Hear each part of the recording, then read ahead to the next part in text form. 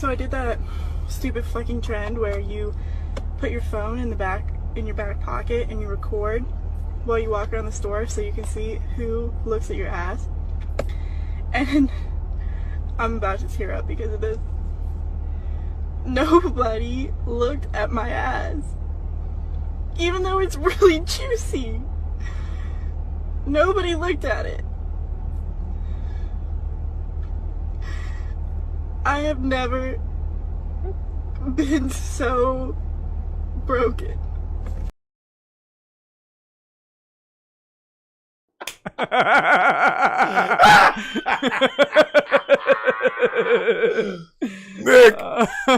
Nick, you spoil us. You spoil us. What do you have to say for yourself? Well, first I have to say, what's up, guys? Welcome to Law Explaining the Interwebs. I am your host, Nick Ricada of Ricada Law, a small law firm in central Minnesota. And with me today in studio is my man, Drexel. What's up, everybody? I'll tell you what's up. Tell me. You cucking me out of my own studio. I did. This man sitting here recording the 12 days of Thoughtmas. Day 8. Day 8. And then your internet No, my internet was fine. is hot garbage. It's your computer's problem. Oh my God. So this guy, listen, you guys, I'm recording the 8th day of Thoughtmas. I'm doing a series right now on my channel on MGTOW Podcast, right? And I'm recording the 8th day of Thoughtmas because we're leading up. And Nick, what happens on day 12? What's the 12th day? It's story on Christmas. Christmas Day. It's Thad's? Is the Thad story. Okay. So perfect. the Thad story drops. So if you guys want to look up after the stream here with Nick, if you guys are still wide awake and looking up some shit, and you're like, what am I going to listen to? We are going to shout out to my man, my IT man, Tim, my producer. He's going to, this is how great of a guy he is, Nick. He's going to take the 12 days of Thoughtmas when I complete it and do one big, long 12-part segment. So like you'll click and it'll just be all 12 back to back to back. So when you're on that long drive to wherever you're going, maybe to blow a bitch's back out, you can listen to the 12 days of Thoughtmas. Concluding with the Thad story, because people know. So when you wake up on Christmas, Nick, you're gonna have something special under your tree. Have you considered doing a 12 days of Thoughtmas song? Like get the Mormon Tabernacle Choir. Like, on the 12th day of Thoughtmas, my true love gave to me. Look, some man. Private OnlyFans pictures. These bitches need to get wrecked. Well, and for those of you guys who want to know, like I said, if you want to subscribe to my channel, the MGTOW Podcast, just know that the video segments will be coming where you'll actually be seeing me, not just having audio. We're just getting the audio done right, the gain, all the levels, making sure everything's right.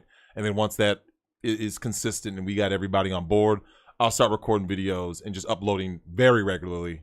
And there's lots of shit that has to be dealt with in a savage manner, Nick. And I have been tasked by the Lord Almighty Himself to go at these bitches and simps and beta cuck who's the Lord Almighty Himself? It's not my brother. Speaking of my brother, oh yeah, he called me tonight. He called you. He called. Was this while I was just passed out? Yeah, you were face planted. Look, that couch is comfy. It is. And that burrito, and can you tell them about your burrito, man? That burrito's impressive. Yeah, the burrito is it's a new find at the local burrito place. Wilmer, Minnesota has very few options for food. Very few options. One of them is this place called Gilberto's, which is a chain. There are a couple Gilberto's around. Really? There's one in St. Cloud. I don't know how. I think. Well, like chain, but like there's like 10 of them. Yeah. We're not talking a big chain. Anyway, they have a burrito called the Azteca, and it is steak and chorizo and cactus and something I can't pronounce. Mm-hmm. And I think there's beans in there too. Is there? I feel like there are. You know what beans feel like? Delicious. You like the way they feel in your mouth? No. When things squish? You know what? You're gonna stop, or I'm gonna throw you out. But you get that, you face plant. I try to do my segment. I was up, like I went to bed at 3, and I was up at 8 in the morning, like, and I was wide awake. I was like, okay, something's not correct with course. this picture. I did not want to be up that early. I didn't even officially wish you happy birthday last night because No. I was in bad shape. Yeah. Rude. Yeah, so I got here last night earlier than normal. Still took forever because, reasons. Yeah. And I was so exhausted, I ended up passing out in the car. So my daughter hops out of the car, runs inside to play with the kids, and I'm just out in the car. Finally get up. Normally, you're like rejuvenated, right? No rejuvenation, Nick. I get inside the house. Your oldest daughter is like, yeah, it's time to, we're going to do s'mores. And Nick, I had nothing in the tank. I was on the couch. So I think when I woke up this morning, I told Lady Rackets, I think I know what happened to me. It was heat exhaustion. Yeah. Because, when you guys had the blanket last night, Nick, I woke up in the middle of the night hot. I had to tuck this man in like a child. He's laying on the couch. I'm like, here, buddy. Oh, Comforter on him. He said, I was in bad shape. I don't know. I'm saying, Nick, that's the only explanation. It was just heat exhaustion. Yeah. I was dehydrated. So, just my everything was awkward, and I don't know, man. It was something else, but yeah, it was. Happy birthday. Someone just brought up that I don't have your channel link in the description. Oh yeah. Am I subscribed? I think so. Yeah. I was gonna say you're over 3,000 subscribers now. Am I? Yeah. Hot damn. Very good. Very Thanks, nice. guys. I appreciate it. I will add that to the description real quick. Let's see. Oh my goodness. Mouse work. MIGTown podcast. If any of you are not subscribed to the MIGTown podcast, go check it out. You can check out the 12 Days of Thoughtmas as they come out. Absolutely. So there's that. So, oh my. First off, let's talk about that video. Let's talk about the juicy ass video. The juicy ass video that we had to open with tonight. We had to do you guys real dirty and juicy. So, Nick, tell me what feminists have always been saying. Women, and they're all feminists now. Well, the problem, of course, the underlying and ultimate problem of all of society is the male gaze. The male gaze. And I don't know why they're homophobic, but they don't like the male gaze. Mm-hmm. Yep. Which I think is rude. Mm-hmm. I find male gaze to be entertaining, generally jovial. Generally. But they do not like male gaze. Mm-hmm. So they've developed this challenge, apparently, where you put your phone with a little camera peeking out the top of your back pocket. Yep. And you hit record, and then you walk around a place, and you, I guess, try and thirst trap dudes into staring at your ass. Now, let me ask you something. What clothes do you think these women are wearing? I've got to do this. Right? Like, for yourself? Yeah. To see who's checking out your ass? Yeah. This is a great idea. We've got to do that. That sounds beautiful. Well, do you know what I think a dude should start doing? What about the female gaze, right? Watch Pornhub Pornhub sucks balls now. So you can't. You can, but you can't. Nothing good. It's not the same. It's not the same anymore. So watch Spank Bang or X videos or X Hamster or XNXX or anything else that I've heard other people mention. Why don't you go through the encyclopedic list of pornography sites? Please show us how moral and upstanding you are. I've only heard of these. So look through any of these. Go to what gets you hard.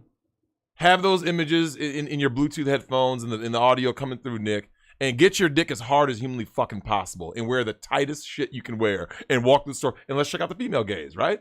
So wait, you'd have to have your phone in your front pocket. So phone would now be in the front and check out how many chicks look at your dick. Since you're a man, you could put it in your shirt pocket. Correct. And see how many chicks go like this, right? Put it in your polo. So put it in your polo, guys. Get your dick rock hard. Hey, Nick, when the gyms open back up, do it. Eat 5 Viagra. But yeah. Have your dick. Just chew them. Just chew on those blue pills, right? This is the only time I'm gonna allow you guys to chew blue pills. Any other time, I consider you a beta simp cuck mangina. But this one exception, you eat those blue pills. Really, Captain Thads? Really, you don't ever think there's a blue pill, huh? Only now, never any other time. Might need a little assistance. Look, man, my post-thad story problems, that 11 months of ED, Nick, that shit tore at my. I was broken. Like this woman was broken. Do you know what it's like to be a broken man, Nick? No. My plumbing has always functioned properly. Mine did up until then. And then I went through 11 months of, Nick, nothing. I literally lost my mojo for 11 months, almost a full fucking year. I was like, now, I'm not bitch made, so I didn't go to a shrink or anything. Because, why would I? I don't need help. Ken Jennings is weeping in the corner right now. Hey, shout out to him, by the way. Yeah, I got to meet him in Tampa, and he's great. He's great. Everyone there was great. And for those of you guys who don't know, let me just say this about Tampa, Nick. Fuck yeah, bro. Yes. You and Lady, I was talking to Lady Rackets when, before the show, before the Dick show, right? Yeah. And we were talking about that, like how, everything is open. It's great. COVID never happened, right? Doesn't exist. Doesn't exist. So Nick, when you other than the airport and like hotels, where people wear a mask, almost like for show, right? Yeah. The moment you step out of Tampa International Airport, and if you get an Uber, mask for the Uber because global company, blah blah blah, right? You step out of that Uber, and you're in Tampa proper, the city. What year are you in? 2019. And go every year before. Yep. COVID never happened. It's amazing, and the shocking aspect of it is Florida's numbers, last I checked, are not jumping through the roof. Like Tampa does not have a massive COVID outbreak where everyone is dying in droves. Nope. They do have that in some states, but not there. I mean, Florida has a lot of cases, but percentage-wise, it's lower than other states. I mean, I think South Dakota is getting absolutely ravaged right now, but for some reason, Florida is not, and I don't know what it is, but where we were in Ybor City, which is the cocaine district of Tampa, basically. No one does cocaine anymore. Well, they do in Ybor. And that's where all of, like, that's the concentrated vices of Tampa is in Ybor City. That's where all the clubs are. That's where all the partying is. That's where all the people are. But, like, if you walk through there right now, you would forget that there's a pandemic.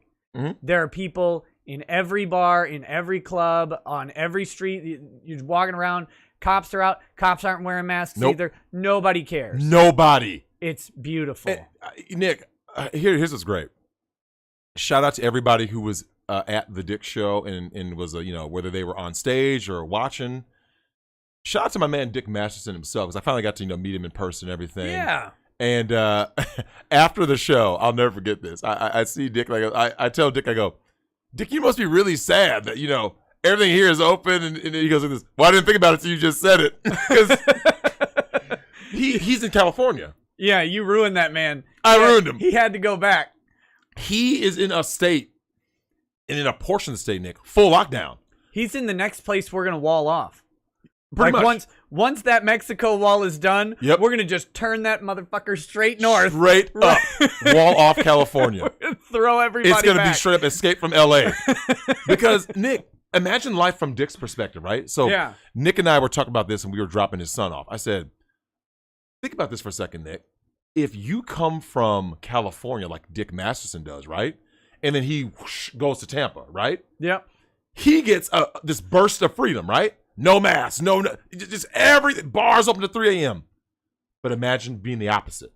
Imagine being a Tampa native, and then you go to California. That's how we felt even coming back here, which is not as bad as LA, but it's bad enough. It's bad enough. It's bad enough. And you're like, so Nick, what did we both say? What did we both say that we missed? I had to steal a mask today. You did? Because I forgot my mask at home. Yeah, was it PetSmart? Yeah. Yeah. And PetSmart has free masks. So I'm like, well, I buy enough freaking cat food from these people. I'm going to take a mask. So I went and grabbed one. But it's like, in Tampa, I would have just gone, oh, well. You would have just walked into PetSmart, right? You'd have been, yeah. Or actually, Nick, you wouldn't have gone to PetSmart because you wouldn't have gone there for a free mask. You would have just gone wherever we need to go, which was Target. Yeah, it's really annoying. But it was great being there. Did you see that? What? San Diego court actually just told Gavin his lockdown is not enforceable. Oh. On strip clubs. Strip clubs are open. Church is not, right? No, the churches have been winning. Okay. Largely. Recently, ever since ACB got in the Supreme Court. Although, don't get me started on those motherfuckers. I know. But I told you Roberts was a cuck. But go ahead. Least, this wasn't a Supreme Court decision, but the strip clubs in California or in LA are exempt because they had already put in. This is stupid to even say. The strip clubs had already been adhering to measures to prevent COVID. I guess because they have enough like lube and hand sanitizer combo deals going on where they're just slathering everything down already. I mentioned how funny it was that the chicks had were trying to sexy wipe down the poles, and then someone was like, "They always do that. They did that before COVID," and I was like, "Oh, I mean, I guess yeah." Wait, are the strippers wearing masks? Yeah. Yeah. That's just to hide their depression, though. Nick, let me ask you something. We got to talk about some strippers before we get to the super chats. Okay. I did not go to the strip club in Tampa, even though Tampa used to be the strip club capital of the United States, at least if not the world. Well, right? you came at a bad time because I did not go after the show because I had gone a couple days before with Dick and some other guys who were there early. We all went, and Lady Rackets and I were there, and we're like, this is the F squad of strippers. Like it was like, okay, it was like a Marvel New Mutants comic, right? You ain't like, right. Oh God, there's the fat one, and it's like, oh God, there's the really weird looking Mexican one, and like it was like a cast of characters, and they were all awful. There were maybe 2 moderately attractive girls, and I heavy on the moderately attractive girls. Now you told me there was one girl who was wearing a particular outfit. Can you dive into that there, buddy? Okay, let me put it this way. You guys have all been to a pool, right? And you've seen like the fat 12-year-old kid who weighs more than you, right? You're like, man, bro, you're 12 and you weigh 220. That kid, and he puts on a t-shirt to swim because he's just so giant. Like, there was a stripper wearing that outfit, the stripper equivalent of a t-shirt. It was like a moderately dressed stripper. And I was like, what is this? And she was shaped like the Liberty Bell. Like just it was oh shit. I saw her squat down next to someone, and I was Define like, squat. Hold on. Do you mean like a front squat, or do you mean like she leaned over? No, she came up next to him and did like the Slavic squat down to like talk to them. Put her hands on like the arm of the chair or whatever, and like, got down to chair level. And I think she asked him for a dance, and the person's like, my medical's not up to task or whatever. It was pretty bad. And I was like, this is the most depressing place on earth. And so let me ask you something. In general, do you find strip clubs depressing? Yeah. Because I do. Yeah. I've only been the only, like I said, the only times I've ever gone were with coworkers of mine, because the girls like, we want to go. Dudes are thirsty, so they're going to strip club. But like, I don't go to strip clubs. I've been to strip clubs, I think 5 times in my entire life. Yeah, I think I've been. I want to say 3. How am I more degenerate than you? I know, man. And you're married. You're a married man. Well, to be fair, the times I've been alone without my wife to a strip club on Tuesday is for wing night, wing day. I don't think ever. Actually, I'm pretty sure she's been with me every time we've gone, and every time it's the same story. It's always like, God, this place is sad. It is. Movie strip clubs are glamorous. We talked about that. There's like a DJ and good music, and he's like, and here comes harmony. Yep. Yep. But no, the real ones, they're boring. They're awful. There's no energy. There's no emotion in the act or anything. None. And it's the same like routine that they do. And the funniest part of the night, I did give a stripper $5. Right? For a ride home? No, it was because I felt bad, because the stripper before her went, and there was some simp, up front throwing money at her, and then she left, and so he got up and left, and then there was this girl who came up, and there was no one left in the front row. This place was desolate, and there's no one in the front row, so she's up there, just murdering her dignity for the entire world to see, and I'm like, no one's gonna give this poor girl any money. Like, no one's gonna give her anything. So I turned to Lady Raggets. I'm like, I gotta give her $5. Like, cause this is sad. This is like a comic artist Patreon. You ain't right. Abysmal levels of income. So I walked up and I threw $5 down.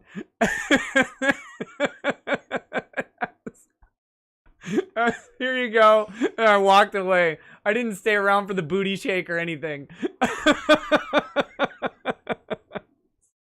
And then Lady Raggets and I was like, all right, this place is terrible. We're going to go. So we got in the Uber and went back to the Airbnb. Oh, you know what? I just got sent a message. I was looking down. And wait, real quick. Oh, what? Gerard Garvin says, Nick, don't encourage mediocrity. The irony of this was she was one of the top two, either, depending on your preferences, she was either the best looking girl there or the second best looking girl there. Like, it didn't make sense, like, performance and talent wise, that she would be the lowest paid girl while we were sitting there. Cause I mean, there was one lady who looked like she was still pregnant, and I'm pretty sure you can count the C-section scars. Anyway, like, and she's jiggling all over, and there are dudes just like launching money at this chick, and I was like, what? What kind of dudes?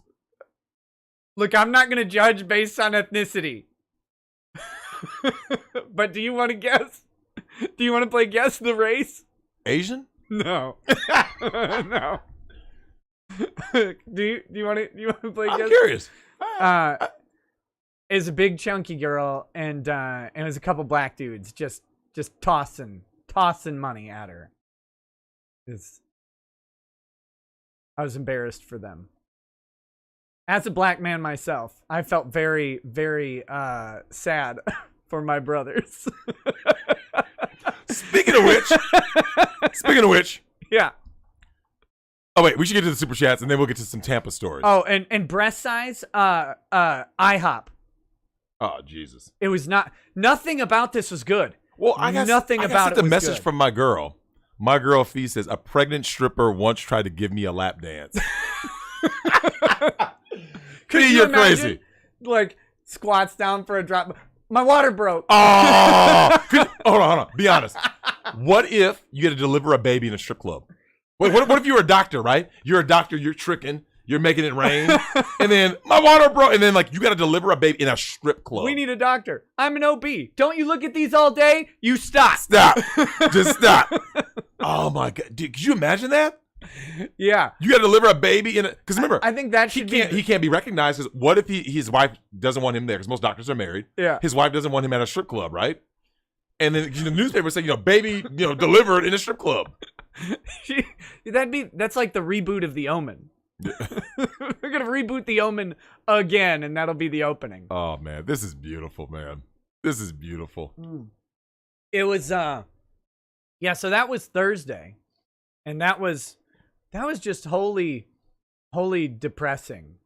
Like that was not as depressing as some of the other things we saw in Tampa. Well, that's true. So let's hit the super chats, and then we'll get to other stories from Tampa. Yeah, I do want to clarify. I had an absolute blast in Tampa. Absolutely.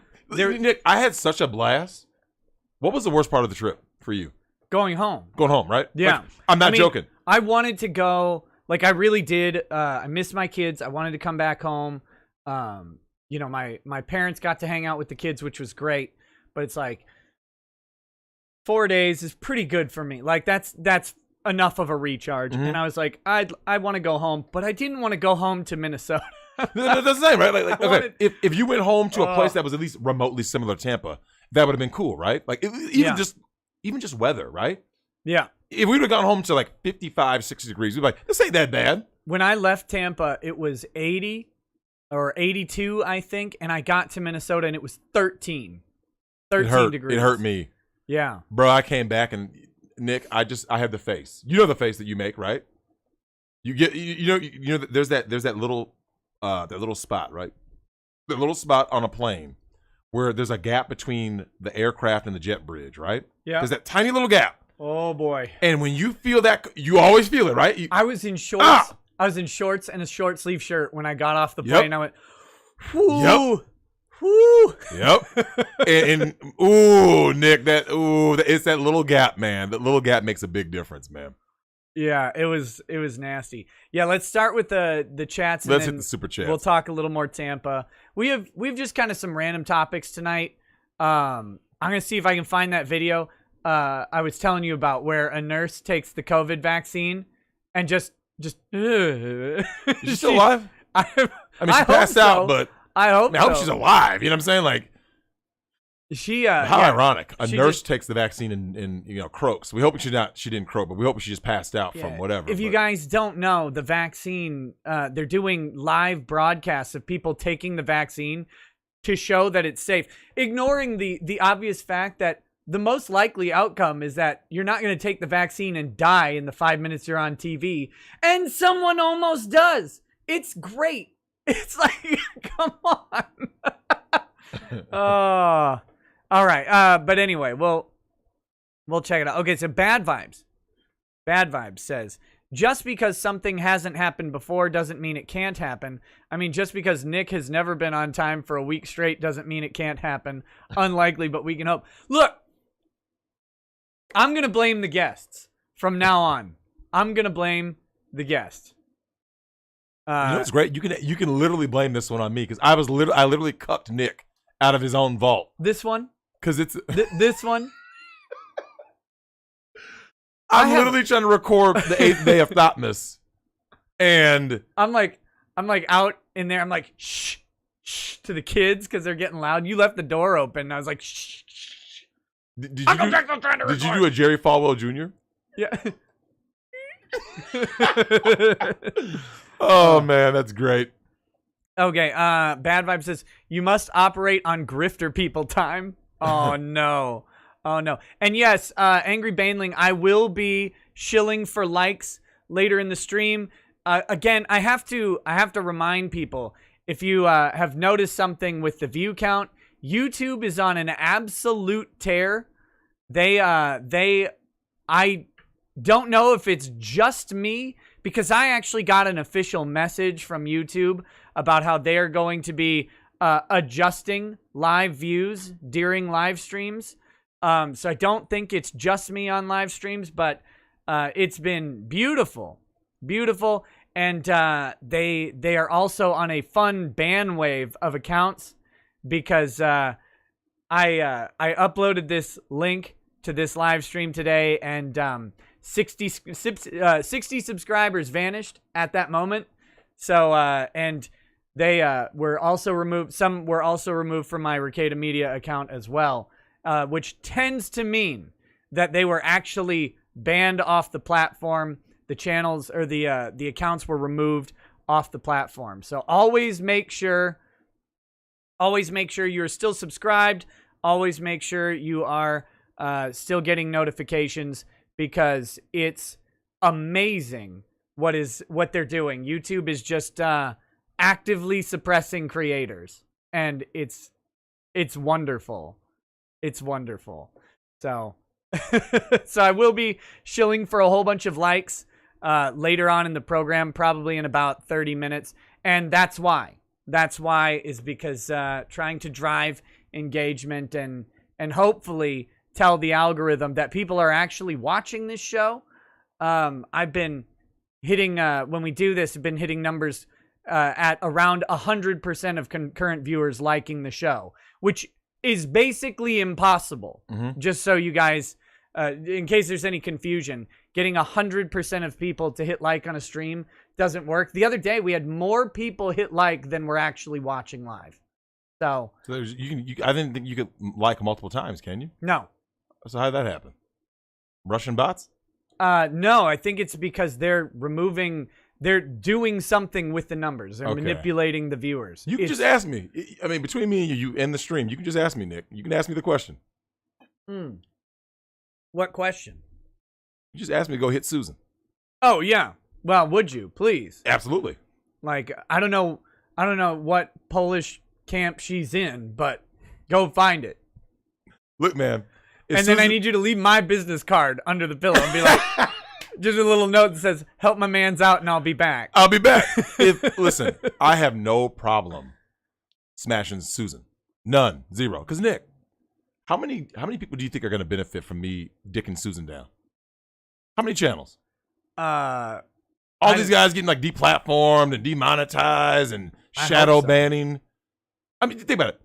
You can take one look at Susan, right? One look. Nick, what does she need in her life? The British Broadcasting Corporation. She does. Yeah. That's all it takes. Frederick Little says, "Hey Nick, hope you had an awesome birthday." I did. It was great. Drex, congrats on the success of yours and Tim's MGTOWN podcast. I'm really enjoying the streams, especially the 12 Days of Thoughtmas. Lastly, Nick, please do your Bill Clinton voice. What do you want me to say? Shit, $2 bill. What? Your son was talking about it earlier. There is a $2 bill. Yeah, your son was talking about it earlier. So Richie's just got $2 bills lying around. Everybody else has one. Look, man. I did not have sex with that woman. Not a single time. Hey, look, man, I know Susan's a horse face. Nick, this is the problem that we have. When someone says Susan's a horse face, everyone knows she's a horse face, right? But look, Nick, I've never said anything bad about Susan ever. I did, however, hear Bill Clinton say, "Look, I would roll up a $2 bill and I'd do cocaine off those washboard abs." Just telling you. I'd do a line that went all the way down her horse face. Take me 2 days to snort that motherfucker. I'm so fucking sick of you and these stupid fucking voices. Look, man. Yeah, look. Hey, no one important. You're right, man. Bagging and tap. Look, Nick, there's no problem with brown bagging. I mean, I guess. Did you hear that? I heard that. I don't know, man. Someone's rumbling, tumbling out there. Yeah. Nick, if you weren't a married man and you were in my shoes, yes or no, would you smash Susan? No. Once again, for the sake of free speech. To save the West and free speech. To save the West and free speech. Then I'd have to take one for the team. You would. You'd have to. But that'd be it. For pleasure, no. It'd be all business. But you'd still smash, is what you're saying. I mean, you'd have to. It's to save the West. It's to save the West. What are you going to do? Let the West die? Or smash Susan. For your dignity? No. She's got great legs. She's got great legs. Does she? Yeah. I don't think I've ever seen her below the shoulders. She has some broad shoulders that, I mean, they're not sexy, but... She's got the 80s women's suit look, but without the shoulder pads. It's just she's a linebacker. Yeah, Oh, my God. Still better than Elizabeth Holmes' fake voice. I'm Elizabeth Holmes. Shut up. It's not your voice. Andrew wore snowboard. Oh, I wanted to ask you about this. I am done with Major League Baseball. Now, I don't know if you realize like what it means for Andrew to be done with MLB. Our Andrew? Yeah. He's a huge Cleveland fan, right? Yeah. And whatever the Cleveland Indians end up calling themselves. Right now, they're the Cleveland baseball team, I think. Yep. Like the Washington football team. Yep. Like, how generic. Well, and don't forget, who pushes the hardest for the whole change the name, Nick? Do you know who it is? White people. White liberals. Yeah. Come on, man. Yeah, I talked about that on one of my shows with Tim. We talked about that, and I said, how are people entertaining this fuckery? It's all... To me, that's like the new version of the simp, right? Yeah. Good thing we're not on Twitch. Yep. Fuck Twitch, by the way. So you told me Follow me on Twitch. You told me last night some disheartening news. It hurt me almost as much as the Pornhub news. And what did you tell me, Nick? What happened to Twitch? Twitch has banned simp, incel, and virgin. Sorry, Anna. Anna's a virgin. So if someone said, Anna, you're like the coolest virgin gamer ever. Nope. You can't say that. That's banned. That's shaming language. So virgin is shaming, right? Apparently. But thought is not, right? No. That's a business title. That's like banning CEO or data analyst. Mm-hmm. You can't Analyst? look. You can't ban data analysts. You can't ban thought. Mm-hmm. That's a profession. Mm-hmm. It's respected, and you will like it. No, wait. Shit. So he says, let me read this because I got to finish reading his chat. He says, I am done with Major League Baseball and whatever the Cleveland Indians end up calling themselves. My dad is devastated, but I'm not bending the knee and going on with this charade. Part of my soul feels like it's gone. Hashtag Hail Comicsgate. Yeah, man, I saw that. I thought of you immediately, and I was like, oh, God, this sucks. This sucks. I don't much care about baseball. I think the Astros hashtag did nothing wrong. Oh, you would say that. What? You're not biased. What's even wrong with it? You're not biased. I don't care if they win or lose. But you prefer when they win. Usually. My dad's usually in a better mood. He's still mad about the whole like cheating thing or whatever. And I'm like, but Dad, they didn't do anything wrong. They read the signals. They communicated the signals. That's why they have signals. Like if the guy just yelled out fastball, it wouldn't work. Like they should, in theory, they should be able to yell out fastball and the batter should have to have his ears plugged or something. But no, it's not how it goes.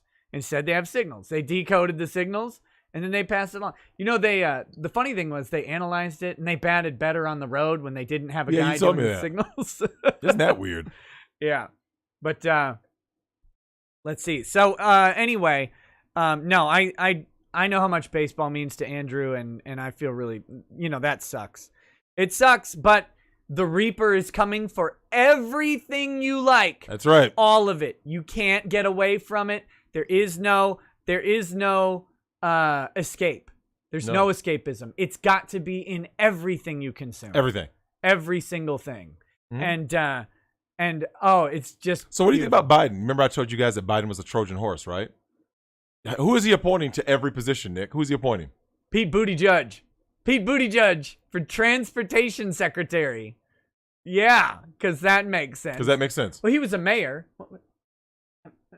Does this man have like is he a civil engineer? So everything is going to be women and LGBTQ plus, I don't know, whatever letters we're talking about, right? So these people are going to go ahead and turn your beloved America into exactly what they want it to be, which is a socialist shithole. And the only thing that's going to be allowed is what kind of speech, Nick? Progressive speech. Oh, yeah. This place is going to look like Sweden. Full cuck. So for everyone who voted that way, prepare yourselves. Oh, and Nick, and if you think you're on that side, right? I don't think we have too many Biden voters still watching. I'm sure we don't, but I'm just saying. My show. They keep yelling at me on... The funny thing is, everybody's yelling at me about the election videos because, like, on the right, I'm doom pilling and I'm, like, not hopeful enough.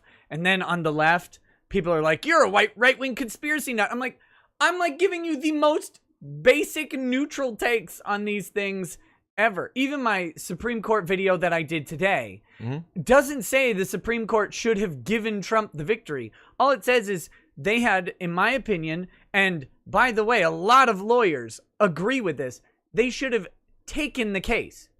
They should have just taken the case. And then what happens after that is fine because we need the Supreme Court right now to just say this is either constitutional, that you can make administrative level tweaks to legislative laws, or it's not. And once we figure that out, we know how to handle this stuff. But now, next time, it's going to happen again and again and again. And until we get Supreme Court opinions on it, there's no guidance. That's the whole issue. Whatever the Supreme Court says, quote unquote, they say what the law is. That's from Marbury versus Madison. That's almost as far back as Supreme Court decisions that matter go. And that's how it's been since then. We say what the law is. When they have the opportunity to be the only court that can say what the law is, they're like, nah. Yep. Nah. Oh, yeah. My God. The fix was in, man. Yeah, but this is going to go, someone put Sweetistan. Nick, it's going to go full cuck. Yeah. It's about to go full SJW, man. So for all you guys out there in colleges, because, you're fucking stupid. If you aren't in STEM and you're in college as a dude, what are you doing? Yeah. Like, honestly, what are you doing? Like specialized degrees, Like if you want to go to law school and be a lawyer because you hate your life or whatever, I'm just kidding. If you want to be a lawyer, go be a lawyer. It's a really great profession. We need them. But you have to have an undergrad degree, so you got to go do that. If you want to be a doctor, you got to go through that. If you want to be in STEM, if you want to go be like a jet propulsion laboratory guy, you're gonna need that physics degree. Yep. Go do it. Be an engineer. Yep. But outside of like humanities, all these social degrees and shit, dude, you're done. Fucking done. Like, and if you haven't figured this out, if you didn't watch Good Will Hunting, I get the same education that you got with a couple $100 in library fees. I love that rant. But the way that online publications go, you don't have to have a philosophy degree to be a philosopher. Like, you don't have to do this. You can go and be you can be a successful thinker. Philosophy is thinking and logic. You can go learn about these things all over the place, and you can do it. Hell, look at Philosophy Tube. I mean, that guy's a giant turbo cuck, but he still makes a bunch of money on YouTube by being like a completely useless philosopher. It's perfect. Right. You can go do that. Like, and you can be useful too. Like, that guy just sucks. I mean, that's his fault. But you can educate people, you can teach people and help them think through issues. Like, that's useful. That's good stuff. So allegedly. Anyway, yeah. Okay, we got way off subject. Gaston Heaps says, "Great meeting you in Tampa, Drex." Did you meet Gaston Heaps in Tampa? You did, but probably under a different name or something. But no, I think that's his name. Did he actually Gaston. I don't know if Heaps is his last name. Yeah, but he just I think it's great. Everyone I met, he was at he was at Gasper's Grotto. Oh, okay, yeah, so you would great. have met him there. Says, yeah, we got stories to tell about that place. Here we go. The live commentary of your twerking queens was hilarious. One of them must have been on our flight back because some queen got in a fight over not wearing a mask and had to be kicked off. Oh, yes, indeed, man. Wow.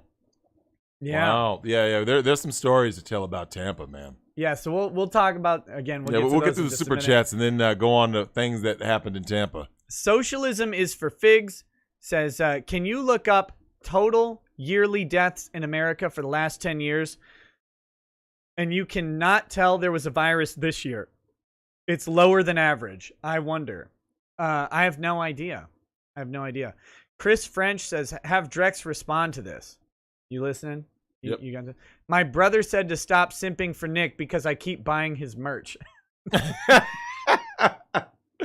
Look, man, just tell him to save the money for your Twitch stream. When is that coming? I was thinking of doing it this weekend.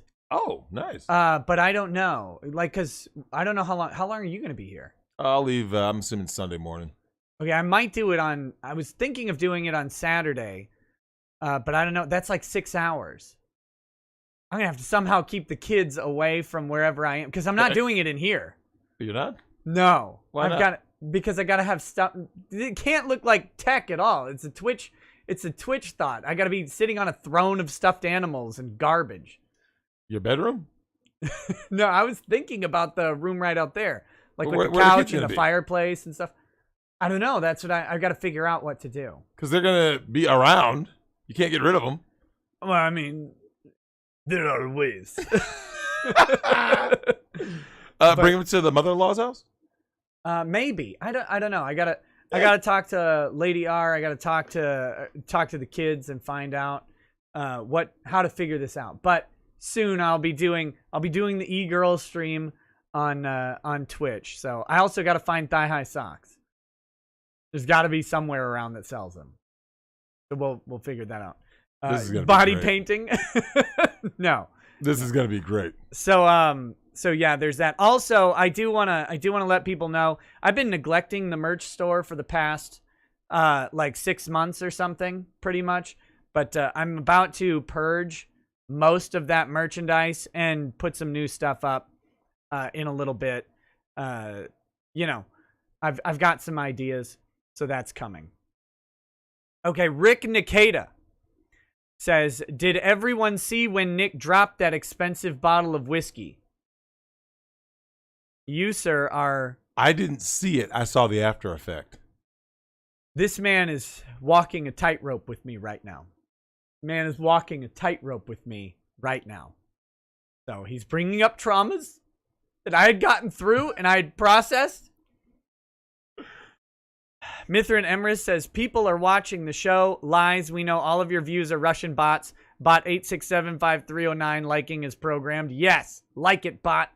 Like it. Romeo Garbo says, so my cousin was killed by a hit and run 6 days ago. Jesus. The thing is, he had a trust fund. Suddenly his mom shows up.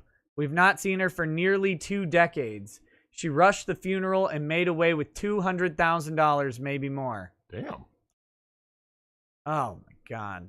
That's, man, that sucks. You know, someone else messaged me a little before the show that their best friend had just been murdered. Yeah. And I was like, oh my God. Like, ugh. That was just... That's brutal. In Portland, no less. Yeah. So 50 homicides for the year, right? Yeah, 50 homicides for the year so far in Portland. So. Jesus. Thought I heard a kid there. Idea Machine says, yo, Drex, just watched the Ripper documentary. They made catching the Yorkshire Ripper a feminist issue. Apparently telling women to stay home at night for their own good was problematic. It's, you know what, Nick? Now, you know me. We were talking about this in the car. At what point are XY chromosome people just going to start pushing to help feminists? I've always said you have to help feminism by pushing for total segregation. Yeah, well, if men are so problematic, we got to got to get them away from women. You need to just permanently, right? Not temporarily, but permanently. Because remember, all masculinity is toxic, right, Nick? Men are toxic. So what we need to do is just permanently have a separation and segregation of men and women, right? Because then there can be no more rape. So if you want men and women to be together, that means you promote rape, right? Yeah, I mean, obviously. According to Andrea Dworkin, what is it? All sex is rape, right? That's a logical conclusion. A logical conclusion, right? Yeah. Even within a marriage, remember, that's rape too. Just segregate them permanently. Well, let me get raped. That's all I'm saying. I'm telling you, man. Bad Vibe says, look, Drex, am I right? Fuglies are uptight because they need nailed and railed. More or less, yeah. Well, actually, you know what? Let's bring this up. The video that we opened with, right? Yeah. What was that girl really mad at? Because you, myself, and Lady Rackets talked about this upstairs. Well, what you're talking about what she wanted. What she, she intended to do. So what was the core issue of that video? Her core issue was she was going to catch guys inappropriately checking her out. And what was she going to do that for, though? What was the actual reason she wanted to do that? For feminism. For feminism points, yeah. right? So she could tell her feminist allies, look the male gaze. Right. I walked around New York and I got catcalled 12 times. Or that one chick who they edited down 8 hours of video to get the 3 times she got catcalled or whatever. Yep. That's what they were going for. Yep. Yeah. So that was her aim, right? Was to get woke points, right? So she went for woke points. And what happened to her? She got zero attention. Zero attention. And then what did she say? What did she say was the effect of not getting attention from men? I'm broken. I'm broken. So, gentlemen, understand this. Every woman on this earth craves one thing above all else. What is it, Nick? What do all females on earth crave? Is it attention? What kind of attention? From males? Male attention. Now, anyone out there who disagrees with me. But to be relatively fair, that's what the average male craves is female attention. No. We don't crave female attention. Oh, okay. Men just crave the fucking sex. Not attention. Look, that's what I said. Because here's the thing, Nick. During the lockdown, right? When COVID first hit, did you hear dudes complaining? Okay, watch this. Do guys make videos of where did all the good women go? Who writes those articles? Well, there was that 80s song. Because dudes don't make them. It's women that make these articles. Where did all the good men go? Right? Yeah. Go look at any article. Miss Valenti. I'm gonna fact check you right now. That's right. Where did all the good women go? Mm-hmm. Let's see how many. Where have all the good women gone? Daily Mail Online. Where have all the good women gone? Quora. Then men never ask where have all the good women gone on Reddit. All the good women are taken from The Modern Man. Where have all the good women gone from the dating agency? You're wrong. Men are out here writing this. Where have all the good women gone from The Guardian, 2009? Oh, The Guardian. The Guardian. It's become. Do you know that's become a meme? Where did all the good men go? Is a meme now. Well, where are all the where? That literally is an 80s song. Holding out for a hero. That song's great. Look, here's what's great. I wonder how many of these authors are women. They're just looking for a pet wallet, right? So men don't actually crave female attention. Men crave things that can get them sex from it. They don't want the. Watch this, Nick. This one's written by Dan Bacon. I don't know if I trust his analysis. Come on, man. You should do. Who's Dan Bacon? Let's be fair, Nick. Any article from a dude, Google the guy, right? Oh, this one's written by a woman. Oh, well, there you go. But listen, Google, like, go look up images of the guy, right? So if you see a male's name on there, just look up the guy and see what he looks like. What do you think? What you say, Dan Bacon, right? What do you think Dan Bacon looks like? Well, he's a redhead, so he's not even a person. Look, man. This one from The Guardian is a string of recent romantic comedies portrays women as ditzy and needy, but that's not what made the genre great. So what do 4 teenage girls make of the more emancipated rom-com classics? That's what her article isn't about dating at all. It's about where have the good female characters in romantic comedy movies gone, which there never were any. Stop. Yeah, stop. Just fucking stop. So this is why this is so important, Nick. Charlie Sheen had that famous quote, when they asked him about prostitution. He says, I don't pay him for sex, I pay him to leave. Right. Most men, we don't, and so I told my girl Fiva about this, right? Shout out to my man, Coach Greg Adams. He had a great video. Nick, he had a video that speaks to all men. All of them. Post-nut clarity. Yes. He made a live stream called Post-nut clarity, right? Right. And he even had a segment that he cut out, because he'll do like a 2-hour live stream, and then he'll put the segments like this part of it. One of the segments that he made was you knew she was crazy when you hit it. Nick, it's so true. Dudes really don't want female attention. We just want to smash. We don't want to hear about your day because we know it's just gonna be bullshit, right? And then Rachel said this. I don't care what Rachel said. I don't care what Stacy said. I don't care. We don't want the attention. We just want the vag and then get the fuck out. Right? There you go. Sure. So what ends up happening is women crave attention. Think about it, Nick. You and I used to work out together, right? Mm-hmm. What did we dress? What did we go to the gym with? That's why we're the same size. What did we go to the gym for? That's why I'm as buff as you. How did we look? We went to the gym. How did we look? Like t-shirts and gym shorts. So were we there for female attention or to go fucking work out? Well, I was there for attention from that old Brazilian man who talked about chopping people's hands off with samurai swords. But Carlos. But other than that, I guess working out. Yeah. Because if you were to compare the gym attire between men and women at the gym, Nick, how do most dudes are usually dressed in what? Are they color coordinated? Nope. No, I actually made fun of one of our friends, H, for like. Was he color coordinated? We went to the gym one time and I was like, "What are you wearing?" He's like, "No, these are comfortable." Stop. Because dudes aren't. Someone put I'm catastrophically damaged. Poor fella. That's cute. Yeah. That's cute. That's Sheila. Sheila's great. Is she? Yeah. I'm assuming she is. If she called me catastrophically damaged, I'm assuming she's great. I love it though, Nick. I get called things. All I can do is chuckle, especially because when people have never met me. Anyone who's met me was like, "Oh, well, that's." I mean, you are catastrophically damaged. You grew up with your brother. Look, I've met him. Oh my god, yeah. So you remember earlier I said, about my brother. He was calling to tell me about Sephiroth being in Smash. Right. And you can unlock Sephiroth early if you beat him in whatever like mode on Smash or whatever, right? Uh-huh. And he was just talking about how OP he is and all that stuff. And of course he's fucking OP. This man has over 3,000 hours of Smash Bros. And lost to Sephiroth. How embarrassing. How embarrassing. But it's great though, man. We're at this point, Nick, where how people aren't pushing for total segregation is shocking to me. Because everywhere you look, man bad, man bad. At what point are guys gonna be this? You're right. Just Nick. How do you win arguments with women? You either agree with them or ignore them, right? Mm-hmm. Yep. Walk away or yep. You're right. Every time she says, and you fucking idiot, you're right. I'm an idiot. And then you, yep. Just keep agreeing. Because all they want is an argument. So if you agree with them, they're kind of like, well, damn, there's nothing even to argue about. You're not pushing back. And then you should just leave. You're right. You're right. So.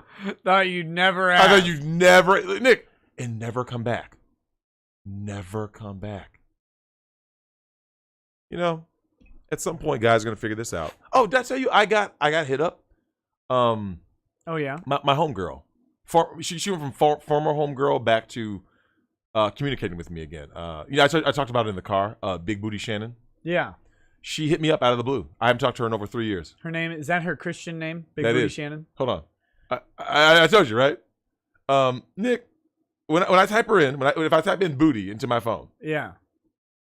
Hey, what pops up? Just Booty Shannon. That's not Big Booty Well, Shannon. but her ass is ginormous, right?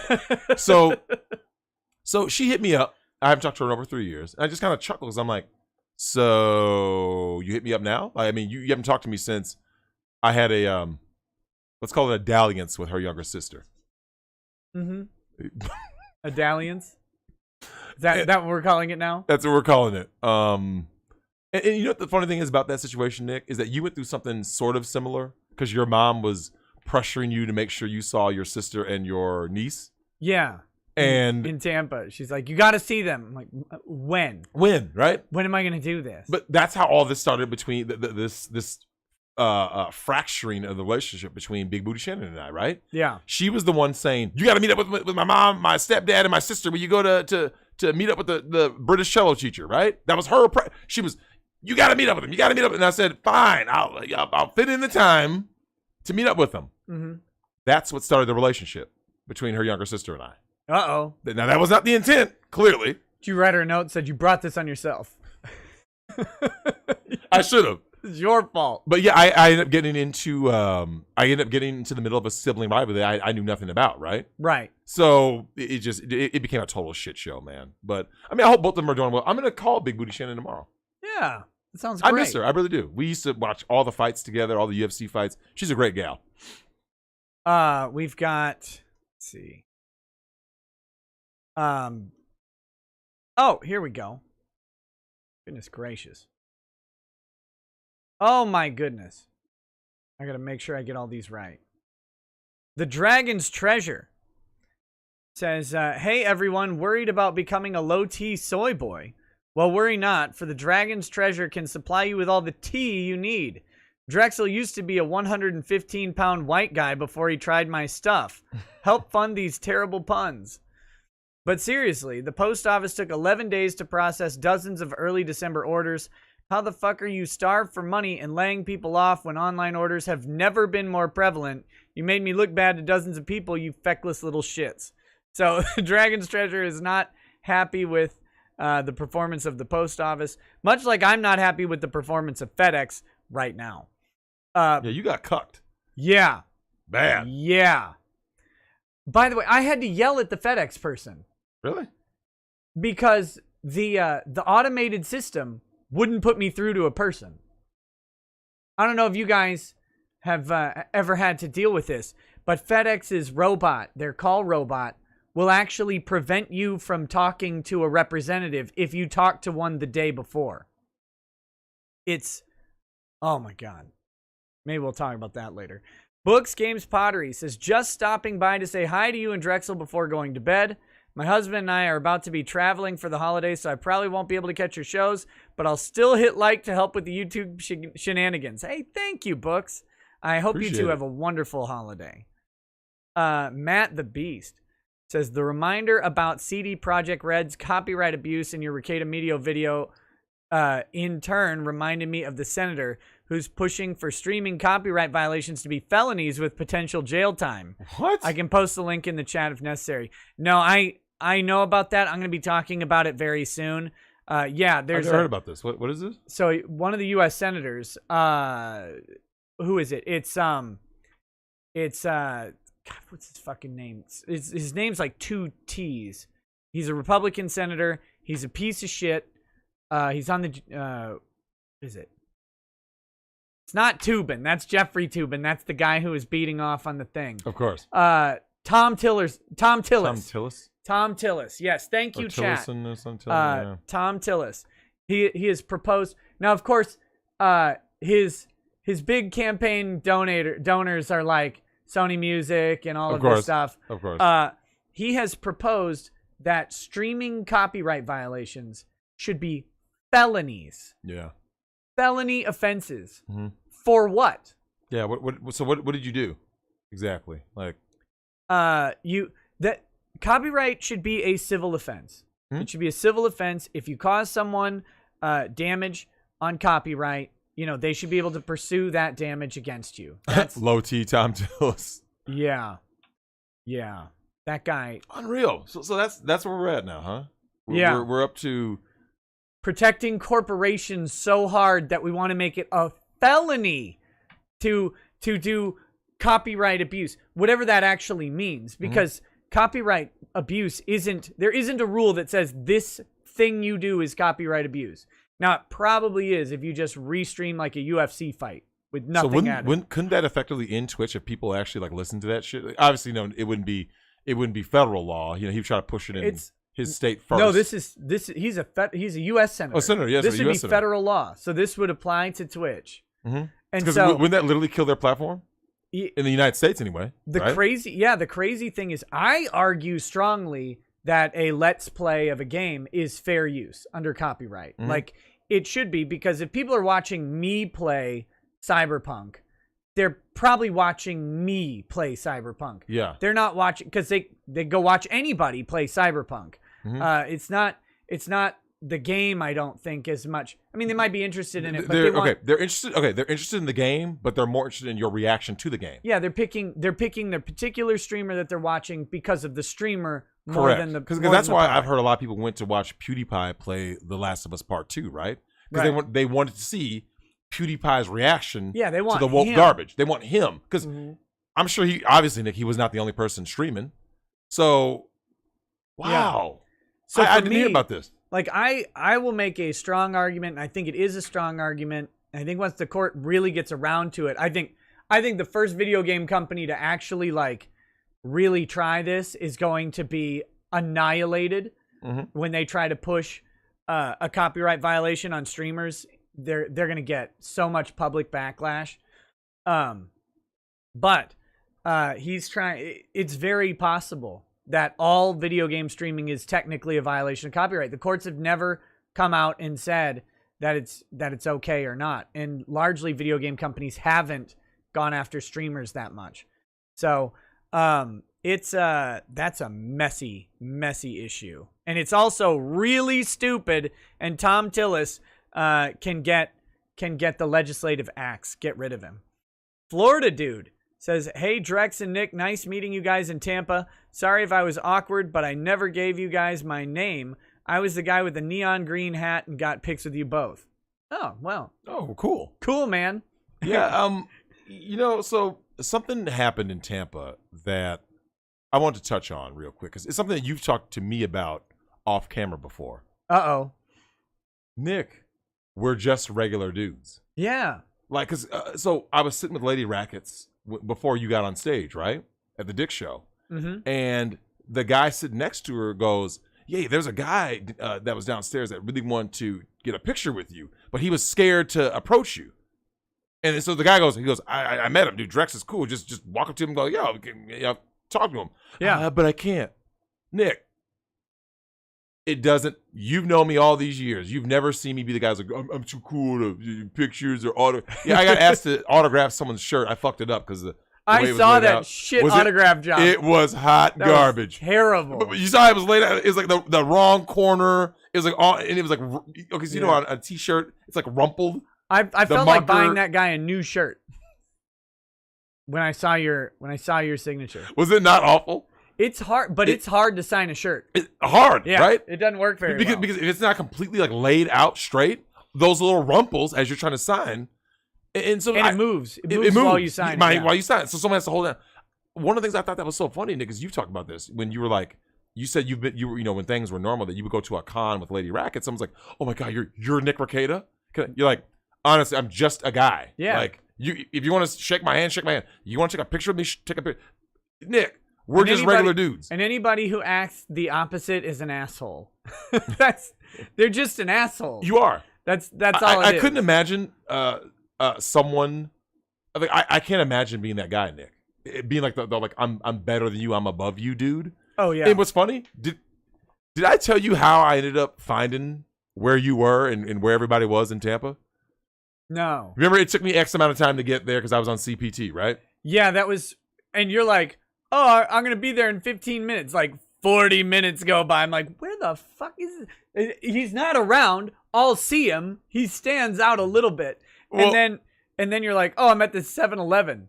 And so I start walking there, and I go in the 7-Eleven. No, he's not. Yeah, so I get out of the 7-Eleven. So here's this crazy, guys. I get out of the 7-Eleven, and Nick is saying that there's. I think at that point I asked, were you still at the first bar you were at, or if you were on the move, right? Right. I think you said you were still at that first place, right? We were, yeah. So I was like, oh, okay, I'll just go meet up with you. As I'm walking to where you said you were, I'm looking for a place. I'm like this. What the fuck is this place? Because it's like one of those like mini strip malls, right? Like one of those like weird like there's 9 different places in one location. Yeah. So I'm trying to find this place, you guys. And as I'm walking there, I see a huge crowd of people just walking in one direction. I'm like, I wonder if those are like Knicks fans and they're about to go to the second place. Not mine. I mean, they're for the Dick Show. But well, yeah, for the Dick Show, right? So I'm kind of, I'm looking at it, I'm like, oh, that seems like it would fit the description. And as I'm walking here, I go, yo, Drex, Nick. Because anytime I'm in any place that's not Minnesota and someone says, yo, Drex, it's never good. I told you last time I was in Orlando. I landed in Orlando. Yeah. And my phone buzzed. I'm like, who the fuck? Hello? Hey, you fucking my girl, man? Come on, man. Really? I mean, why would you even? Yeah, but why would you even ask? But I actually wasn't because she was a local, and I was like, I don't fuck locals. Yeah. So when he was pressuring me about his job, like, dude, you got the wrong number, you got the wrong guy. I don't know who smashed your girl, but it ain't me. You need to be talking to her. Right. But as I'm in Tampa, when people are like, yo, Drex, so I'm talking to these guys, and they're like, yo, what are you? So I'm walking with these dudes, like, fuck Nick Rekieta. Yeah. Yeah. Here I am sitting at the 7-Eleven buying snacks. Like, well, go get the snack I'll tray. get these Ritz crackers then, and then I guess I'll buy a Hershey bar. Like sitting here, I just texted you. Yep. I had just texted you. Stay there. Stay there. Well, it was great because I'm walking the streets of Tampa to get to the next spot with these fans of the Dick Show. As I'm walking, there were some people who shook my hand going like, yo, bro, you're my favorite guest on Nick's show. I was like, oh, thank you. As someone said that to me, Nick, I hear, Drex! Huh? I look over. Who is it, Nick? Lady Rackets. Lady Rackets. Running across traffic. Running across traffic. What are you doing? What are you doing? Lady Rackets runs across traffic. And I'm like, where's Nick? As I say, where's Nick?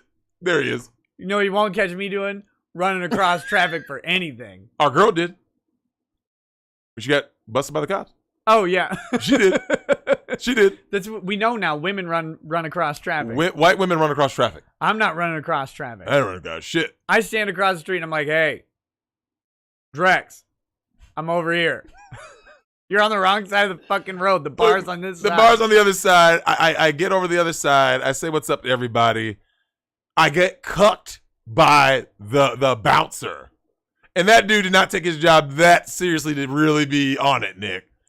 I tried getting in with the stuff I bought from the 7-Eleven. And then Lady Raggets ruined it. I had your stuff in the bar. And you guys like, are horrible thieves. She's like, no, I had it. And I put your stuff down. I'm like, we'll grab it in a little bit. And she's like, no, put these jackets in there and stuff. I'm like, stop. You're drawing it. And of course, then he looks over and he's like, nope, get it out.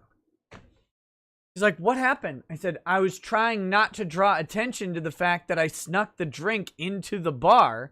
So then we just wait and this guy would be busy and then we'd walk off. Like, She had no idea what the that problem was $3 body armor. She thought it was the bag that was the problem. And I was like, it's the drink in the bag. So like we're stuffing a bunch of stuff and drawing attention. You can see right through it. Yep. It was. Yeah, she's a horrible thief. Yeah, which is a good thing. Not good. You want your okay. Pro tip for everybody out there: if your wife is a bad liar or a bad thief, is that a good thing or a bad thing, Nick? Wait, I'm sorry. What? If your wife is a bad liar and or a bad thief, is that a good thing? Those are great things. Those are great things. Yeah. You want a wife who is a horrible liar and a horrible thief. If your girl is just smooth with it, look, the fuck? Yeah. Because Nick, no, you want a wife who has zero lock picking, zero pickpocket, and zero speech. You want no skills. No skills in that. If you meet a chick who can just slide into something, you're like, what the? How did you do that? I've been stealing turkeys from grocery stores forever. You what? You what? Hey Nick, you seen that video, right? Where the chick is like pulling out stuff out of her bra, right? You seen that one? She's like, yeah, and I just got in with, and she says, and you're like, wait, you pulled out a Long Island, donuts. You saw it, right? She's literally just pulling shit. I'm like, whole Christmas meal comes I'm looking out. like, wait a minute. How did you, what? And when confronted, they have an excuse for everything. You do not want that. No. Nope, it's bad. So man. I was frustrated, but I was also proud of Lady Raggets for being absolutely terrible at reading the situation. It's like in Glengarry Glen Ross, right? When Kevin Spacey comes out and ruins Al Pacino's sale, and he's like, you fucking fairy. You never should run your mouth until you know the score. Oh, God, it's a beautiful scene. And yeah. How's Kevin Spacey doing? Well, all of his accusers just miraculously got killed. So they caught a small case of the death. So he's fine. Oh, shit, man. We had too much fun on this show. I think you had more super chats, though. Yeah, a couple. And then, let's see. Bad Vibes says, hey, Portland, how did that BLM/defund the police turn out? Oh, 50 dead, 400 shootings so far this year. Good job. Yep. Minneapolis is doing great, too. Record homicides, record carjackings, and other violent crimes. Mr. Sega GameCube says, first time super chat. Hey, well, thank you. First live show, but long time video on demand viewer. Thanks for keeping me sane, calm, and not waking my wife up by screaming at my job who's cucking me on sleep because they won't pay me to do mandatory training. Oh, that sucks. That sucks. Ass, man. Soul2XL says, hey, Drexel, have you ever heard of the anime Vandred? It's about the future where humans have left Earth and men and women have settled different planets and basically are at war. Starts with a propaganda vid about how girls eat organs. Wow. Any war that would be between men and women, Nick, come on. You and I both, stop. It would be Sarah Fuller. How dare you? At Vanderbilt with that four-yard kick that just kind of rolled. Nick. There would never be a war between men and women. Never. There would be a war between men and simps. True. That's how it would go. Correct. Because some it doesn't matter what it is, an unreasonable portion of males would defect. And they would go, no, we've got to fight for the women. Yep. It's like, wait, what? Why? Because we do. But give me a reason, though. Because they need our help. But they need your help against you. That's what you're fighting against. Do you know what's crazy? Is, Nick, we've talked about this, right? The nice guy, right? The nice guy. And why women don't trust or respect the nice guy, right? Because they're going against their own self-interest, right? Man, bad, feminist rally. But you're a dude saying that men need to be canceled. Those dudes all wear women's skin at night. Yeah. Yeah. And here's the thing. You know the beauty you wake up like a salted slug in a fucking garbage bag in a dumpster behind a Ybor City bar when you hang out with those guys too long. Shit. That's your future, ladies. Do not trust the simp. Never trust a simp. Never. Well, do you know what the beauty is? So I think about these fucking beta cuck simp manginas, right? Yeah. And I always ask them this. How's it going for you? I talked to my man KP about this, right? And we were at that bar we'll get to that's a story, Nick. What went on at that bar? Which bar? Bar number 2. So for me, bar number 1, the only bar in Tampa. In Tampa. Oh, okay, yeah. And we're talking about that, and he goes, "The only pat on the head the simp gets is publicly, right? Yeah. You're a good feminist ally. Yeah, girl power. Can I get a crumb of pussy? Can I get a crumb of pussy? I'd like to procure a crumb, please. I would like to procure a crumb, please. Pretty please." And Nick, what happens? Do they get anything? No. Who does? Well, Chad and Tyrone. Of course. Yeah. They don't get a crumb. They get the whole cake. We get the whole cake. Wearing a Kangol. And a black shirt. All black, everything. So these guys will always get brownie points. Yeah. And woke points publicly, right? Yeah, you feminist. Joss Whedon, right? Fuck him, by the way. No one will. By the way, did you hear Disney is rebooting Firefly? That's probably going to go great, right? Yeah, because anything Disney reboots is going to... Wait, speaking of Disney... The worst part is if they hire Joss Whedon to do it, it'll be just like hiring any other idiot to do it. Like, because 2002 Joss Whedon is way different than 2020 Joss Whedon. Yeah. Hey, well, you know the thing is about that, Nick, is you heard that news, right?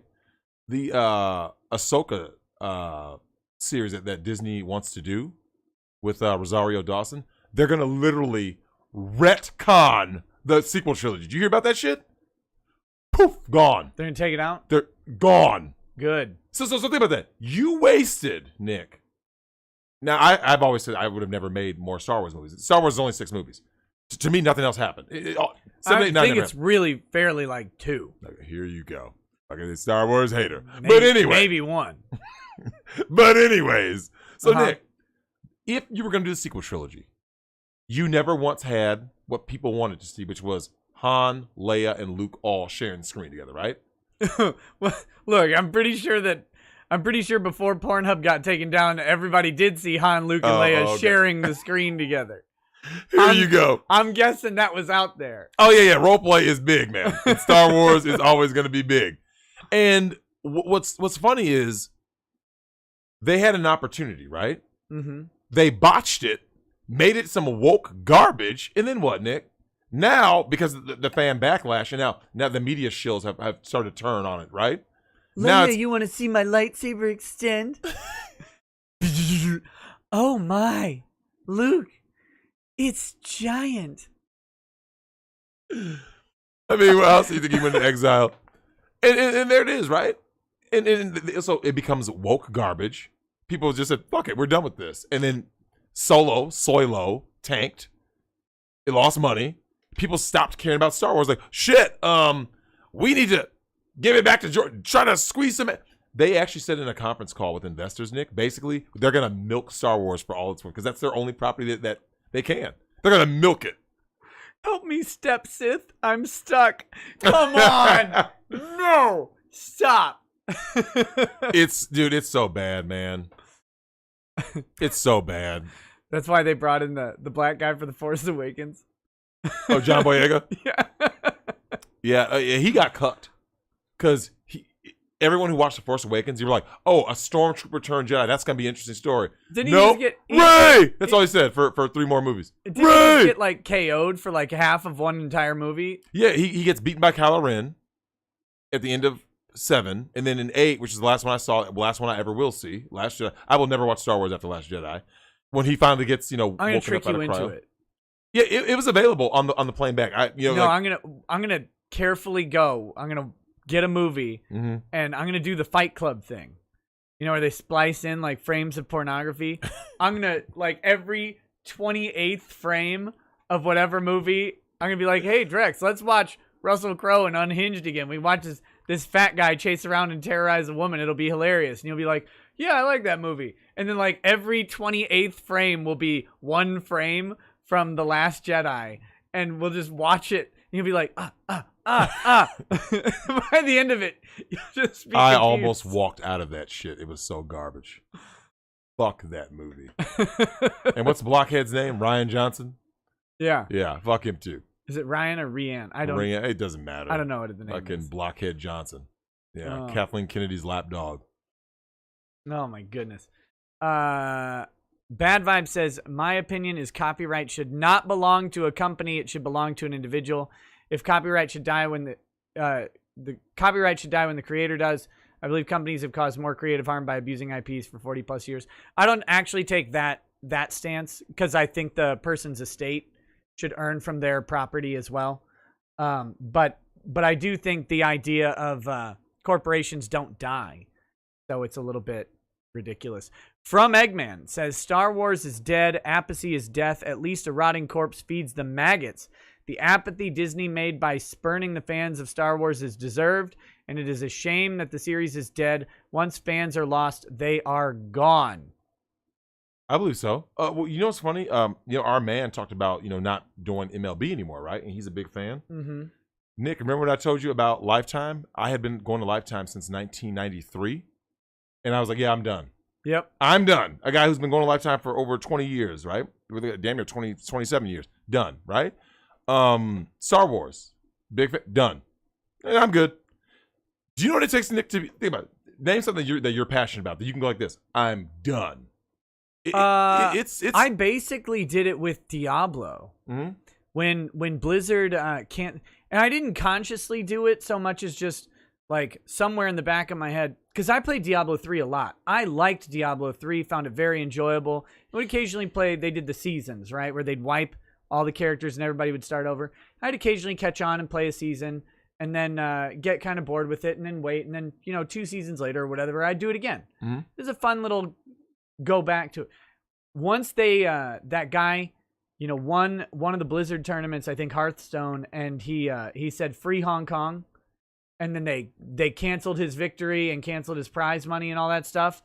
Once they did that, I never had the desire to play a Blizzard game ever again. It's like, I wonder what's going.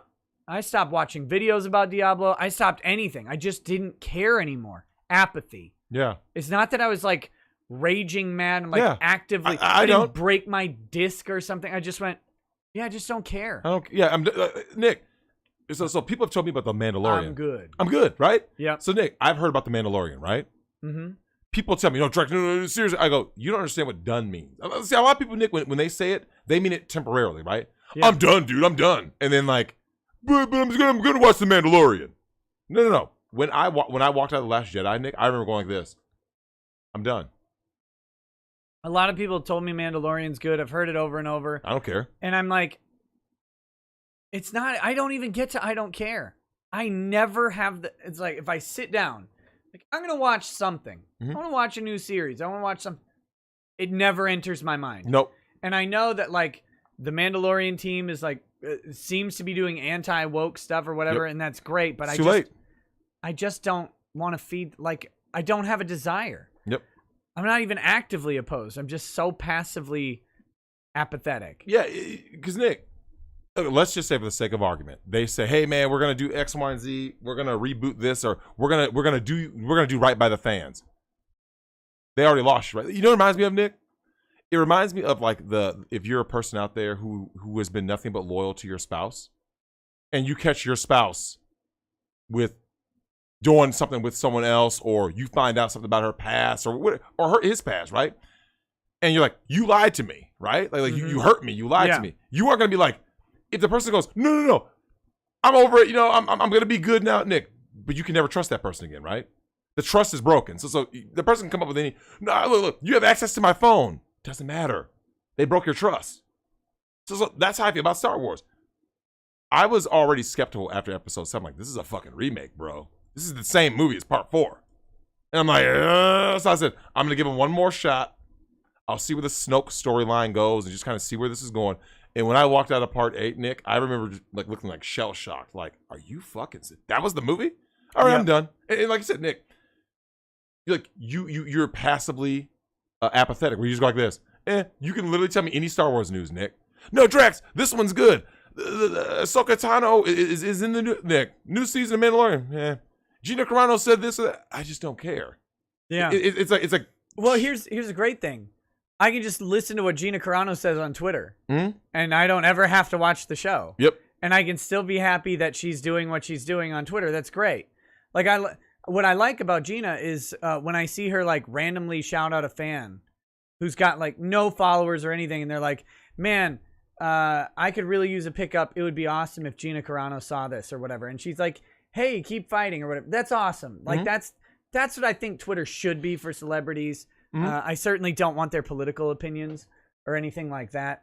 But the way that like she'll randomly encourage people, I like that. I never have to watch a show for that. Correct. I don't care. I like Gina Carano before Mandalorian because I was like, oh, look, she's pretty and she can fight. I like this girl immediately. But like I don't need Star Wars to help me out with that. Correct. So. Isn't it funny how quickly a franchise can be killed off? Like Nick, now we talk about that, right? The Doctor Who fans. It's not quick. This franchise has been around for 40-something years. No, I'm talking how quick you can kill it off. Like, Nick, Doctor Who. You're all like, see, to me though, like they started killing it somewhere around the time it was made. Okay, because I've never thought it was that good. And so then when the prequels came out, like I liked Attack of the Clones because I was like, oh, he killed all those Tusken Raiders and raged on everybody. That was funny to me. But everything else is like, it's fine. And then the first one, I was like, this is kind of weird, but this is a kid's movie. The second one, I was like, oh, this is getting better. The third one, I'm like, this is the biggest pile of garbage I may have ever seen. Stop. You and I have watched far worse. No. Mace Windu, he's the greatest swordsman ever. This is the worst. Oh no, that fight with Mace and Palpatine was. I'm like, this is just bad. That wasn't the only thing though. So I'm sitting there. I'm sitting there in episode 3, opening night, and I'm like, I wasn't gonna go opening night because I had tickets with you the next night. Yep. And then our man M says, "Hey, we got tickets for opening night." So I'm like, okay. So I'm sitting there, and that opening scene, the big space battle is going. And it's just goofy, boring shit happening the whole time. I wouldn't have opened with that either. I agree completely. I lean over. I would have cut that quick. And I said, am I wrong or is this absolute trash? And he's like, I'm hoping it gets better. It didn't. It never did. Number 3 was terrible. Okay, here you go. Here's the thing, Nick. One thing that I will say about the prequels, for everyone who does bash them, I loved them. I will say this though. The one thing you can agree with, Nick, it wasn't woke. Like they didn't go for like if you want to say they're bad, sure, I can accept someone saying that. Yeah, I didn't like them. I just thought they were bad. Cool, they are.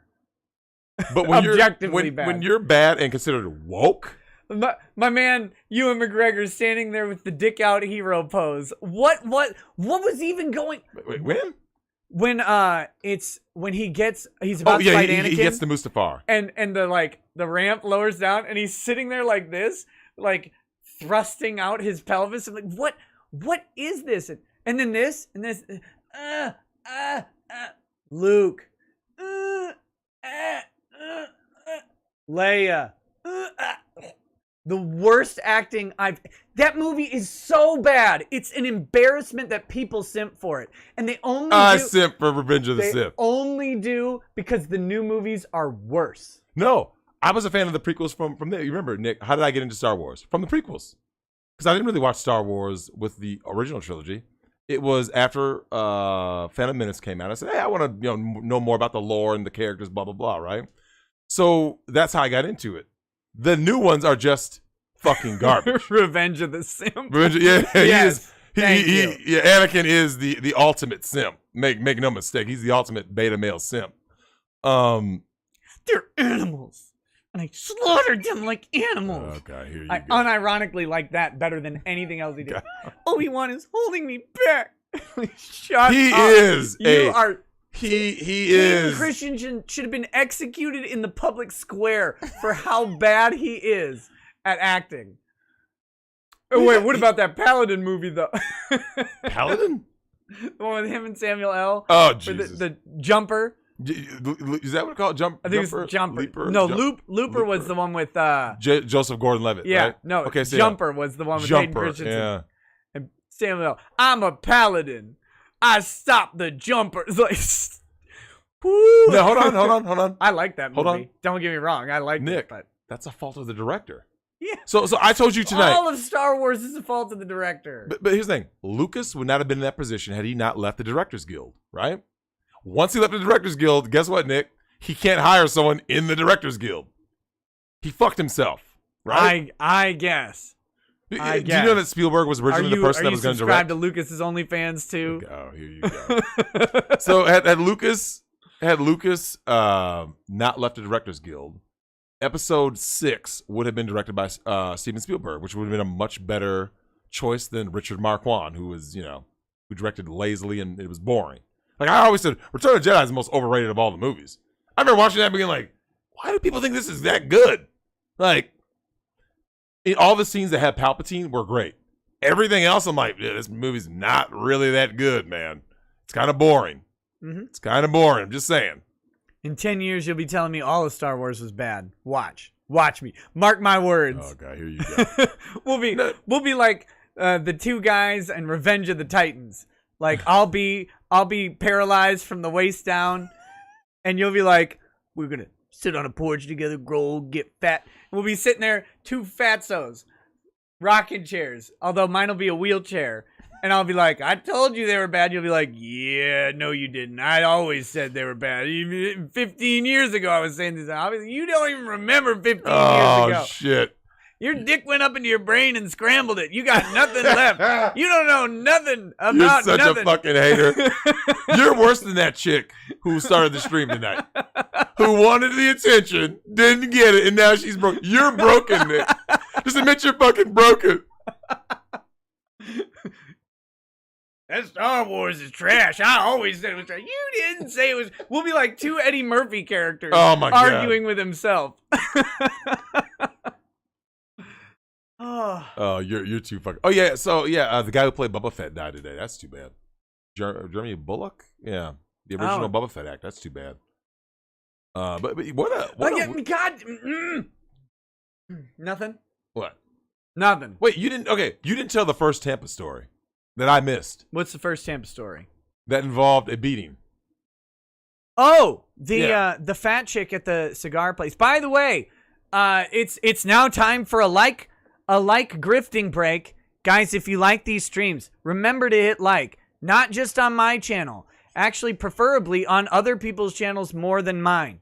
Hit like, support the content you like so we don't have trash like woke Star Wars as the only refuges from this stupid world of politics and garbage. If you like this content, if it helps you escape and take your mind off of shit and just laugh for a little bit, like it. But more importantly, go to other creators and don't forget to like their stuff. I'm bad at this, and I've made it a personal pledge to like and share more videos. I watched some Jewish lawyer today say some stuff about Supreme Court, which and he only has like 100 subscribers. I'm going to share his video probably after the show. I liked him. I invited him on the show. I think more people need to see more content that they like, either educational or escapist. So please hit like, hit share. Don't be stingy with this stuff. Let people know what you like, because they're probably dying to not watch the next episode of Glee or whatever. They want to watch the same stuff that you like, and you like it because it's good, and people just don't know how to find it. So like it and share it. Do you know what's funny you say that? Is there's been times where there's things that I didn't know about, like certain channels. Like I had never heard of It's a Gundam, right? Yeah. And like, he's great. Yeah, like, oh, this is some great content. And there's guys that I've mentioned that you're like this. Who the hell are you talking about, right? Because the internet is so vast, right? Like you get sent down the YouTube algorithm. Maybe you find this, one content creator. Maybe you don't. Because I mean, think about it, Nick. There are people who have never heard of you, right? Yeah. Right now, there's someone sitting in the world right now going like this. There's nothing on YouTube I feel like watching tonight. What if they stumbled upon this because someone mentioned you? Someone shilled for you. It happens all the time. Yep. It happens all the time. I heard about you from this. Yeah. And oh shit, thanks. The guy delivered my couch. I remember that day. And he's like, "Wait, is this the Nick Ricade?" Yeah. Like, Lady Racket's the lawyer phone, guy, right? and she's Lady Racket. Racket. The door, yeah. Because you were doing a show downstairs. Oh, I was right? doing live chat Wednesday. Yeah, that's right. I remember that. And then she's like, "Yeah, he's downstairs. You want me to go get him?" He's like, "Oh yeah, that'd be awesome." And it's like, yeah, me and this other guy in the warehouse, we watch your show all the time. It's like, really? That's great. Right. I didn't know anybody around here watched my show Right. at all. So it's But isn't that crazy? Like, so Nick, did you get that feeling when you were in Tampa? That, like, obviously you've been to more of this stuff than me because I was never on the internet. So this was the first time I ever was out in public and someone knew me from the internet. Because before, from high school, college, if someone knew you, Nick, it's because like they knew you or heard of you from someone that you at least had like a direct connection with, right? Now, it's a weird feeling to just be out and someone's like, "Yo, man, I'm a fan of you," and you're like, "Bro, what?" Yeah, it's weird, and I'm so bad with names that I always open with, like there are people I recognize all over the place. I'm like, I know you. I don't remember your name. I'm really sorry. I'm bad with names. I got it from my dad. Whenever he described it this, whenever I hear someone introduced to me, I hear my own name. And that's how I am. It's not that I try to. I'm just bad with names. So I always like shake people's hand. I'm always happy to meet them. My dad's worse. Yeah. Your dad still doesn't know my name. Still. Oh, Jesse, Keith, Michael. It's embarrassing. Oh, Nick. Slick Nick. Yeah, there we go. Okay. Yeah. It's actually embarrassing. I have known you for 20 years, man. It's so bad. It's like, Dad, come on. Like, come on. But anyway, yeah, just like stuff that you like and share it. Just share it. Even if you don't like it, someone said YouTube only allows you 5,000 likes, which is, I didn't know that was I don't know if that's true, and if it is, it's really stupid. I don't think so, because what about those videos that get like tons of likes or like downvotes or whatever? And I don't know. Either way, just share it then. Just share it if you don't get the likes. It helps immensely. Okay. Vine the Cold One says to kindly reminisce with Drex about an old memory as Kermit. Don't fick me. Hey there, pal. You remember one time we were sitting around your house? We were probably playing SSX on PlayStation, the snowboarding game. And then it was time to go eat. But I had to keep playing SSX because you had to fluff out your afro. And because of racism and white culture, that heat comb that you used took about 200 hours to get your afro fluffed out. So I'm sitting there like a white cuck waiting for you. And here we are. You finally get done. We're about to leave to go to Red Robin to get some Bubba's Bottomless Bucket. Or maybe just some clucks and fries in your case, because you only like the chicken because you're an African American. And a large man walked up to the door. Do you remember this? He was a bull riding fellow, so he claimed. Although I don't think he's ever seen a steer in his life.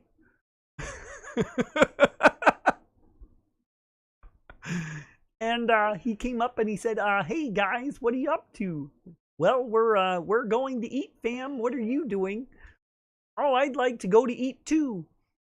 So we get in the car. We're driving in the Green Hornet, which was a Ford Escort with about 5 people in it, exceeding the weight limit by about 400 pounds.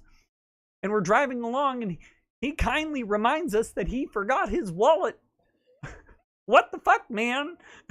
How do you forget your wallet when you invite yourself over to go eat? Dude, you know what, man? So, my brother has talked about that. So he goes, "When is Nick going to tell the Tex story?" But when is he No, you're not. His name isn't actually Tex. It never was. Man hasn't been to Texas in his entire life. whole life. And, dude, I don't know what to say about that story, Nick. Because you remember how awkward it was? Guys, this guy comes over. Unannounced. Okay. Unannounced. He's just walking. Walking. This guy was a walker. He's walking all over, like Paul, before he died in a car accident. He's walking all over neighborhoods. And he just shows up at Drex's place. And he's like, "Hey, you guys doing anything?" We're like, "Well, we're going to go grab some food at Red Robin." It's like, "Oh, cool." I'm like, well, you want to come, I guess? So then, yeah. So he gets in the car and we drive over. As we're driving to Red Robin, this is like a 12-minute drive. Yeah. And we're sitting there and we're just kind of chatting or whatever. He goes, hey, I'm cool with you guys, right? No. No, my brother goes, I mean, I guess. As he says, well, I guess. And Nick goes, no. Not anymore. Like, no longer. He was cool up until that point. Now, hold on. Define cool. No, cool with. Like, we're cool with him. Up until, like, we invited this, we allowed this guy to come to I lunch. didn't invite anybody. Because you remember I had a thing where, do you want me to tell you, Nick, do you want me to tell you one of the easy ways to know if you're truly cool with somebody? Yeah. You're enthusiastic when they're coming along, right? I mean, I guess. I just think indifferent is fine. Like, look. Sure. If someone's going to go, I don't want to be there. Like, I'm going to be like, look, man, can we not? Like, I don't want to hang out with this person. I'm tired. Anything. I don't want to deal with this person. Mm-hmm. Let's not do that. And then it's like, oh, okay, well, we'll come up with something. Okay, no, sorry. We were going to go to lunch. Instead, we decided to fast forever and turn Muslim. It's Ramadan. It doesn't matter what the excuse. Anything else. He's coming along. Like, cool enough. Like, indifferent at best. This guy's coming along. But then he has this weird, like, I'm cool with you guys, right? It's like, no, you're not, because you're not cool with yourself. That was my entire problem. Like, you're here, you're in the car, we're going to go eat and sit down and just hang out for a little while. You're cool enough. You're fine. Until you're not. Yeah. That was annoying. And then, of course, we get there. Oh, hey, guys, I don't have a wallet. Can you spot me? Nope. Go around the table. Nope. Oh, okay, I'll just get a water then. So why'd you come? Because that was embarrassing. Now, Nick, you know that part of my personality has never changed. Although you forgot your wallet today, but we're not gonna get into Look, I paid you back. You did. I mean, you didn't need to, but I mean, I gladly took your money. But I felt bad because as you should have. Look, he intended to forget his wallet. He left his wallet when he was 12. He just never found it again. Well, what makes it so funny was this. I think about the personalities that we have, and Nick, that part of me never changed. When like if you forget your wallet, it doesn't affect me. I'm like, oh yeah, I got it. No big deal, because I know you didn't do it intentionally. Yeah. But when someone that we're not cool with like that and hang out with daily, because Nick, people like that can use you. You may never see them again. Yeah. You spot me? Well, yeah, because if you have to spot me one day, I'm gonna get you back. Yep. Sometime. Yeah, and I see you frequently, especially back then, because we go to school together. But when you got people out there, Nick, you didn't have that Alfred interest, or was the Alfred interest rates? 100% a day. 100% a day, man. You owe me Alfred, $5. can I borrow $10? You're gonna pay me $20 tomorrow. Yep. Damn. Fuck, man. Usury. Man, cold blooded. I mean, he was a straight up loan shark. And that's the thing, though, Nick. I look at those situations. I'm thinking to myself, I told you when I went to the strip club. It wasn't Alfred, it was Albert. Yeah. God damn it. Yeah, you said I know you were talking about.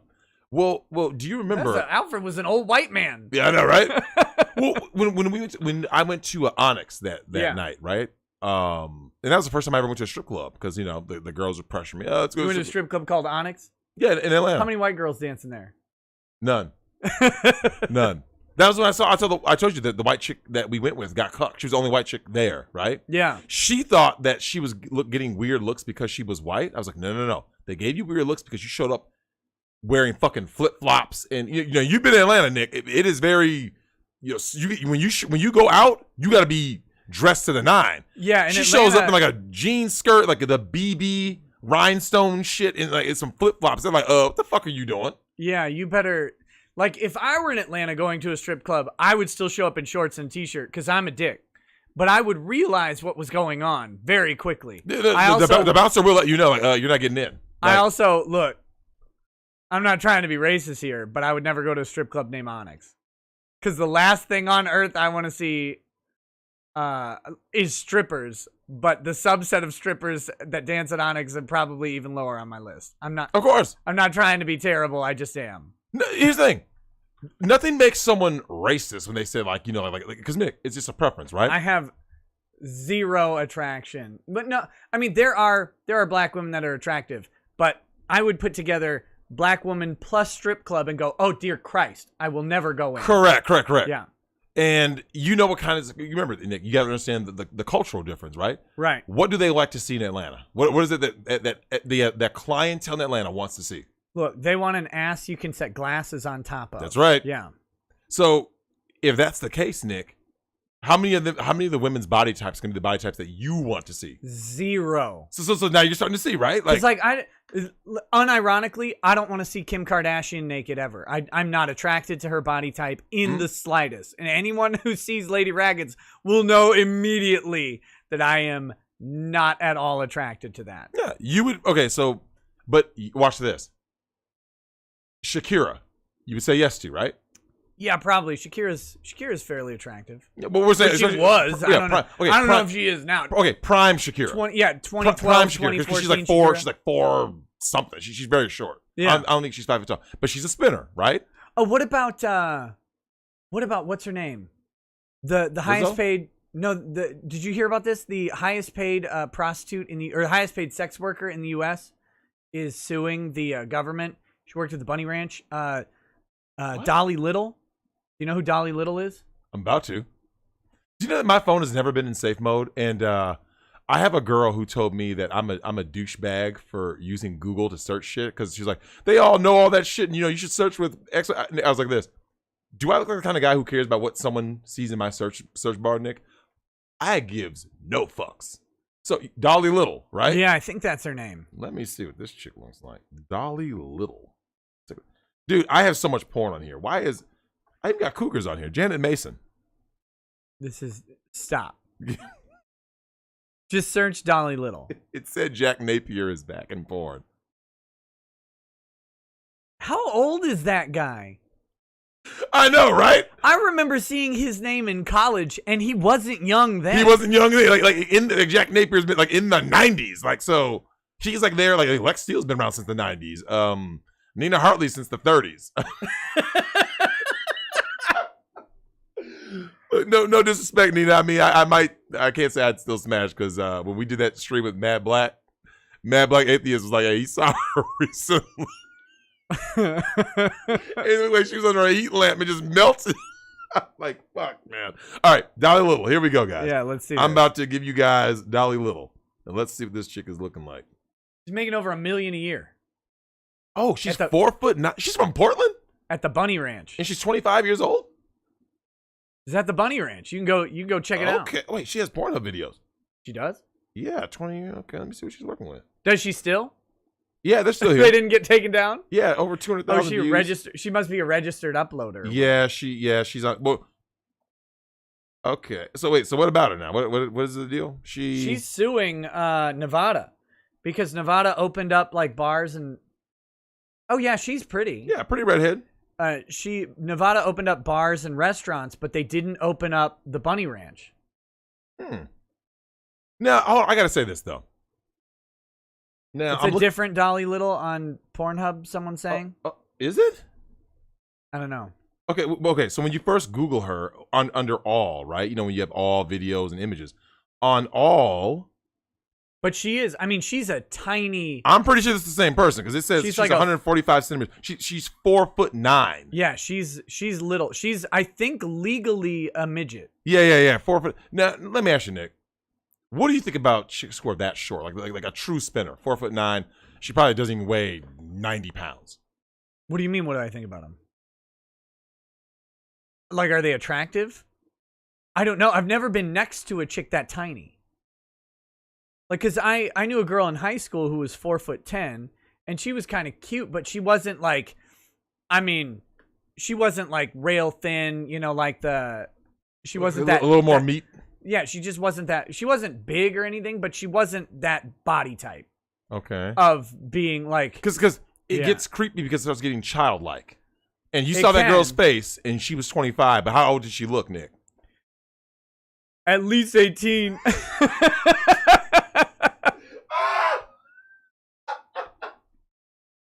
You know what? You're such a lawyer. But it is. It's hard because if you Tara Strong. If you look at a picture of Dolly, Tara Strong is a voice actress. I think she was in the Metal Gear games, if I recall. Tara Strong. Let me see. If you look at a girl like Dolly Little on the screen, it's hard to visualize just how little that person is. You know what I'm saying? Yeah, Tara Strong can get it. I mean, she's gotten older now, but yeah, she can still get it. I mean, especially back in her younger days. Damn, she's short though. 5'3". Yeah. Because like Lady Rackets is 5'2" or so. Dolly Little is what, 5 inches shorter? That's real short. And then remember the weight. Because she's rail thin. That body type, Nick. She's got to be 85, 90 pounds. Maybe. Tops. Yeah, that like I'm see. So Nick, my body size makes me not attracted to someone who's that size. Now, could I? I mean, I'd fuck Susan, so I mean, I'm sure I can mentally get over the hump. Drex over here. You know what? Yes to Susan. Yes to Melissa McCarthy. But Dolly Little, nah, fam, I'm good. I mean, but Nick, it's a mental hurdle for me because here's the thing, like you just said, if she's that height but is more curvaceous, like she has a woman's body, easier for me to mentally get there, dude. That like rail thin shit, it never appealed to me. It's Alice Little. You got it wrong. Dolly Little is tiny. Yeah, there's another one. Alice Little, I think, is the porn actress. Oh, wait, hold on, wait. You said Alice Little? Well, Yeah. who the fuck? Well, so how come that? Okay, so we Wait, can't Alice Little or Dolly Little? Which one is it? You guys are killing me, man. Maybe I got the wrong name. Alice Little. Well, she's 4'8". But this someone says she's 30. Hold on, this is an Irish American YouTuber. So American Irish. So are we sure we got the right person? Sex work. Oh no, this is her. Oh yeah, it is Alice Little. This is the one. Okay, it doesn't change any of the analysis here. Right? Okay, hold on. Okay, she's woman offers sex discount during alien stock storm. Okay, all right, Nick, what do you think of her? I mean, I think she's less. She's more child looking than the other chick, who was already child looking. Look, man. This chick's older though. She's 30. Okay, what age does she look like? 30. Born in 1990. Bruh. If you guys are looking up, if you guys Google Alice Little and then click images, Nick. I mean, I'm looking. She looks young. Bruh. She looks real. But I'm just saying, she's 30. And her age has to be fucking verified because she works at a legal You know what's brothel. sad? As I'm scrolling down, it said Dr. Alice Little and had some other chick. Poor gal. So here's the article. America's highest earning sex worker sues over lost wages on lockdown. But you can't. So she's trying to sue the government saying, like, by you shutting down, it didn't allow me to make money. It was because they discriminated against the brothels specifically. Correct. That they opened everything else but not those. Massage parlors are all open. So yeah, Nevada's governor has unfairly kept the legal brothels closed while allowing other high contact businesses such as massage parlors, spas, and salons to reopen. That's what she wrote on her GoFundMe page. I wonder what her GoFundMe's at now. It was at $8,000 on Tuesday. Oh, look, there's one where her hands are tied up. Come on now. Oh, wait. Little isn't the only courtesan who's taken drastic measures to stay afloat amid COVID-caused cat house closures. Many out-of-work skin merchants have turned to hawking OnlyFans content, while one enterprising Nevada escort is offering a PG-rated virtual girlfriend experience in exchange for groceries and gift cards. Hey, Drexel, you send some chick groceries and gift cards to pretend to be your girlfriend? No, but I mean, there's dudes who obviously are and have and will. And what do you think about that? Because wasn't that the plot of was that Weird Science? What was it? You remember the guy, like the nerd paid the girl to basically be his girlfriend? Was that sounds like Weird Science? Was that Weird Science? Yeah. But in that one they created it, but I swore there was like another one where they paid her to do it. But like, seriously, like, I mean, to be fair, that's what Russell Greer did. Remember, I told you about this. He pays for like 4 hours with the prostitute, and then they go into a room and he talks for a little bit, and then he gets her in the limo and takes her to Olive Garden. And then when they get back, she's like, yeah, bro, your 4 hours is up. And he's like, you. And then she's like, yeah, but too bad. You had the opportunity, but you didn't. You could have done it before lunch. That's what it is. Can't buy me love. Yep. Thank you. God, oh, man, how my memory let that one slip. Can't buy me love. Yep. Oh my goodness. But that was kind of even the girl next door with Alicia. The girl Kushner. in Weird Science looks like they paid for her to be their girlfriend. Let's be honest. Yeah. Okay. I'm just. Yeah. Okay. Merchants. Socialism is for Fig says, stop giving the doom pills. Someone might recognize you, and you might have made them unhinged. I just watched Unhinged with Russell Crowe. You should too. It's amazing. It is a man giving a feminist her worst day of life. Amazing. Yeah, no, we talked about that earlier. We watched that last time you were out. That movie was fantastic. Start to finish. The pacing was great. The acting was very good. The story was fine. Nick Sex says, Nick, how long would you estimate men and women have been together in the workplace, and what hygienic advice would you have for males? Look, men and women have only been in the workplace together for about 40 years. Not very long. We don't even know. Women are still rouging their lips and their cheeks, which simulates how they look during sexual arousal. That's not fair. How can you do that and say you don't want men to look at you? And we don't know how men and women work together. We haven't had time to study it. But I do have advice for young men out there, and I want them to clean up your room, bucko, and wash your balls and your penis. Get the shaft all cleaned up. Soap all over that motherfucker. Okay. I'm so sick of you. and Jordan Peterson and fucking Kermit. Your diet should consist entirely of beef and antidepressants. You just eat those along with the beef and you'll be fine. Man, that's cold. That's rude to do to JP. Mm-hmm. That is rude. Too bad. That was rude. This is the same guy that called MGTOW pathetic losers. Pathetic weasels. Well, they are. Yeah, these conservative guys who want guys to just, suck it up and get married. They all eat a fucking dick. And that includes Dennis Prager too. Yeah, fuck him well, too. Dennis Prager. I mean, that guy's a special he's a gem, an American treasure. Mm-hmm. Okay. We've got to talk about some of these topics. We were on Tampa. Yeah. Okay, so you have. I've got to tell the story of the fat chick. That's right, absolutely. And every story that involves a fat chick, Nick, it always ends the same way. And I told this the other day. Oh, did you? Yeah. Oh, well, if you already told it on the stream. Yeah. Oh, yeah. You don't need to tell it. Yeah, you don't need to retell it. Yeah, you already told it. You guys don't need to hear the story again, right? Or do you? The fat chick who was thrown out of the karaoke bar. Mm-hmm. Was one of the stories that happened on Tampa. What else was there? I mean, how did you like the show? The show itself. Okay. So honesty, because I know there are parts of the show you were like, "What the fuck?" It was the rapper dude. Eggy? The rapper dude at the beginning. I'm like, dude, what the fuck is this? Okay, I'll tell the fat girl story in a minute, but let's talk about the show. The rapper dude, yeah, Eggman. He's an interesting fella. High energy. Yeah, high energy. But here's the thing. Okay, so here's the thing. Now, I'm not gonna bash the dude, and here's why, Nick. If I go into a show expecting so I'm thinking like, oh, Dick, this is the Dick show, so Dick is about to come out, right? Yeah. And then so when I'm like, oh, an opening act. Okay, cool, an opening act. But it went on for quite a while. Yeah, I think, and that's why I was kind of like, I like Eggman because like I don't listen to his music, but like that man has boundless amount, and he's like that everywhere he goes. That's a dangerous man to hang around. I bet. Like he was telling the story backstage about how he got thrown out of a strip club because he got up and started dancing because they were playing good music, and that's how he is.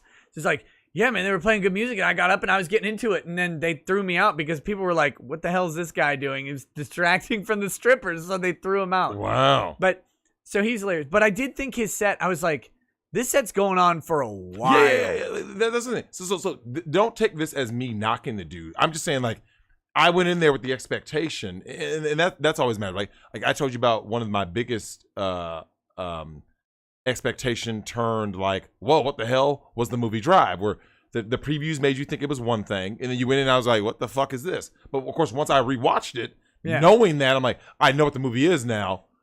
It's one of my favorite movies. So that's why I was. I'm looking over at Lady Racket's like, what the fuck? And she's like, this is my third one. I still don't know what the fuck is going on. Oh, there. Let me give you the secret on the Dick Show Road Rages. The show is 3 days long, but the show is 3 hours or whatever it is. Like the whole thing is the road rage.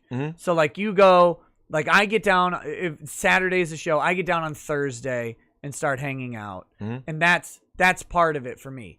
The 3 hour culmination at the actual theater in the show is its own sort of thing. But like, I think the whole thing is one event, and that's what I really like about them. It's a place to really just like kind of meet people and do stuff. And then you go and do the show because that's the excuse to get everybody together. But they're barely planned out because by the time the show starts, I mean, everybody on stage had been partying basically for 2 straight days. Correct. And so then like you get up there and it's like, okay, we're going to go, we're going to talk. Although I thought this show was actually pretty good in general. But yeah, so Eggman opened up, and then Danny Polishchuk did a stand-up act, which I couldn't hear any of the stand-up acts. Well, the crowd was already like in a frenzy, and they were asking, show us your feet. And he pulls off his shoes and socks, and he steps in a puddle of Eggman's sweat. Yeah, it was like, stop, man. He came backstage, and I said, "What the hell were you doing? You're showing your feet to the internet like that? You can't do it without charging any money." It was gross. No, he got $20. Did he? Yep, someone gave him 20. Whew. So he pulls his feet up. Was his stand-up set pretty funny? I didn't get to hear it. He didn't tell many jokes. He's kind of interacting with the crowd. So I'm not going to give him a grade because he's mainly interacting for the most part with what people were saying in the crowd. And then my man shows up in a banana costume. I guess he was Maddox. Maddox. Yeah, that comes later. Yeah. So Eggy goes out. Oh wait, did Maddox go out during? No. Eggy. He came in like once the show was started proper when Dick was out. So Danny goes. Then Ryan Long did a stand-up act. I heard it was really fun. Yeah, Ryan Long's is pretty good. Yep. And then Dick comes out and we do like the sit down panel. He starts pulling people out to go sit down. Yep. And at the end, we're all sitting out there just making fun of each other and interacting with the crowd. And yeah, Maddox comes out in his banana outfit because Maddox does. You saw the Twitch show that Maddox does as Banana Docs. Dude. So who is this guy, though? That's Maddox. Well, yeah, I was aware now. I was like, that's the guy who sued Dick Masterson. They used to do a podcast together. That's how I got my start was when Maddox sued Dick Masterson. I reviewed the lawsuit, and I was like, this is trash. What? So what was the basis of him suing him? The real answer, the answer Maddox says. The real answer is because Dick was dating Maddox's ex-girlfriend. Okay, let me just say this to Dick. Don't. Maddox had been broken up with her for 4 years at this point. Still don't, but go ahead. Still don't? Okay. Yeah. But, so, anyway, Dick was dating 80s girl. Maddox. She and Maddox had been broken up for 4 years, was not like a thing anymore, and that is what pissed Maddox off. After 4 years, though? I mean, I got to go at Maddox for this one. But, bro, that was 4 years ago. And she wasn't coming back. Yeah. But she wasn't coming back. So what was his issue? Just that? That's what ended up killing their show together is when Maddox found out. Because basically, they went to, Dick and 80s girl went to a wedding together. Not together. They went to a wedding, met up, and she went home with him. And then they started dating. And that was during the biggest problem. And Dick knew that Maddox would have a fit over this. They never actually told him for a while. Just kind of ambiguously referred to her as 80s girl, never mentioned her name, stuff like that. And then Maddox found out and lost his shit. And so he canceled the podcast that he and Dick were doing. Very successful podcast. Cancels it. And then a little while later ends up suing Dick for somewhere between $20 million and $400 million. Stop. I'm not joking. Cost Dick probably $40,000-$50,000 to defend against it, all told. and sued a whole bunch of people. Sued Maddox for making fun of him. Sued Patreon for not canceling Dick. Sued. So that's why Dick said this is the guy who tried to ruin my life. And yeah. Oh, he legitimately he tried to actually ruin his life. Yeah, like literally cancel him. So so now I understand the context of what Dick was saying. And the one of the real victims on stage was Maddox, because all Maddox ever did was make some jokes, like doing the bit as I'm a fake Maddox and like doing the dumb voice, but then actually imitating like things that Maddox would say really well, with the stupid voice and like because the voice is stupid. Well, that's why. Okay.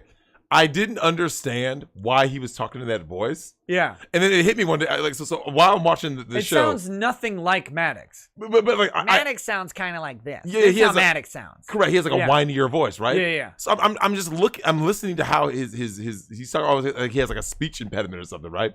And then I realized this guy in this banana suit must be mocking somebody because he's clearly trolling everybody. I'm like, right. I don't know who this dude is supposed to be, but I started to like him as he talked more. He's unironically, he's one of the funniest people on stage because he nails that character so well, and he'll just drop into it like it's nothing. It's beautiful. But he's also really funny other than that. And he's like his story about getting kicked out of the Six Flags park for 99 years. Brilliant. First of all, that takes talent. How the fuck do you get kicked out of Six Flags for 99 years? They were leaving the park, and he took his mask off, and they're like, you need to get out. And he's like, fuck you, I'm leaving. So then they're like, we're kicking you out. And he's like, fine, I'm out of here. And they kick him out, and they're like, you can't come back for 99 years. He's like, I don't want to fucking come back. And yeah, that's how that went. Brilliant. Wait, but they don't even have his name. No, they don't have his name. They don't have Was his he in a picture. banana suit when he went? No. Oh, that would have been funnier. He was just normal. He was there with like his mom and his sister or something. It was Frontier City, I think, in Oklahoma. I think that's the one. I don't know. It's ridiculous. But they don't know him. To them, he's just a guy. Yeah. So he could come back to Six Flags. He could probably go back to that and park they would know today. Yeah, and they how would they know it's him? But on principle, I don't think he ever will. He's that kind of guy where he's like, no, fuck them. I didn't want to go to a shitty park anyway. Oh, God. But no, so he's really funny. Okay, so yeah, then we're all sitting around just kind of making jokes back and forth and answering stuff. Then some. I know you're gonna say it. Titanic Tatiana comes up on stage. Her jugs, Nick. What did she say? What size they were? They're large. H? Did she say H? I don't know. I couldn't hear. It's really hard to hear on stage. Oh, okay, I see. So, I remember she did say it, and I'm going to tell you guys right now. Her tits were ginormous. They were comically big. I was like, damn. Like she was not little though. No. She was so she had the body of the girl that better not ever have a broken leg and can't work for a while. Or a slow, or like a slow winter where she hibernates, or she can't have kids, because if she sits too long, Nick, that bitch will balloon, right? Yeah.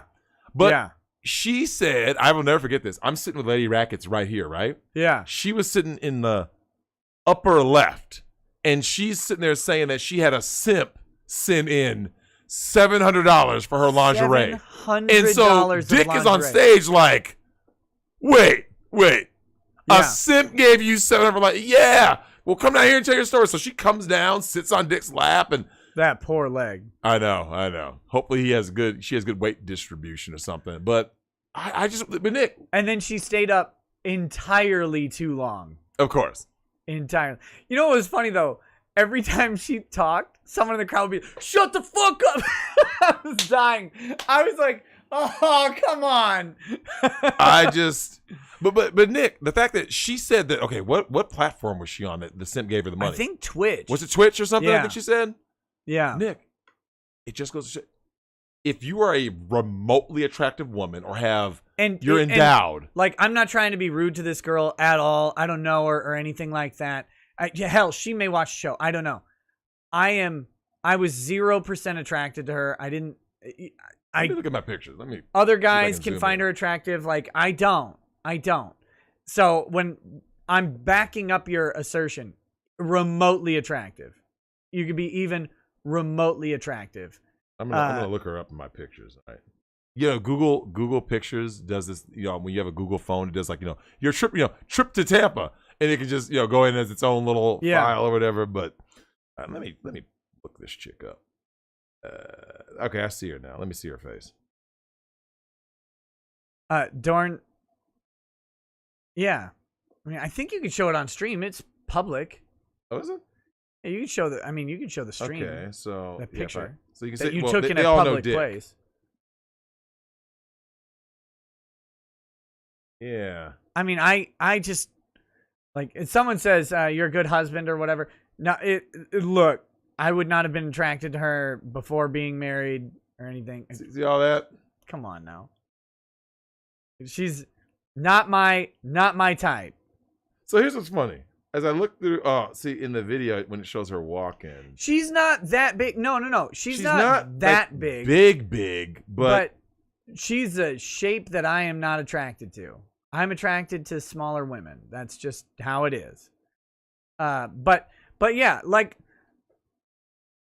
my point is, you're talking about remotely attractive. Like this is not a universally attractive person, right? Mm-hmm. But yet she goes on Twitch, and some dude is sending her $700. And by the way, good for her. Good job. Yep. You earned it, girl. Yep. Same with Belle Delphine. I'm a huge fan of hers. Huge fan. Because Nick, you told me something that it took me a while to get over. You know what? I didn't tell you the highest tier though. There can't be anything after that, right? Oh yeah, there were higher tiers. I informed Drexel that before Belle had an OnlyFans, she had a Patreon, and if I remember correctly, she had a tier, a $1,000 a month tier, and I'm pretty sure Belle had a $3,000 a month tier as well. And when I say pretty sure, I remember telling someone else about it. So, Sheepsidian says, "Yup, that she did. 3,000 a month."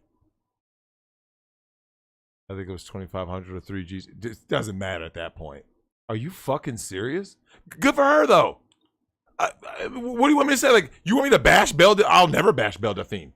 I would put, if I thought anyone would pay 1,000, $3,000 a month or whatever, I'd have a tier that high. Absolutely. Do it. Well, and here's the thing, Nick. This is the reason why I can't take women seriously.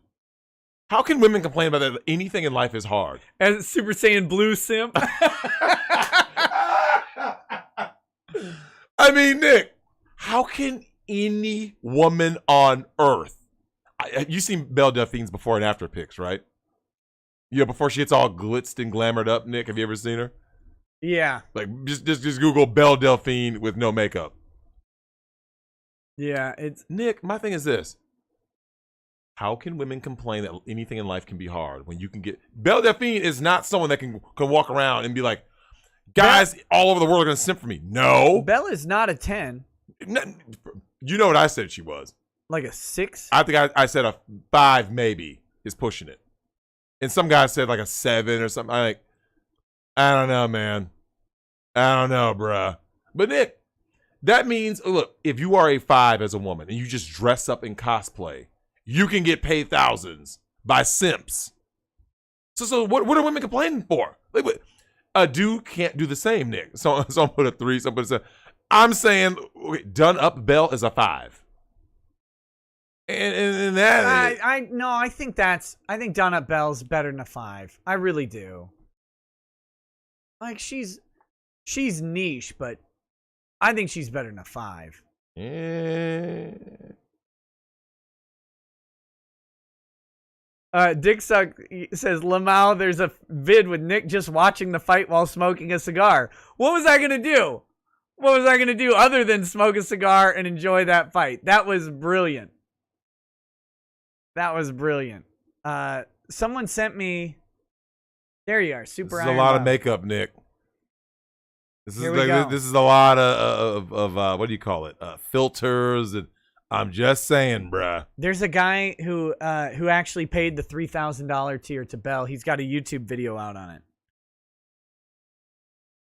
I'll send it to you. I'm not gonna pull it up on stream. I mean, just you know what, dude? Are you serious? But this is a YouTuber, so he's probably paying it for the for the meme and the views. Like, look, I paid Belle Delphine $3,000. Here's what I got. Yeah, I can get with that. Like, you know, something That's similar. a business expense. There was a guy. That's what I tell Lady Racket. There was a dude. Here, I'm gonna text it to you so we have it for later. Of course. Right below that buff Michelle Obama picture. Did you show that on stream? No. I might get banned for those titties. Yeah, you might. You might. Oh my god. Fucking Belle Delphine. Okay. And that's stupid. I hate the little tongue out thing. That's ahageo. That's like an anime thing.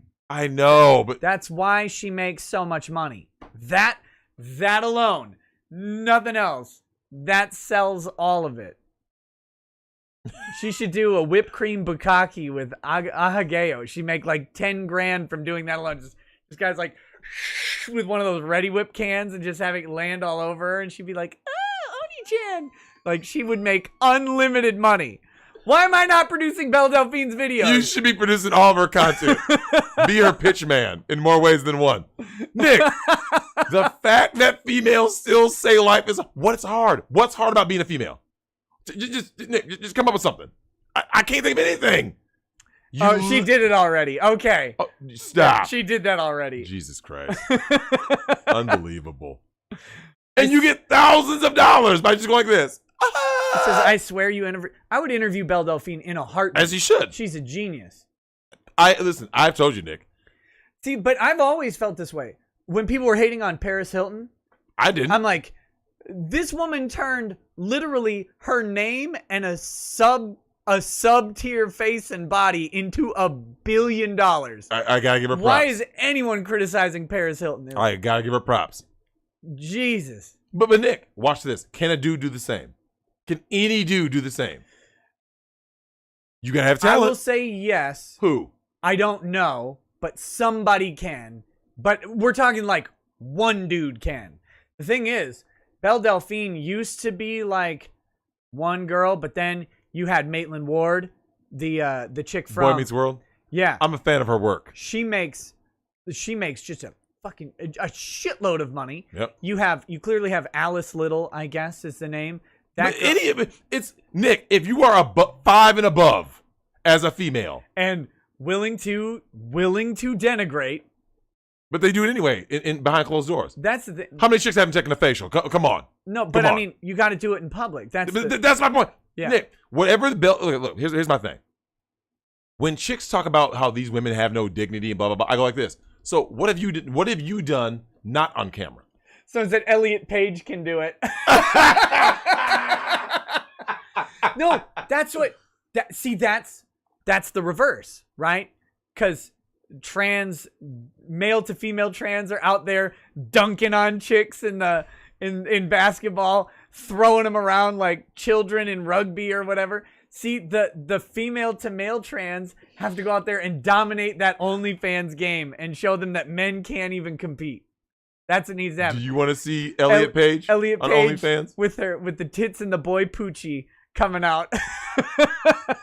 God, it's a yes or no question. It makes me hurt. Do you want to see it? I don't. How many people do you believe want to see that? More than I'm comfortable even picturing. Give me an idea. How much? How much did Elliot Page fetch on OnlyFans? How much would Elliot Page? Elliot Page. How much is it gonna fetch? You think that Elliot Page makes anywhere less than like $200,000 a month on OnlyFans, and I will call you a fucking liar. I bet if Elliot Page went on OnlyFans right now, makes $250,000 plus. Hold on. What did what's her face make? Month. Bella Thorne made $2 million in a week. $1 million in a day. Week. $1 million in a day. Yeah. And you believe Elliot Page is gonna make $200,000? Easy. Fuck no. Easy. No fucking way. Because all these dudes will be like, oh, that's still Ellen Page to me. Yeah. Hold on, let me. Guaranteed it. I gotta Google the face because last I remember, Elliot and Ellen was unhittable, basically. I mean, no, because there was that the video game that Ellen Page. yeah, Beyond Two Souls. Right, and there was the hack. Like that was the famous hack. Was that you could see the shower scene. Look, that's her done up pick. You don't have to convince me. I'm not talking about. No, I think she'd crush it. Look at that forehead game. Look, I'm not saying Elliot Page is attractive in any sense. I'm telling you what the internet is. Really? Hold on. Really, guys? Come on. 200 grand for that? You'd have a bunch of big dudes be like, I'm going to smash the shit out of that ass. Yeah, of course they would. Of course they would. It's the name recognition that Bruh. The 200 grand for Elliot Page? I guarantee it. I guarantee it.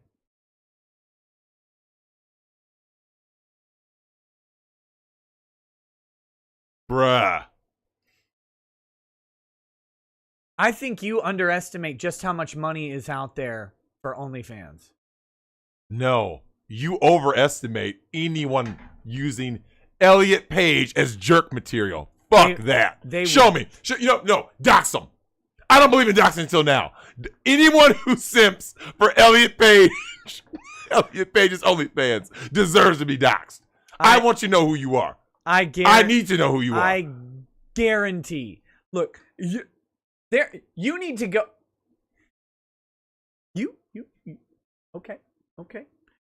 You need to watch some OnlyFans reviews. That's what you need to watch. There are people who go out and they subscribe to an OnlyFans and they review them for people. And you need to see the gutter clingers that are out there cleaning up, and realize that no one's ever heard of them before. But you take Ellen Page, who millions of people have heard of. But none want to hit. No one. Stop. No one. The law of average. The law of large numbers. The law of large numbers. The bitch has male pattern baldness. Look, it does. I'm looking at Elliot Page. Guys like, look, I would rub it on that stubble. Bruh. I can't believe you don't know anything about this. There's even a picture next to Ellen DeGeneres. Someone's gonna hit that? Come on, look at Ellen. Ellen would clean house on OnlyFans. Better stop. Better fucking stop. Ellen makes $1 million easy. $1 million easy on OnlyFans. Who's paying to see it? Lesbians aren't paying to see her. Dudes aren't paying to see yes, Ellen DeGeneres. They'll be like, oh man, I'll throw Ellen $10. Of course they will.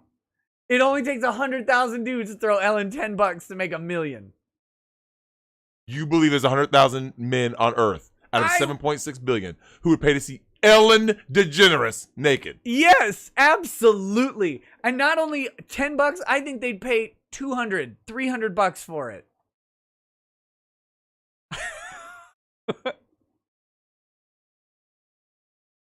Are you fucking serious?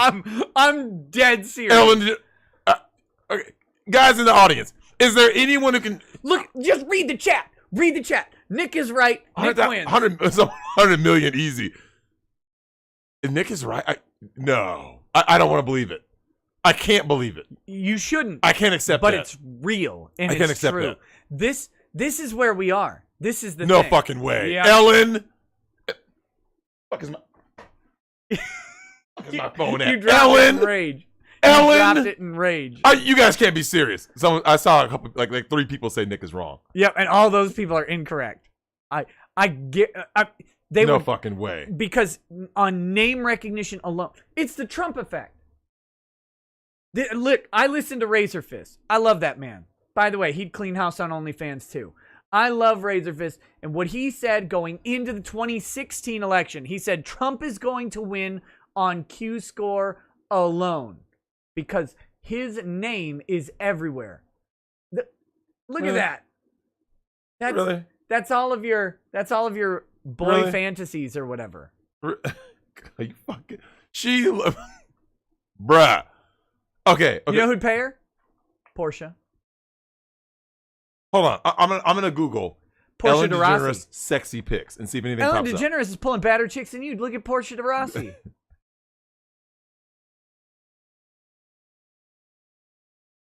Okay, this is Ellen DeGeneres sexy pics. Oh yeah, stop. You're joking, right? Those are locked behind the $10 paywall. Stop it. Stop it. OMG. This is Ellen with Cher at a music award? Are you guys serious? It's not them or me who would pay. We just know people would. What the fuck? Bruh. Dude. You're misunderstanding this debate. That's why you're getting blown out. You're getting hollowed out like an e-thought on Ellen a down looks like day. a 14-year-old dude, bro. That would probably add to her. Look, I'm trying to red pill you. You're MGTOW podcast. Look, I know you're up and coming in this game, and 3 years ago, I'm right with you. You haven't seen the degeneracy that I have seen in the past 3 years. Dude, You are unaware of the depravity. You're still on vanilla porn. You're like, oh, look at Pornhub. That's where I can go and watch my brazzers and my mofos or whatever. Nope. You have not experienced, like, I'm a 300-pound mechanic woman, and I'm going to shove a screwdriver right up my vagina and pull it out my anus. Give me $200. And a guy will. They will every time.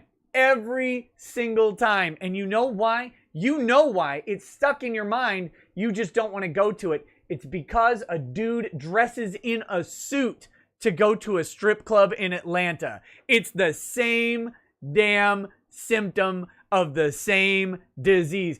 Drexel, these men are wearing suits to go watch broken down women depressingly dance on stage. You think they won't give $10 to see 14-year-old boy Ellen DeGeneres naked? Of course they will. They're like, look, I'm not going to judge, but I probably would anyway, just because she's rich. Yes, of course they will. Of course they will. And in a couple years, we're rocking chairs. You're going to be like, hell, I mean, I gave $10 to Ellen. That's going to be you. That's you. Dude. Fuck, man. Like, Nick, so I've talked to you guys about how bad it is out there, right? Like how just the simp army, It's right? worse than you even know. If dudes are going to look, here's the thing. I've been telling you guys that it's over. So if I guess I'm kind of at a crossroads. If I said it's over, right? It's all over. But then I guess in a sense you're right, because if I say it's over, but then I say they wouldn't do it for Ellen or Ellen, 100% would. fuck, man. See you at the crossroads. Dude, they both look like fucking dudes, bro. You're talking about how it is in the streets. I'm talking about how it is on these web pages, on these internet tubes of data. Here, we got a couple chats that are pertinent to this. Oh my fucking good. Are you fucking? Socialism is for Fig says Belle Delphine is only popular because she looks like a child, but you won't go to prison for it. Same with Ellen DeGeneres. Same with Elliot Page. They'll get that gay makeup boy to come and do their makeup, and they will clean house. Bad Vibe says there's a movie that looks great, fingers crossed, called Nobody. It looks promising. Bad Vibe says, Drex, are you going to add her to your fat quota? That's the chick from Road Rage talking about. Did she have big hands? She had big girl hands? I didn't even see. I don't think so. Did she? Let's take a look. Let me zoom in. Damn, wrong. Her hands look small. Yeah, small hands. Okay. Big boobs, small hands. Texas. By the way, that was the funniest part of the show to me. What's that? When she got up on stage and talked about how, she had fake breasts. Mm-hmm. Fine, whatever. And but then she said, people are like, what do you do that for? And she's like, it was a tax write-off. And here I am. No, that's not a tax write-off. That is not. It is not. Guys, let me give you some tax advice. Cosmetic enhancements are not tax write-offs. They are not. This chick admitted What about if you're in a certain state? No. In any state? No.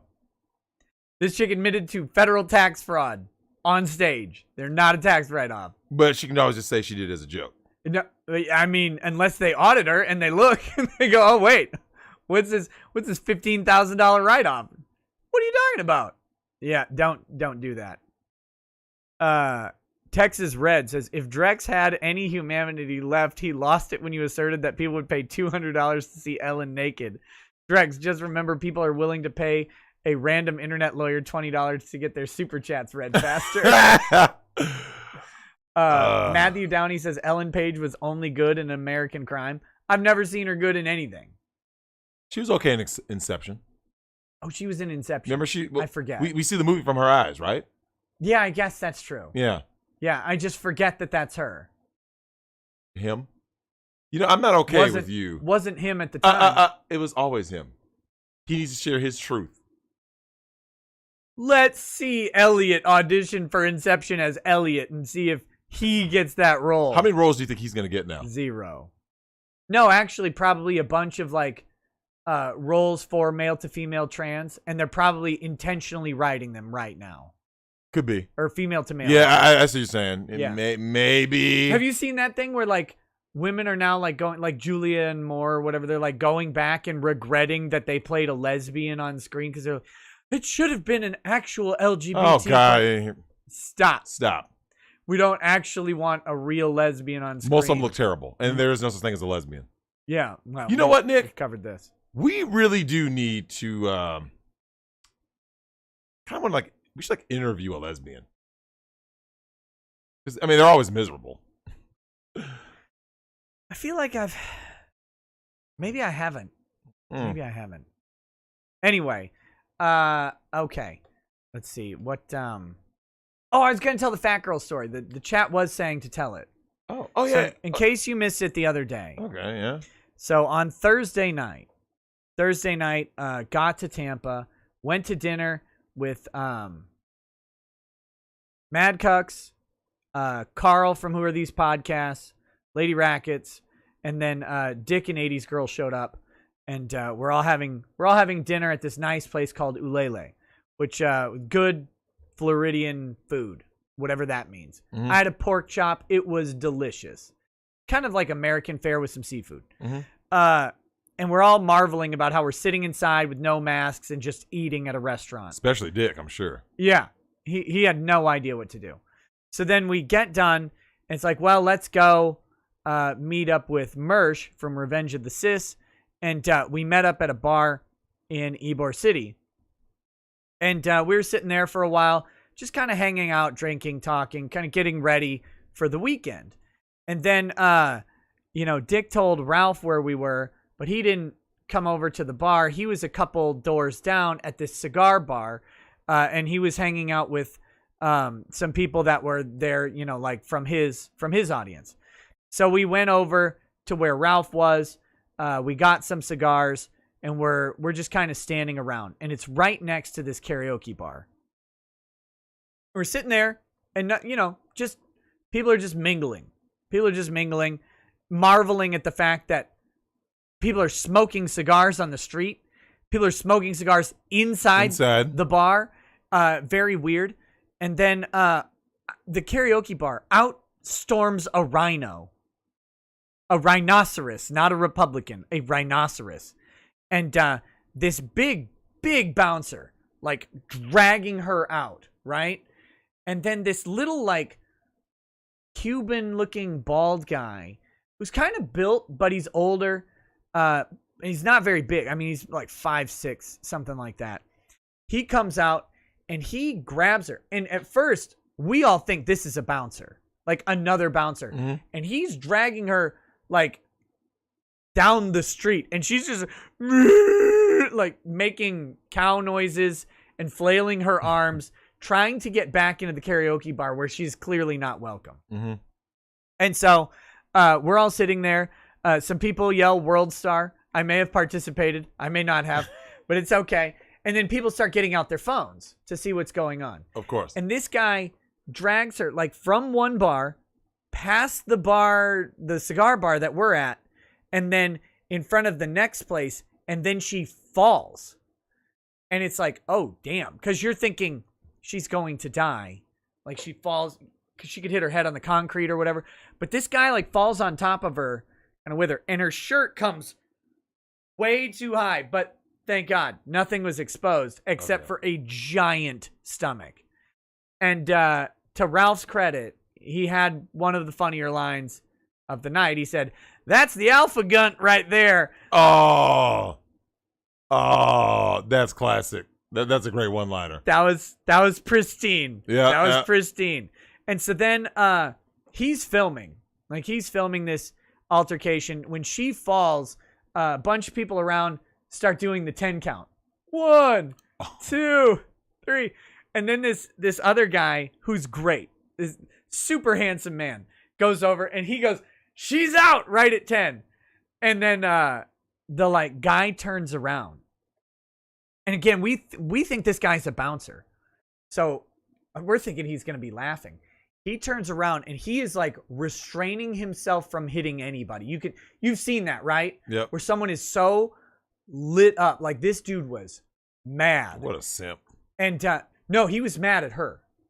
Like, I thought he was mad at the dude for making fun of the chick. He was mad at her trying not to get a domestic violence charge. And then when that guy came up, he was mad at the scenario. So he turns around, he's like, "Just back off." Because this is about the time we started to figure out, oh, he's with her. Right? So he's like, "Just back the fuck off," or whatever. And that guy's like, "No, we're just kidding. Like, is she okay? Are you okay? Do you need some water or something? Like, is she dehydrated?"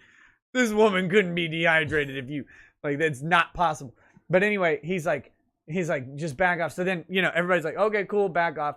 So he gets her up and drags her across the road, like stumbling or whatever. And then like 6 squad cars show up. And I took a picture of Ralph in front of all the squad cars, and I was gonna post it on Twitter and be like, it took 5 minutes for the fucking cops to show up when Ralph was around. But I didn't, because I didn't want people to actually take it the wrong way. Mm-hmm. But the squad cars all lined up for this dude and this chick. And then this guy comes up, and he's like Hispanic looking. I don't know if he's from that guy's group. He's got, his shirt is unbuttoned all the way down to his crotch, right? He's got like a short sleeve button up, but there's no buttons done. Of course. And only in Tampa. He pulls out a wad of hundreds, a large wad of hundreds. And I'm like, is this some sort of like drug dealer? Like the other guy being a drug dealer, and this guy's like, "Hey, let's keep everybody quiet." And he offers to buy everybody sitting there beers. It's like 20 people. And so he talks to the handsome man. He's like, because he's bad at English. And the handsome man's like a little darker. So he starts talking to one guy, and the guy's like, "Ask him, he knows Spanish." He's like, "What the fuck?" And then of course he starts speaking Spanish. Yeah. So he starts talking to him. And they exchange some words. And this guy's like, "I'll go inside and I'll buy everybody a beer."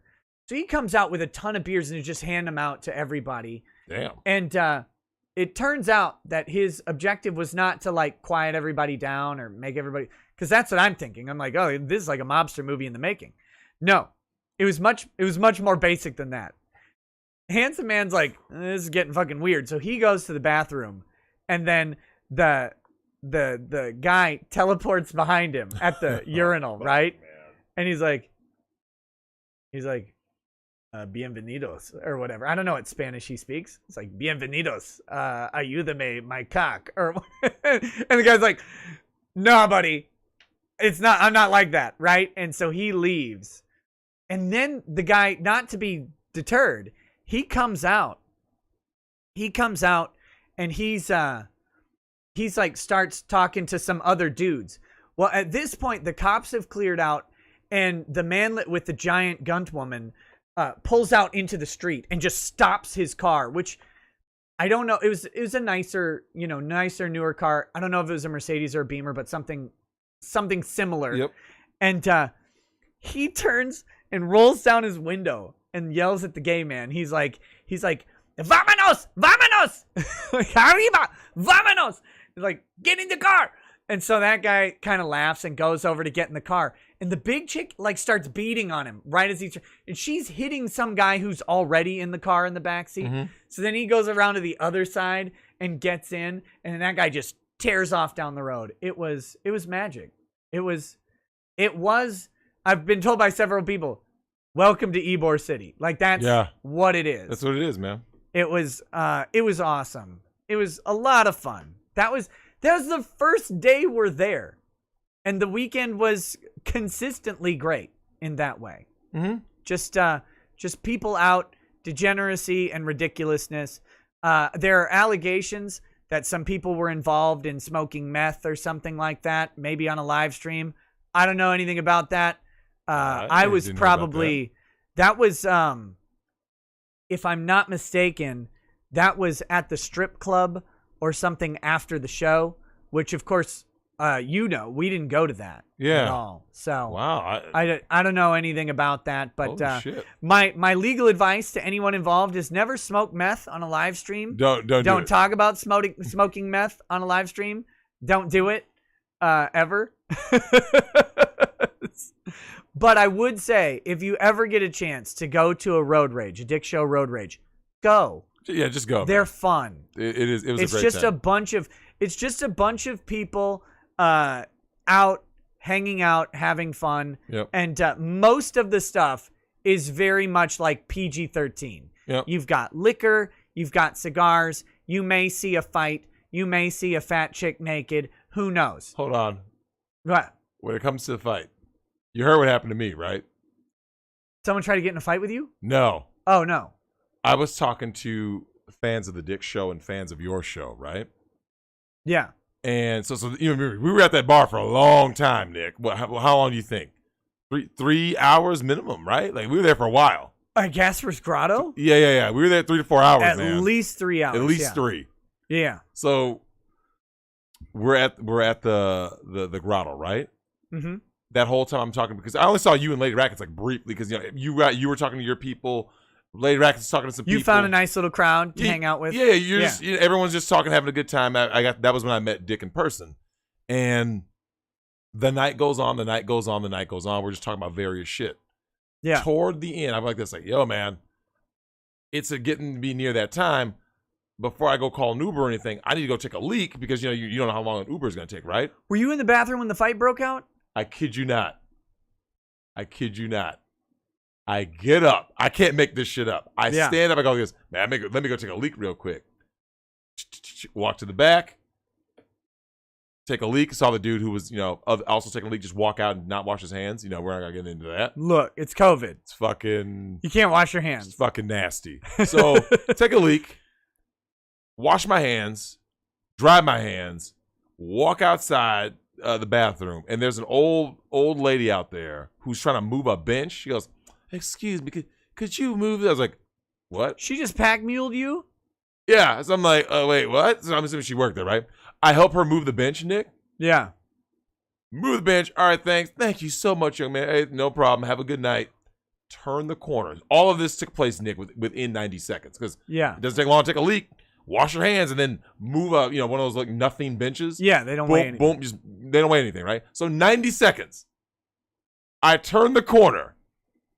That's it. We're closed. Everybody get the fuck out. That's when I came in. Yeah. Nick, the fuck?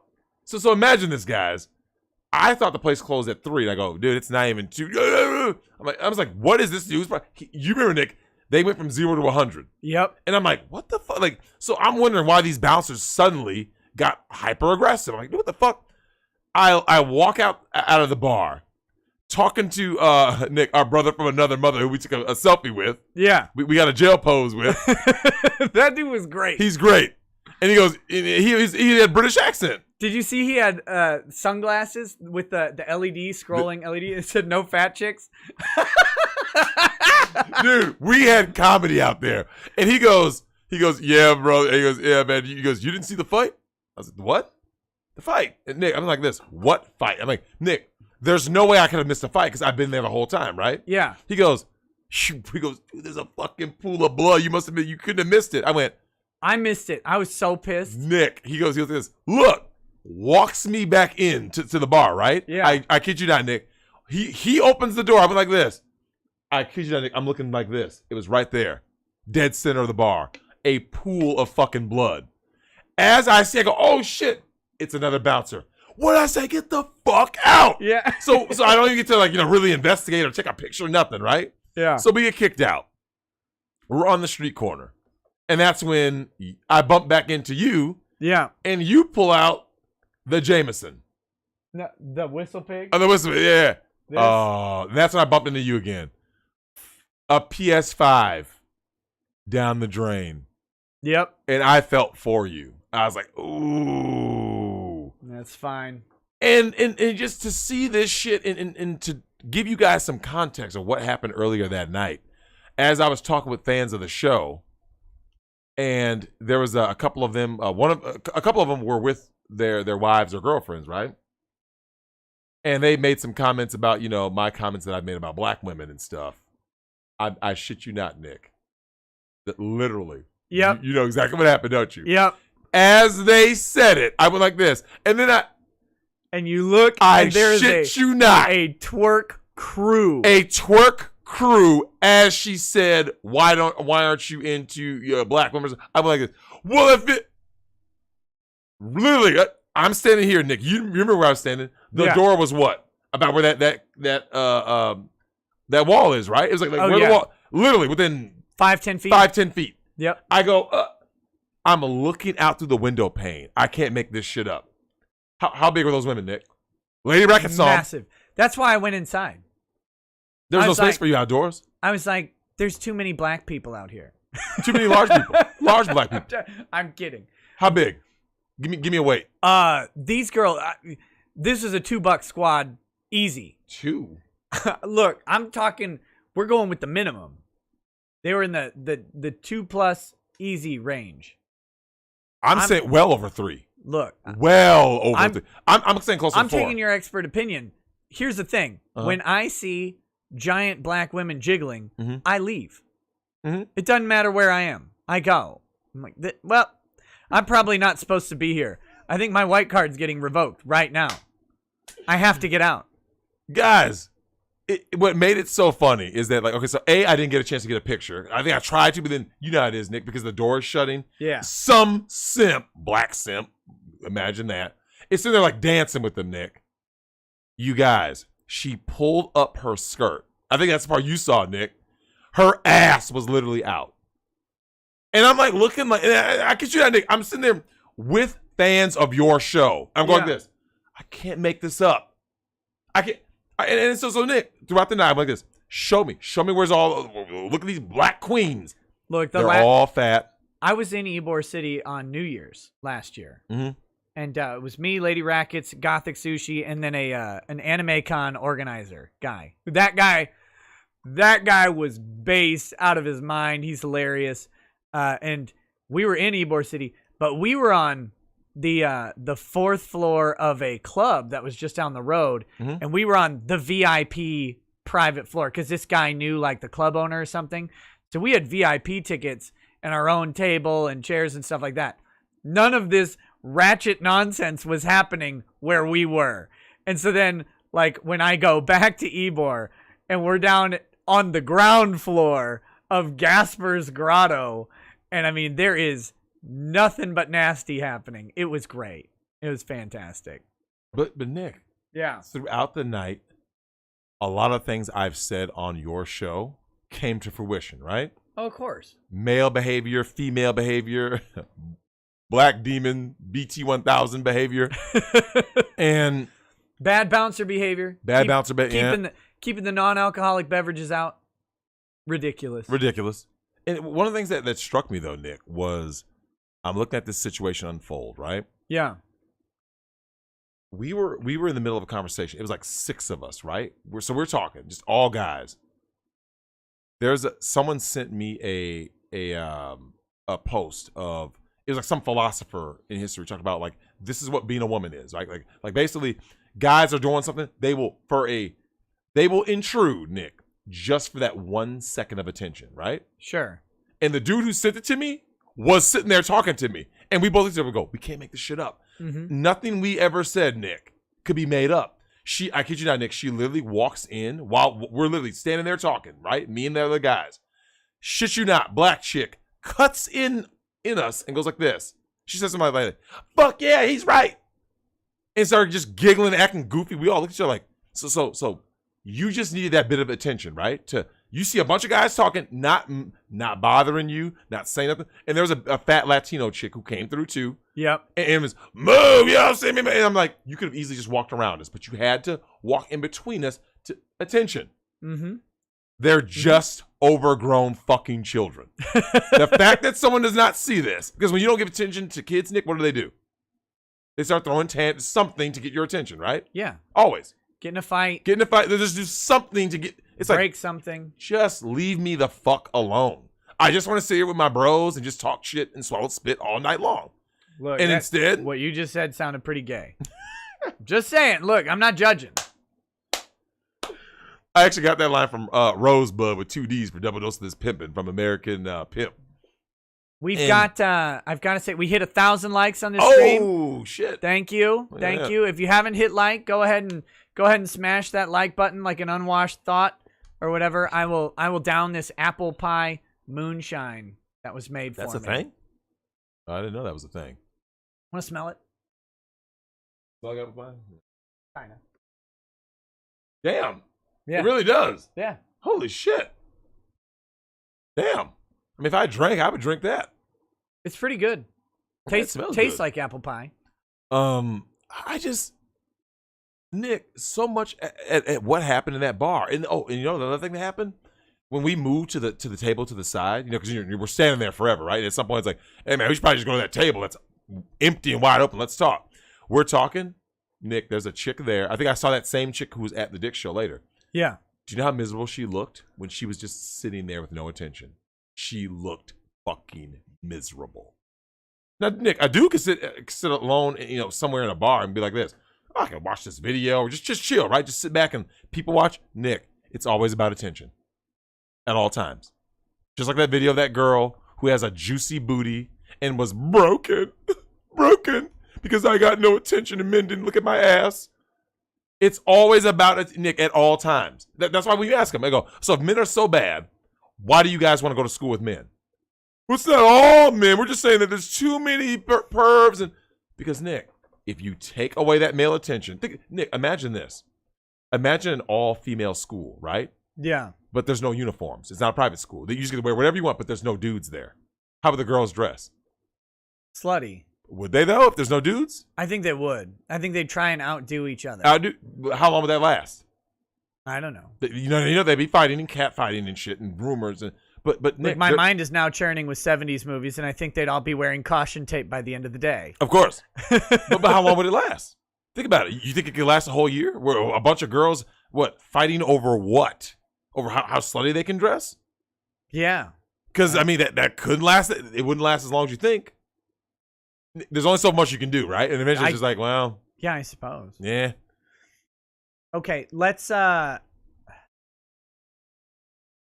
got Cyberpunk and COVID vaccines in the title. Of course.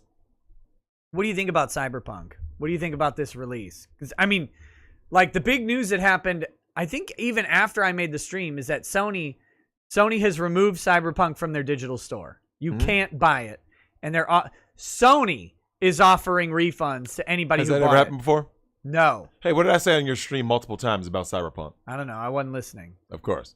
No, I'll tell you what I said. I said, lower your expectations, people. Stop with all the, I need Cyberpunk 2077. I've said that multiple times. I said, remember what I said about games that get delayed, Nick? The kinds of delays? What did I say? You should be very wary of a game getting delayed this close to release. And nah, man, I don't think this shit is going to be what you guys think it's going to be. And it didn't. Now, for those of you playing on PC with, optimal, hardware and all that stuff, if you say it runs great, Nick, I'll believe you. I wouldn't say it runs great, although I remembered today, because I played it yesterday, or no, the day before yesterday. I played it a little bit, but I didn't have the game ready drivers for my graphics card, so I might get a little performance boost because I did install those today. But it ran pretty well, and I had the options pretty high. I have a fairly beefy machine. I'm on a 2080 Ti, and it'd be better with a 3080, but they're hard to fucking find, and they're also like $1,000. Damn. So, someone put RGE was right. Yeah, I talked about it on your show numerous times. I said, any of you guys out there that's here simping hard for Cyberpunk 2077, beware, because Nick, you and I have been around this industry for since we were kids. yeah. We know when games start getting these weird delays, it's like, wait a minute. And Nick, let me ask you this. If you knew you made a game that you knew was great, right? You knew this game was the shit. Yeah. You'd want early review copies, right? Because you would want people to review it and go like this. This game is the shit. Oh, I need to install there's a mod for it, and the mod, because for whatever reason, the type of processor I have is an AMD multi-threaded processor, right? For whatever reason, the multiple threads on AMD processors are locked down in the default game. So there's a mod that opens them up. So I've got to do that. I've got to get that mod too, as well. So damn, someone said 3080 can't hit a stable 60 frames per second. Someone put it's fine on PC, nothing great though. Nick, Cat Coo put Duke Nukem. Yeah, I remember when that came out and all the hype and Daikatan and all that stuff. Nick, I keep telling you, man, the games that do the best are the games that just go like this. Boom, we just released it. There it is. And then people are like this shit is amazing. And then someone plays it and goes, you're right, this shit is amazing. But when someone's like this is going to be the game. This is the one game this year I'm looking forward to because Last of Us 2 disappointed me. This is my game. I heard a lot of people, Nick, online and on YouTube channels, like Cyberpunk, Nick, they put all their eggs in the Cyberpunk 2077 basket. And my thing was this. I said, look, guys, you remember what I said, Nick? I hope it's great, right? I said, look, guys, Cyberpunk is not my kind of game, right? That's not my kind of game. But did I hope it was great? Absolutely. Remember, Nick, I hope The Last of Us 2 was great. It obviously wasn't. But listen, Nick, I want all games to be great. Like, I don't root for games to be shit because it's like, hey, someone paid their money. And I hate this. Yeah. 50, 60, 70, 80 bucks for a game, Nick, and you buy it and it's fucking trash or even just disappointing, right? I don't want to hear that. They're offering full fucking refunds. Yeah, and bruh. And Sony doesn't do it. Sony not just the parent company, Nick, like the company that owns the platform that you're giving the game out on, right? Yeah. So Sony owns the PS4, and they're saying, yeah, we're gonna refund you. It's like, Nick, do you believe they're gonna sue CD Projekt Red? Yes or no? What? Do you believe they'll sue? Who? Sony. That Sony will sue them? No, I don't think so. Really? Yeah, I don't think they will. I don't think that Sony wants to part with that money, though. I don't know that Sony's parting too much by doing the refund. Oh, do you know something I did want to talk about in regards to Cyberpunk? Let this be a lesson, guys. Let this be a lesson. I'm not going to harp too hard on people who did this, but you know how I feel about microtransactions, right, Nick? Yeah. Do you know what I feel just as passionately about? I'm going to let these guys know one more fucking time because I'm getting sick of it. Stop buying this pre-order shit. Stop. Because you know what everybody says, Nick? Be honest, what do they say every time? When they get disappointed about a day one release, what do they say every time? Shouldn't have pre-ordered, I guess. I'm never going to pre-order another game again. I'm not going to pre-order. Stop pre-ordering fucking game. Why is it so hard to understand? I pre-ordered it. You got a problem? Yep. I pre-ordered it by about 5 days because I knew I was going to play it on stream. Oh, different. Most people aren't streaming My it. excitement level for Cyberpunk was 0. I didn't do any research on it or anything like that. You just knew that it was a very popular game that a lot of people wanted to see. Why not? I was like, oh, okay. You can make your dick bigger or whatever. Sounds cool. But you can't on Twitch because you got to do streamer mode and remove the nudity. Well, actually, some people said you can, but I don't know. I'm not really super into risking my channel on that. Mm-hmm. So I didn't get the dick slider. Huh. But look, dude, all I'm saying is this. The reason why these companies do this shit, Nick, is because we allow them to. Yeah. We allow them to. So look, I did not pre-order Cyberpunk. I haven't pre-ordered it. The last time I bought a game before release, Nick, was something I knew I was going to play that wasn't broken. That was Smash Bros. Right? So Nick, certain games. Smash Bros was broken. Certain games, Nick, you just know, right? Watch this. Has Nintendo put out a mainline Nintendo game, right? First party release. Have they put out some shit that made you go, this shit's just broken and never. Smash Bros. Because I'm not any good at winning. Captain Falcon's too fast. Oh, right, here you go with that. You need to talk to Fatality. Best Falcon in the world. No, he's not any good. But Nick, Nintendo does not put out this like broken fucking product, right? Mario, Zelda, Smash Bros. And yet, I look at people like they bought day one Madden 20, was it 2020 or 2021 or whatever, and the game was completely fucking broken. It has the lowest score in history. That game was broken until Colin Kaepernick was put in. Oh, Jesus Christ. How dare you? That bullshit. How dare you? But at what point do people go like this? Upon some of the most recent Pokemon, I don't play Pokemon, so I wouldn't know. But Nick, this whole, like, we're gonna pre-order a game because it's hype. It's hype. Yeah. It's like, no, I there are games that I pre-order. I'll tell you that my like actual hype pre-order criteria is specific, and it has nothing to do with the quality of the game. Mm-hmm. If there's a Warhammer or a Warhammer 40K game, I almost universally pre-order them because I want them to keep making them. Like, I don't care if it's bad because I want them to eventually make a good one. Mm-hmm. And so, because I like the universe so much, I'm going to support it. Like, you're going to get my simp dollars. Of course. When Dark Tide is available for pre-order, I will pre-order it. Hell, for Total War, look at those up there. Those two boxes, that's Total War 1 and 2, the King editions. Ooh. The one on the left was like $250, and the one on the right was $150. And I would do the same for Total War 3 when it comes out. Total War Warhammer 3. Because I want them to make good things. As you should. Yeah.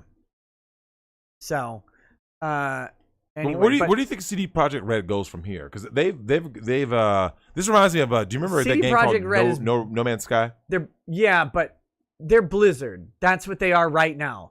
It's not that the game is unfinished or whatever. Because No Man's Sky, they actually apparently have made it really a good game. I've heard that, but damn, it came out in 2016, I think. But CD Projekt Red was the darling of gamers right now. They're like, oh, based Polish studio. They're not cucking on wokeness. Yep. They're putting out good games. It sounds a lot like Blizzard in 2003 or whatever. Mm-hmm. And then now, with their lies about the game, that's what pisses me off. Yep. You lied about it. You knew the consoles were bad, and you refused to send out review copies of the consoles. You lied about it. You did the DMCA thing. We don't want spoilers. You knew that the copies that were sent out by Best Buy were console copies, and you knew what would happen if motherfuckers started streaming those console copies, and everybody went, wait, this game isn't done. And they're like, oh, we were going to just get it ready by release day. Now it's February. They want it to be playable by Christmas, and they want it to be done-ish by February, which means, you know what that means? May. That means fucking May. At the earliest. I saw someone say that No Man's Sky is good now. Well, it should be fucking good. It's been 4 years. Yeah. I mean, and damn. That's the crazy thing. Like, actually, if you follow the Blizzard model, Blizzard they delayed Diablo 3 by like 2 years. CD Projekt Red, everybody will forgive you for delaying your game. They will forgive you. I know your marketing push or whatever. Make the game good. Maintain your integrity with the gamers. Because we have the best gamer words. Well, but the thing is, Nick, everyone's different, right? So some people will accept it and say, like I said, I see some people saying No Man's Sky is amazing now. Listen, No Man's Sky just wasn't my kind of game. Once again, did I hope it was going to be good? Did Star Citizen release yet? No, Star Citizen's never coming out. Oh, okay. I remember reading about it years ago. But all I'm saying is this, Nick. These games that get this hype and people are so, oh my God, there's so many limitless possibilities. I always go like this. Bruh. Especially when you talk about like smaller studios, right? Like No Man's Sky was not some huge studio. No. Star Citizen was not a huge studio, right? It's like an indie game or something, a Kickstarter or something. Well, but the developer is like, the developer of Star Citizen is a celebrity developer. Mm-hmm. I don't know enough about these people, but like, I mean, like a Hideo. Star Citizen's a scam. I don't want to call him a Hideo Kojima, but you know, like a Todd Howard or something. Like he's a big name developer who's doing Star Citizen, right? Someone check me on that because I fucking don't know. Scam Citizen. Yeah, but my thing is this though, Nick. When it comes to these games that people are all like so invested in, at the end of the day, Nick, when that product comes out, when it gets released, so here's my big thing. I want you to think about other forms of media, Nick, that can get away with that shit. Like, really think about that for a second. Hey, watch this, Nick. Stone Temple Pilots fan. You release John Wick. And it's all fucking glitchy. And it's like glitchy. You'd be don't like, worry, this movie will be great in 2 months when we patch in. Yeah, the we're scenes gonna with Keanu. patch in the scenes. Hey, Nick, what about a special effects laden movie, right? Okay, Star Citizen's made by Chris Roberts, the guy who did Wing Commander. Okay. So I mean, like, it's a couple years late, but a literal developer legend. Yeah, of course. Yeah. I'm not knocking it, but I'm just saying, like, from a base standpoint, right? Think about that, Nick. If you did that shit with anything else, any other form of media, right? What if someone came out with a book, Nick, and you like this? Yeah, man, I pre-ordered the new Stephen King book. You man, I got it. And you open it up, you're like, it's only 85 pages. What the fuck is this? Oh no, we're Nick. Just look for updates. It'll keep coming. You're like, so wait, you mean updates as in the next page is gonna be 86, right? No. The next page is gonna be 203, 208.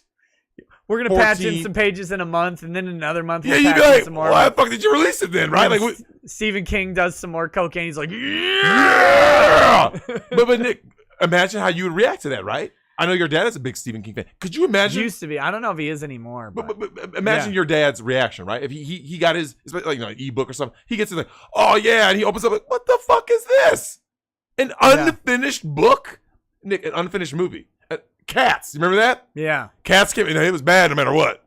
But they're like, you released a movie that's unfinished? Was it actually unfinished? Like the special effects shit were unfinished, literally. Like, did they patch him in? Yeah, they patched it in. Dude. Stephen King goes Ghost Rider. I think I've heard that before. I don't know. They fucking patched a movie? That's insane. I just think it's hilarious. Like, just get it done. Just get it done. Just get it done. Like, seriously. Like, Nick, if you apply the same logic to any other form of media, people would be in a fucking uproar. If you ever put out a book, a movie, anything, and you said, yeah, we're going to finish it later. Like, but you got my money.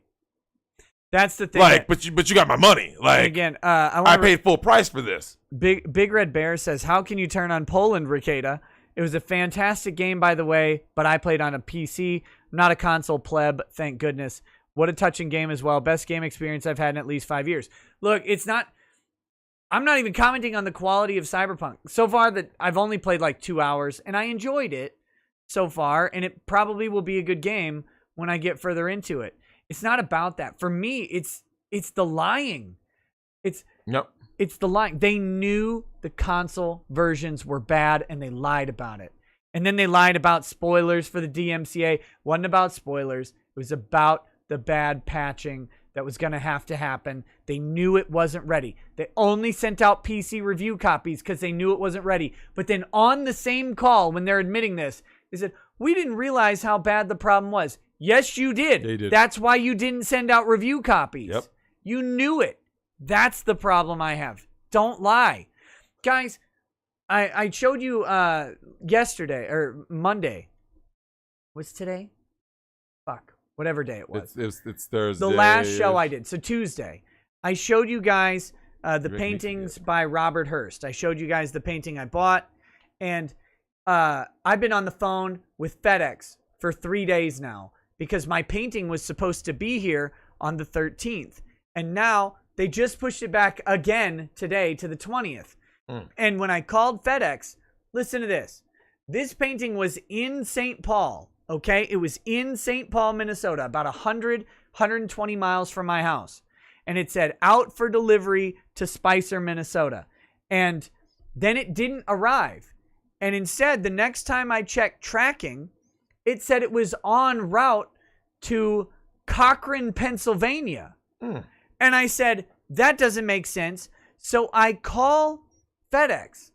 And this lady, who is clearly not in America, right? She tells me that FedEx has special warehouses for their different shipping programs and that They're just moving it to the closest distribution center to my house. And I said, wait a fucking minute.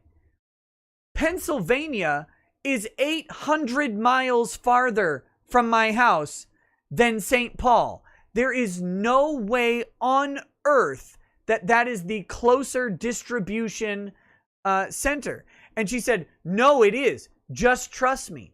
So then I'm like, when am I going to get my painting? She says the 17th. Notice what day it is. It's the 17th. It didn't come, obviously. So then the next day I call back because it still says it's on the way to Pennsylvania. And I try and call. It took me 6 tries to get through the automated system because the automated system says, you talked to us yesterday. There are no new updates, and hangs up on you. It actually says, I said, get me a representative. The system said no and hung up. Here's your pro tip. If you ever need to call FedEx, tell them you have a lost package. That will get you to a person every single time. So I call and I say, I've got a lost package, gave them the tracking number. This bitch gives me the same exact reasoning. She says, oh, no, it's supposed to go here. And I said, no, it doesn't. Fuck. I hear something. Something not good. Unbelievable. Sometimes with these kids, man, I was actually looking at some fucking updates in my own life, but I don't know. When Nick talks about like what happens with FedEx and all that stuff, and I'm sure he's told you guys about what happened with his TV delivery. Lady Rackets and I have talked about this, where we just have this punchline, which is, you had one job.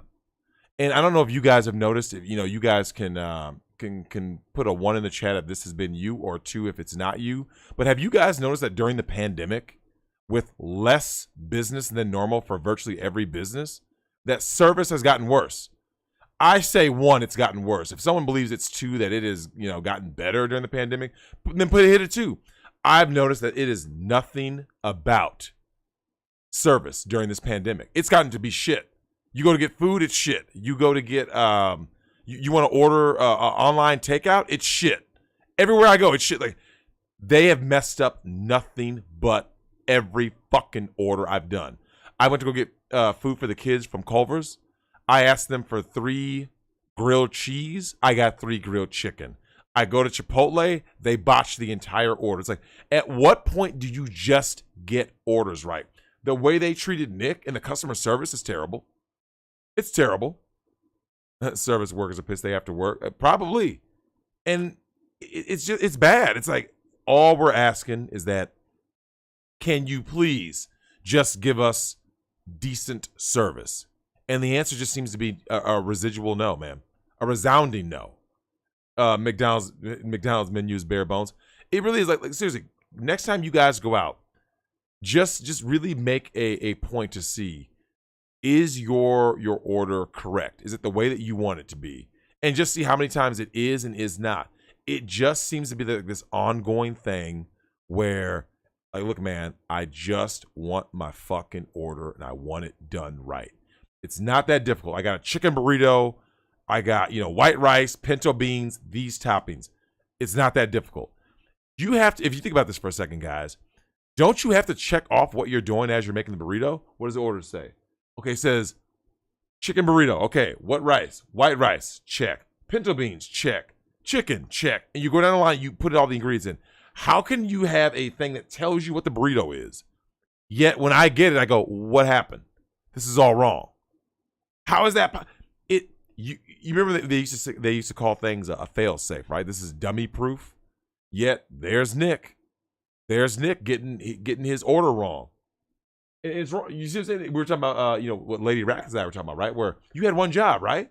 How do you get something wrong, Nick, when you only had one fucking job? Yeah. Your job is this order, right? Like we talk about your TV, right? Oh yeah. You're like, how is it possible, right? You say, hey, I want this 85-inch TV delivered to this place. Okay, that's your only thing. That's your only thing you have to do is get product A to location B. How can something go wrong? So that's the where I was at with that fucking FedEx story. Yep. Is the person's giving me the same runaround. Oh no, it's going to the thing. And I said, I don't think so. My package is lost. I want to make sure it comes here. So they said, okay, well, I'll send a message to the distribution center and they'll call you. Guy calls me about 45 minutes later. Hey, and we're talking. And I said, you know what it looks like? It looks like you put my painting on the wrong truck by mistake. The guy says, you know, it really does look like that. I said, that's all I wanted. That's all I wanted was someone to just say, yeah, it's still going to your address. It looks like it got put on the wrong truck.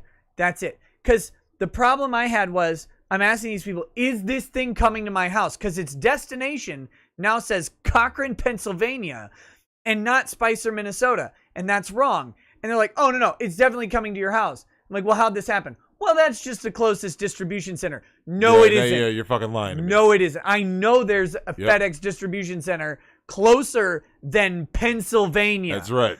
And so that's all I wanted was honesty on one part so I could trust the other part. Guy says, yeah, it looks like it's just on the wrong truck. Looks like a mistake. It'll be coming back to you. Now I believe, okay, you've told me the truth about it. Now I believe you when you say it's coming to my house. Of course, I checked the tracking today. You know what it says? Now it says Spicer, Minnesota. It didn't yesterday. Today it does. My address got changed somehow. Some mistake got made and it got changed. But anyway, that's my fucking FedEx story and just pisses me off. Same thing with Best Buy. Yep. All I wanted was one shred of honesty about what happened. The first time they would have called and said, by the way, we had to cancel your thing because the surge protector's not in. We got to reschedule. I'd say, well, cancel the surge protector and just get the TV to my house and hang it up. That's all I want you to do. Yep. I can buy a surge protector from Walmart. It'll be fine. It'll be okay. That's all I need you to do is just get the TV here. And if they would have done that on the first thing, I would have given my money to Best Buy happily. Yep. Happily done so. But they didn't. Because of course they didn't. Nick, why is it? Here's the thing. And this is what I was telling the chat. We're saying the vast majority of places have less business during the pandemic than pre-pandemic, right? Vast majority of places, right? Yeah. So if that's true, how do you get orders wrong when you have fewer orders to process? So you can't say, oh, I was just so busy. No. You have less to do. During pandemic, I think any online place have more. Well, remember, though, so Best Buy has X amount of people who work there, right? Oh, yeah. Well, You're talking about, okay, yeah. There are less people going into Best Buy to buy stuff. less people going into Best Buy, yes. Are there more online orders? Yes. But here's the thing, though, Nick. What is an online order? You click the button, and it says, this product in the shopping cart. Click buy. Nick, it's literally product A to this person. You go to your distribution center, you grab one off the shelf, and you put it on a truck. That's it. And then it goes there. So you can't say I was busy and I got confused. No, Nick, it can't be something else. It can't be another product. It can only be this product. How do you get it wrong? How does anything wrong ever? You had one fucking job. Yeah. Come on, man. All right, man. We got a bunch of chats to go through. Oh, yeah. We should probably wrap up after that because it's 2:30 already. Jesus Christ. Synag 8 says Cyberpunk is a new generation game that was made to be stable for last generation. Wrong. I'm going to correct you on it in just a second. Crashes once every 4 hours. Should have just made it for PS5, etc., but still having fun breaking stuff in the game. It actually wasn't made to be stable for the last generation. They made Cyberpunk on last generation consoles. The console versions are PS4 and Xbox One. That's right. Not Xbox Series X or PS5. They said in their marketing call the other day that they're making those later, and there will be a free upgrade to the next gen versions for anyone who bought the last gen. It wasn't actually made for the next gen systems yet. It just runs well on them and it's forward compatible. But the real versions for PS5 and for Xbox Series X are actually coming out later and you get an upgrade to it.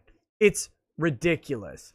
They've lied every step of the way. Release? Do you think that was the worst release in modern times? Diablo 3 was a bad release. Was it? But not for the same reasons. They just weren't prepared. Oh, damn. Drew S. put Cyberpunk was announced in 2013. It sounds about... I remember hearing about this game for a while. Nick. Like, 8 years. 8-year development cycle. So how does the game come out to be shit? How's that possible? Because 8 years of development means, like, Someone said it means 4 years of development. It probably means even less. And they were like tandem building this game with Witcher 3. Witcher 3 was years ago. Yep. So, oh yeah, everybody's dropping all the worst games. Fallout 76, Anthem, man, Warcraft. Do you know they were giving that game away? I don't remember what country they were. I can't remember what country, even if it was here. I remember reading an article. They literally, Nick, would give it away. Literally, a free game. Like, and people said, no, Nick, it might have been Germany, maybe. Yeah. And Diablo 3 wasn't a good game, even when it was released and stable. Diablo 3 wasn't a good game until Anthem. Until later when they patched out everything. Actually, I liked the auction house on Diablo 3, but once they started patching that out, they did make a better game. But that game was absolute shit for a long time. Damn. I remember hearing about Anthem. I remember I was in Portland when Anthem dropped that night. If I recall, I want to say that was 2018 Anthem came out, right? 2018? Something like that. Yeah, 'cause I remember being in Portland in the subs. Someone saying production on Cyberpunk actually started in 2016 when Blood and Wine was finished for Witcher 3. But that's still 4 years though, bro. Yeah. Like, and Nick, 4 years is a long time to make any game. Let's be honest. So what's your excuse? I don't know. At some point, somebody has to go, "Look, Nick, how long do you think they knew the game was broken? Right? You're Nick. You're testing the game, right? You beta tested. You're looking at it, texture map. And they tried that bullshit in their marketing call too. Well, we work with internal and external testing centers, and COVID. Stop. Yeah, they tried that. And then the guy, he's like, I'm not saying that was a big part of it, but it was a part of it. It's like COVID wasn't a part of it. Stop it. Stop. Duke Nukem Forever. I remember that. Dude, but Nick, here's the thing. How do you make a bad game? I'm really trying to figure like, okay, so you have a concept. The concept goes in. You start, building the game from the ground up, Nick. You're testing it. So you're playing. Is this game fun to play? Is this a challenging game? Is it fun? Does it look good? Fun doesn't enter the equation. Remember Neil Druckmann? We're not really concerned about fun. Neil, what do you think about Neil's promotion? Up to CEO. He's now the co CEO or prez or whatever of Naughty Dog. I hope he's co-CEO with a woman. Yeah, he'll get me too. Lose his job. Is the other CEO or co-president or whatever, is that a woman? No, it's a dude. Can you believe it? Like, Naughty Dog has got two men. One man running Naughty Dog wasn't enough. They have to have two. But Neil is not a man. Remember Dr. Uckman? So he's basically a female. I mean, you have a female remember, Nick, a male feminist is the same as putting a woman there. In some ways worse. Yeah. It's a fucking mess. They did it.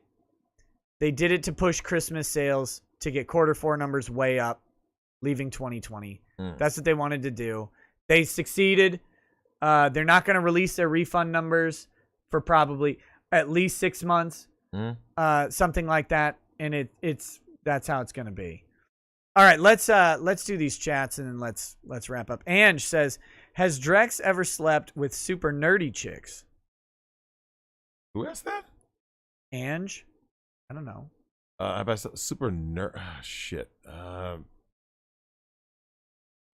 Yeah.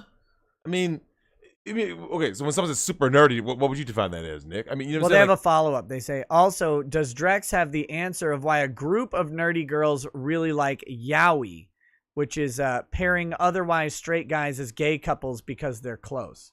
It's an anime thing. So you take two, like you might take Goku and Vegeta and make them into a gay couple, for example. Hypothetically, that would be yaoi, or Spike and Vicious or Vincent. What?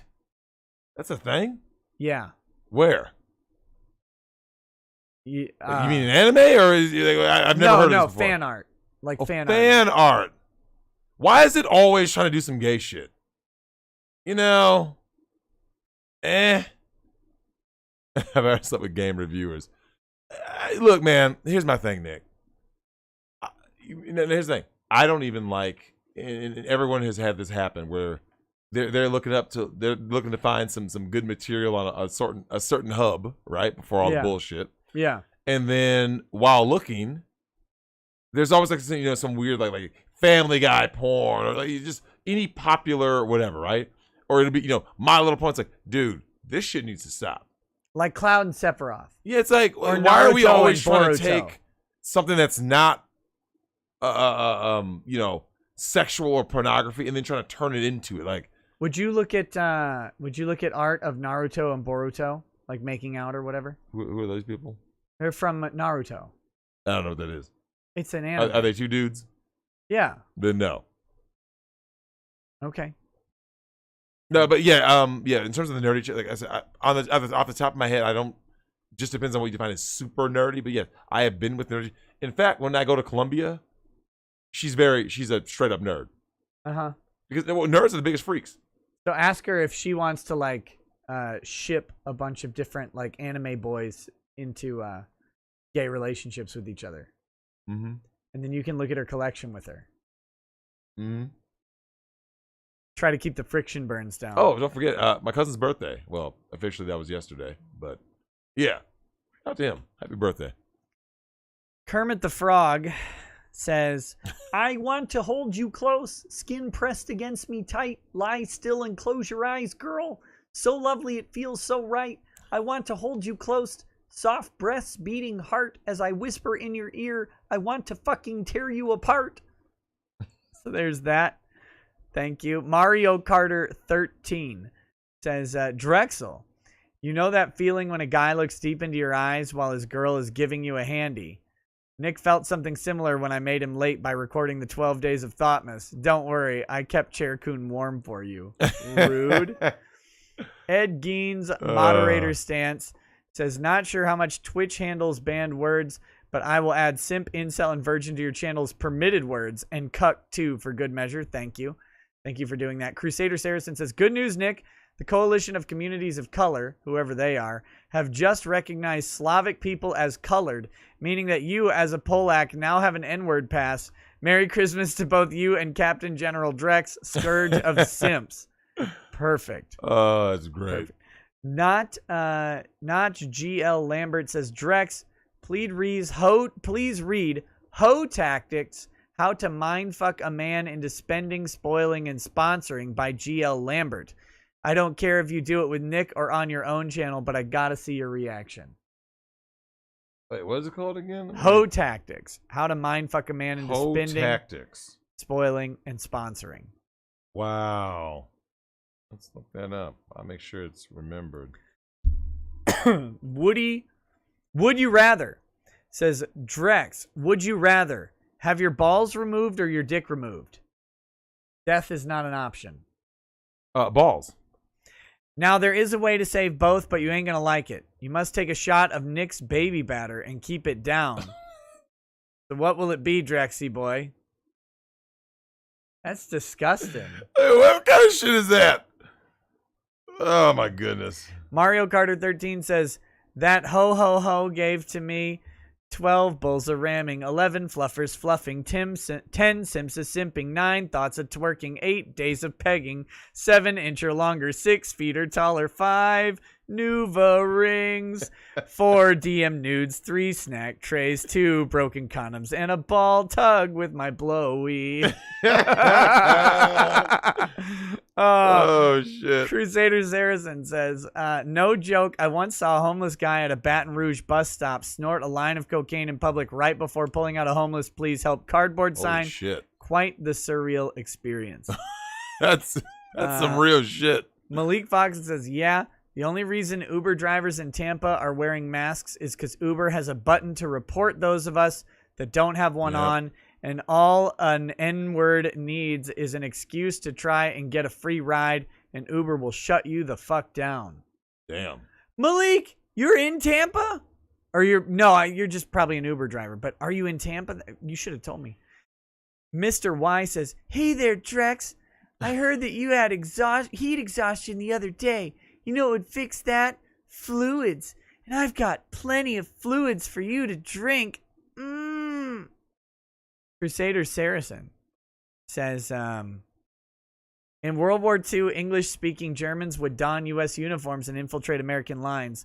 They were sussed out by asking them questions that any American knew, like baseball trivia. because we had a coherent culture then. Could we do that today? I'm not sure. I don't think so. He also says all sex is rape, even within a marriage. That statement is so profoundly stupid that I guarantee the person who said it has to have a college degree. That person has to have had a post-secondary education to be that stupid. Yeah. Yeah, it was I said her name. Andrea Dworkin, however you say her last name. Yeah, she's like a feminist icon. Yeah, it was her. Yeah. TLJ Screwjob says, love the MGTOWN podcast, Drex. Can't wait for the Thad story on day one of Thoughtmas. So, with how they turned Jill feminist in Resident Evil 3 Remake, think they'll cuck Leon in 4? I believe so. Make Ada the main instead? Actually, do you know what they'll do? They may not cuck him, but what they will do is make sure that Ashley... Okay, similar to James Bond, right? The president's daughter, Ashley, will... like rebuke he'll try to come on to her and she'll like put him in his place. You see what I'm saying? Considering I know nothing about this. But that was like the purpose of the game, right? You have to rescue the president's daughter. So they'll cuck him in that way. Like Leon will try to be like smooth and she'll make sure, which is what they did to Carlos and Jill in part 3. Fuck that game. Capcom does think The Last of Us 2 was good after all. That's from the leaks. Yeah, I remember hearing about that. Satanic Potato says, I'm enjoying watching the console plebs get a taste of their own medicine with Cyberpunk 2077.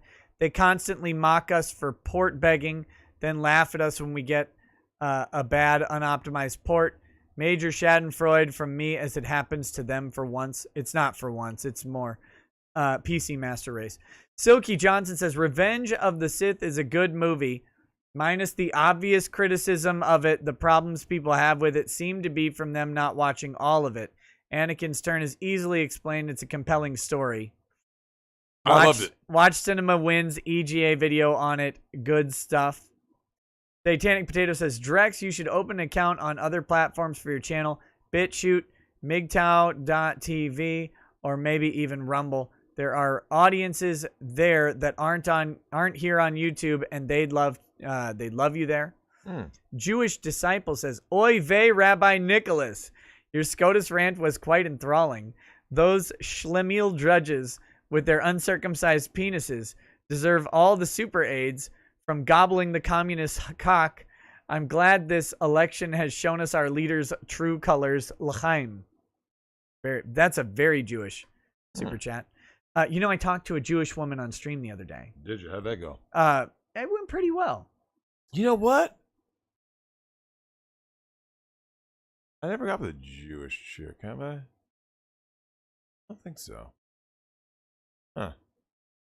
Ed Gein Supreme says, if the Supreme Court doesn't stop whiffing on serious cases, I'm going to chain up ACB in the sex dungeon and turn the rest into furniture in Minecraft or RimWorld, I guess. Damn. Luke says, Drex, Terra Strong, smash or pass. You answered that, smash. Yeah. She's not bad. Cursa Curry says, Drex, could you please tell me what Trump did for the black community and what the Democrats did for the black community? I still hear that blacks can't vote for Trump because he's a racist. Also, greetings from Germany. Oh, nice. So here's the thing. Democrats have actually done a lot for the black community. It's just none of it's good, right? Single motherhood, check. Abortion, check. Mass incarceration of black males, check. Generational poverty and codependency with the welfare state, check. As for Trump, he did institute some prison reform, right?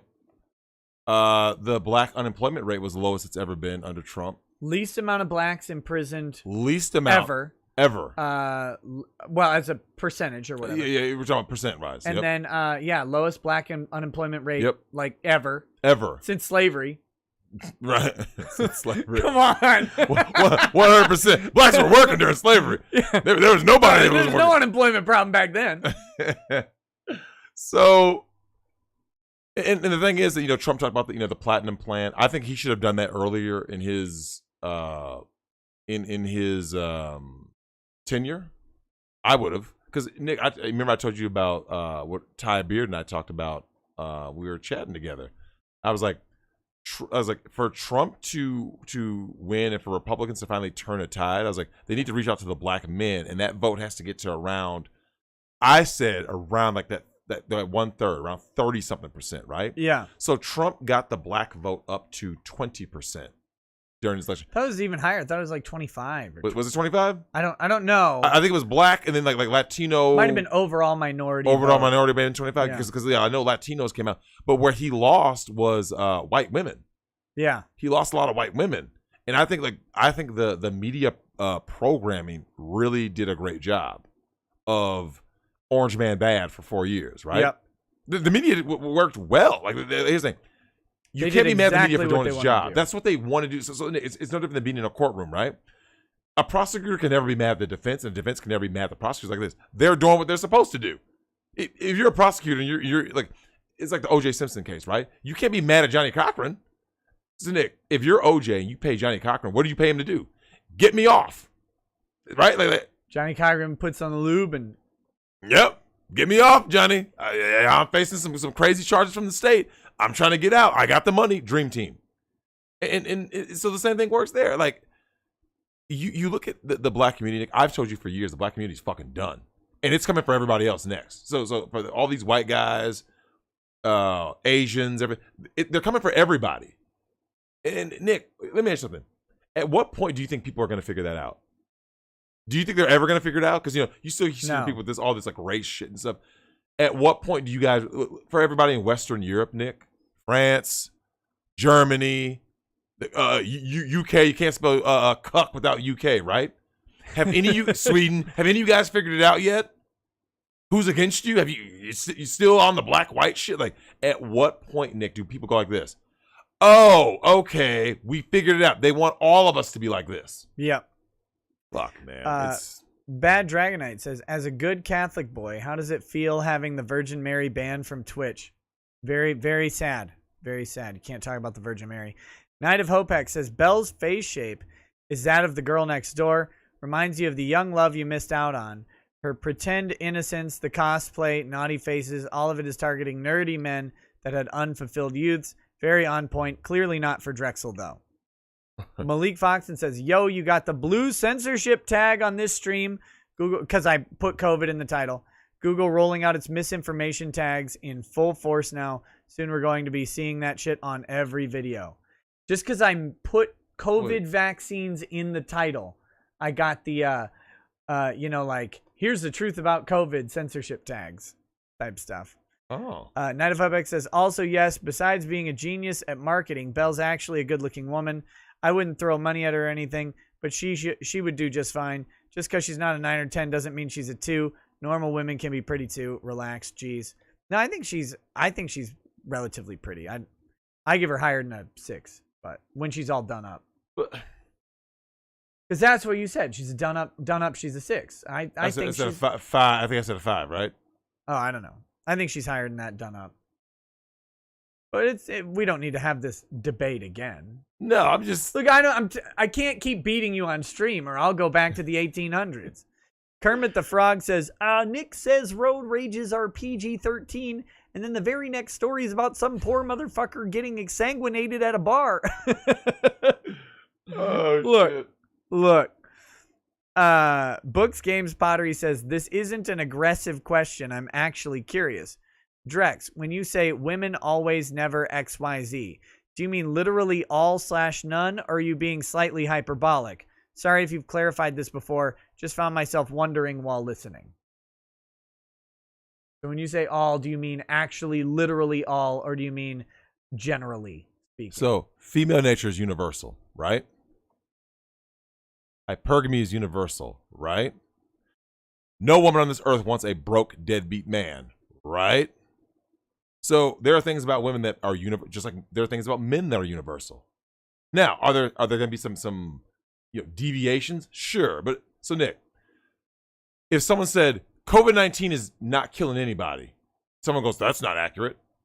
COVID-19 is basically not killing anybody because what's the survival rate? 99.7, right? Yeah, something like that. Okay, so then out of 7.6 billion people, if you can say 0.3 of those who have been confirmed infected with COVID have died. 0.3. Yeah. So basically none. So when it comes to women who have fought for men and the total eradication of the family court, What is that number? I don't know. Basically none, right? So I can say none. Sure. Women who have stood up for men for anything, or okay, anytime bad women stand up and do evil shit, I don't see any good women standing up to combat them ever, right? So when I say women, Nick, watch this. Women crave male attention. Okay, don't believe me? Then go see what happens when you're around women. They're going to do something to get your attention. That doesn't make them bad. I'm not walking around going, women bad. I'm just going, this is an observation that is universally true. Don't believe me? Starve women of attention and see how they start acting. The exact same as children. Exactly the same. Whereas a dude goes like this, Nick, I'm good. Nick, we could be in the same house. You could be downstairs doing your thing. I'm upstairs doing my thing. Nope. Neither one of us is like overly concerned. Like, oh my God, we got to make sure that Nick, pay attention to me. Or when I'm down here and you're upstairs, I'm actually just drawing in my notebook pictures of you. That's all I'm doing. Wonder what Drexel's doing. Oh, shit. Okay, hope that answered your question, Books. Schmuck says, Nick and Drex show that true lasting friendship is one of the most fulfilling things a man can have, and it's a shame that society, especially feminists, are doing everything they can to stop it from happening. Yep. Yeah. Yeah, you know, Joker from Better Bachelor made a video about that, about, you know, they're trying to destroy manly men, and, you know, they call everything toxic and stuff. Oh, and a quick thing, I saw someone put, you know, Bill Gates getting back off pushing that vaccine. Let me just go ahead and say that. Fuck Bill Gates. How is anyone trusting a computer nerd on medical shit? Look, he made a lot of money. Nick, look. Now, here's what Ty Beard said before the election. We were talking about, you know, who we thought was going to win and everything. So Ty Beard was saying, Drex, I don't think Americans are that stupid. You know, incumbent president, blah, blah, blah. The economy was good. He gave all the reasons why, right? Mm-hmm. I was kind of like, I mean, Ty, I get where you're coming from, but, which kind of goes back to my whole, I think I might be wrong on the OnlyFans thing, right? I mean, I want to believe, but fuck, man.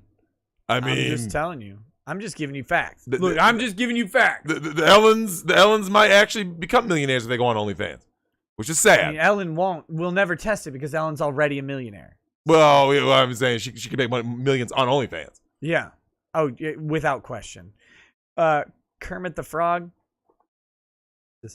Drex, your Black Mamba Johnson could be our last hope for sanity to return. As a fellow frog that also functions as a tripod, I'd like to suggest you blow these backs out. Donkey Teeth, AOC, Mommy, Susan, and Anna from the Young Turks. Bore 'em out, Drex. Who is Anna from the Young Turks? Anna Kasparian. I think I've seen her before, right? Yeah. She's actually not hideous looking. So. Anna Kasparian. Yeah. All right, let me check. Is she hit? I've got a Jewish lady for you, a Jewish feminist. Really? Look, did you see? I don't know if the stream saw those eyebrows raised. Oh, really? Mm-hmm. Uh-huh. Oh yeah, I've seen her before. Anna Kasparian. Yeah, she's hittable, but I can see the feminist crazy in her eyes. No. Wait. Look at that. That picture with a beta cuck, simp mangina. Terrible. Hey Nick, think he smashed? No. Of course not. I guaranteed he didn't. By the way, don't be that guy. Your girl is Melinda. Her name's Melinda. She's in Virginia. I'll send you. I'm sure her address is findable somewhere. That's your Jewish feminist chick. That's your mission. I'm supposed to look her up right now? No, you won't be able to look her up that easy. What am I supposed to do? Look, we'll make it happen. The show has certain resources.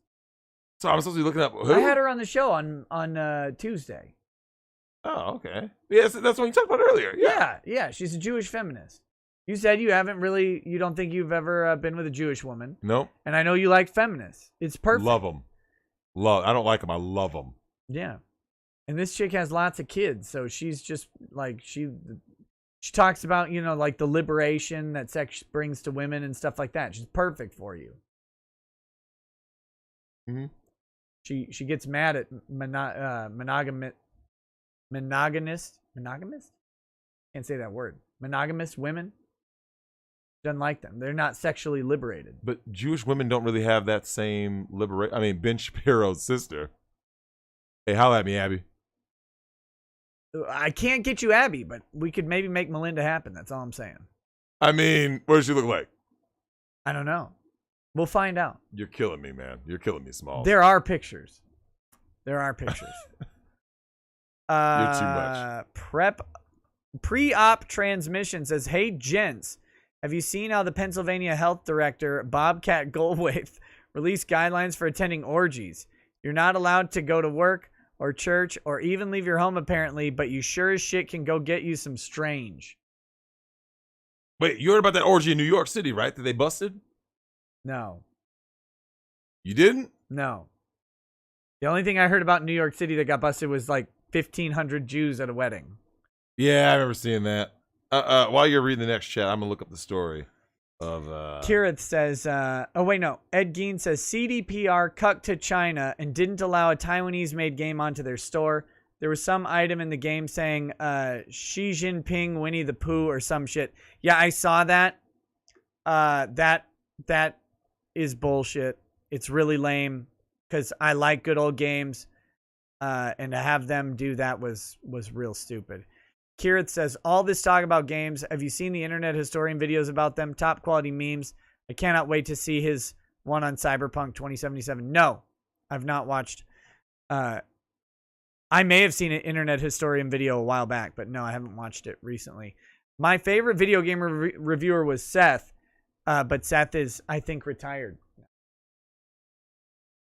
New York City Sheriff's Office breakup underground swingers party. No sex for you. People just want to get those nuts busted. 80 people. A big no-no under 10 persons or less. Music was blasting and people were mingling, sipping on booze, which the sheriff's office says was being illegally served. There's some people making whoopee, too, all together. They found 3 couples having sex in a small room. Apparently, the swinger joint, which goes by Caligula of all names, has services for that if you're looking to get busy. The sheriff's office even snapped a shot of one of these rooms, plus a price sheet going over the rates and what looks like a box of condoms. So $30 for 10 minutes? I don't know what that's all about. Who's buying a swing room for 10 minutes? Here's my problem, Nick. I don't know about New York because, I've never been to a swing club in New York, but I'll tell you how this normally works. You don't pay for a fucking room. You pay for entrance into that swing club, right? You pay to get in. Women don't pay. Female privilege. You pay to get in. And then once you're there, you have access to whatever is there. Yeah. If you want to go to the bar and get something, okay, that's a separate matter. But otherwise, like, if you want to go into a room, go into a room. I have never heard of this in my life. You pay for minutes in a room? Who's buying 10 minutes? Who's buying 10 minutes? Is there a cleanup duty? Is there a cleanup dude? Look, I'm just here to get in and get out. 10 minutes is all 10 minutes. 10 minutes. That's damn. Oh wait. Someone asked a question, Nick. We didn't talk about that. I forgot. When we talk about Twitch banning simp. I mean, we did briefly, but what do you say? What do you feel about that? Like banning of words, because it's ridiculous. Don't ban words. Why are you banning words? How can you still be a leftist in 2020? I'm asking that not rhetorically. ironically. Like, how can you still be a leftist in 2020? Honestly, I don't. Like how is that possible? Sense. Right? Like banning words. Like, everything is banned. Right? Everything is about banning, and yet you still call yourself a leftist. Like, come on, man. Get fucking real. Sweetheart Gaming says that they're female, but they don't feel like they have privilege. Wait, say it again. Sweetheart Gaming says I'm female, but I don't feel like I've got privilege. Look, I don't know your life or anything like that, but I'd be really curious to see what your life would be like as a guy, and to see how that would go. Yeah, it's just completely different. This chick has to be fat and or ugly. I don't know. There's no way a woman who at least takes a bath and is a 5 or above does not experience pure privilege in the Western world. It's Nick. It is literally impossible. If she commits a crime, is she gonna do the same time as me? No. If she's a teacher and rapes a male student who's 14, what's gonna happen to her? Oh, he wanted it, so misdemeanor, slap on the wrist. You don't have to be on the registry. No. It's when it comes to hiring practices, getting into colleges, university, what happens? No. You get an automatic pass through life. Your entire life is recruit difficulty. Silky Johnson says, don't buy new games. Download Team Fortress 2. It's 13 years old, has a stable community, and functions as a working economy. You can spend all your money on hats, with the most expensive being worth over $14,000. Oh, and it's a fun game, too. It's a unique experience. Bad Dragonite says, I feel like everyone should try vanilla Cyberpunk 2077 at least once, for the same reason everyone should try vanilla Skyrim and Sonic 06 at least once. The brokenness is an experience. Also, Drex may want to check on his bro before Sephiroth turns him gay. Oh, very goodness. important. Right. Mario Carter 13 says, for Anthem's development, they had no idea what the fuck they were even making for most of it. In the final year, they realized, oh yeah, you're actually supposed to play this shit, and scrambled to make the gameplay in the final year. Hal 9000 says, if I pulled this shit when I was studying game design, handing out a mess on Target hardware, I'd be handed a big L and told to fuck off. Bad Dragonite says, recommended Christmas game, Killing Floor 2. They redo the entire thing for Christmas. Levels, enemies, killer soundtrack. Krampus is the bad guy, and Santa is played by Gary Busey. Oh, God. Xander's Rant says, beat Cyberpunk with free gameplay, PS4 Pro. Not bad. Crashed as much as a Fallout game. Drex, Last of Us 2 won Game of the Year. Everyone thinks Ellie looks like Ellen Page. Also, Drex says he's not a simp, but he has some other guy run everything for his show. Night of Hopex says, Drexel's out here talking about how he'd stick his junk in women with turkey necks whose howls probably sound like a chainsaw and their hips hitting like slapping a Christmas ham. Puke. But no normal women though. Ew, gross. Really, bro? Give me a break. Is he talking about Susan? I don't know. Well, he said a turkey next. I'm assuming. Hold on, let me look at Susan again. Yeah, but then he says no normal women though. Ew, gross. Siren Jag says, hey Nick, I just found out you're about 3 hours from the source of the Mississippi River. It's not too late for you and Drexel to build that raft and travel the whole distance before it freezes. Oh my God. TLJ Screwjob. TLJ Screwjob says, Nick, missed your birthday stream because of early work, so happy birthday. Thank you. After watching the replay, Melinda calling in was hilarious. Yeah, it was good times. Night of Hopex says, incidentally, if you stick it in Melinda, this is for you, Drexel, be sure to bring a retard condom. That's just the thing where you put in earplugs and wear a book on either side of your head to ward off her stupidity. Just to be safe, you might want to combine this strategy with a glory hole. Jesus. DLJ Screwjob says, so Drex, speaking of Resident Evil 3 Remake, did Jill allow Carlos to blow her back out? Nope. After all, as a feminist, she wouldn't want to be labeled as a racist, right? Or is Carlos a fake alpha and he wussed out? Jill just she got turned into a total feminist in RE3 Remake, and it actually annoyed me. I was just like, this is not Jill's personality. Who is this character? That's what you get for playing bullshit. Yep. Drexel, Lord of Simps and Cucks, welcome to super lawyer status. Bad Vibe says, in Clint Eastwood voice, get off my lawn. Mario Carter 13 says, first day of Thoughtmas, ball tug with a blowy. Oh yeah, he did the whole song later. Nico H says, hey Nick, did you hear that Slavs are now people of color? I did. Thank you. I want my reparations. And I hate all of you white people now. Rimorn says, considering that I'm unlikely to catch you live anytime soon, here's an early Merry Christmas to you both. Oh, thank you. Solid Redfield says, hey there, Nick. I'm wondering about the possibility of getting RGE and Razor Fist together on a stream. Would love to have either or both of them on at any time. I love both of those guys. It's all just a matter of what people have time for. The Physicality channel says, Florida is hot. It's hard for flu and COVID to spread there. Gaston Heap says, also hope the shirt I gave you fits, Drex XL. Yeah, it was very, very small. So it's still sitting at my house. So I haven't tried it on yet. Yeah. But when I get back, I'm going to try it on. I might wear it if it fits to the gym. So my gym opens up on the 19th, which is tomorrow, Saturday.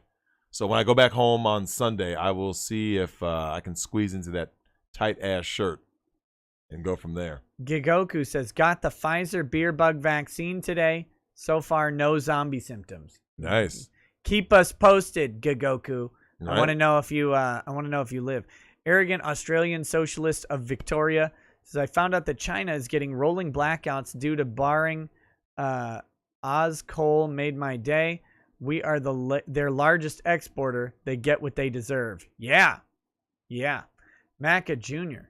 says, my wife is pissed because my friends that she doesn't like announced their pregnancy at our baby shower. She said, congrats, but you could have waited a day. All about attention. You took attention away from her. Damn. Javier Miedo says, if Electoral College went super rogue and gave president and vice president to the same person, what happens?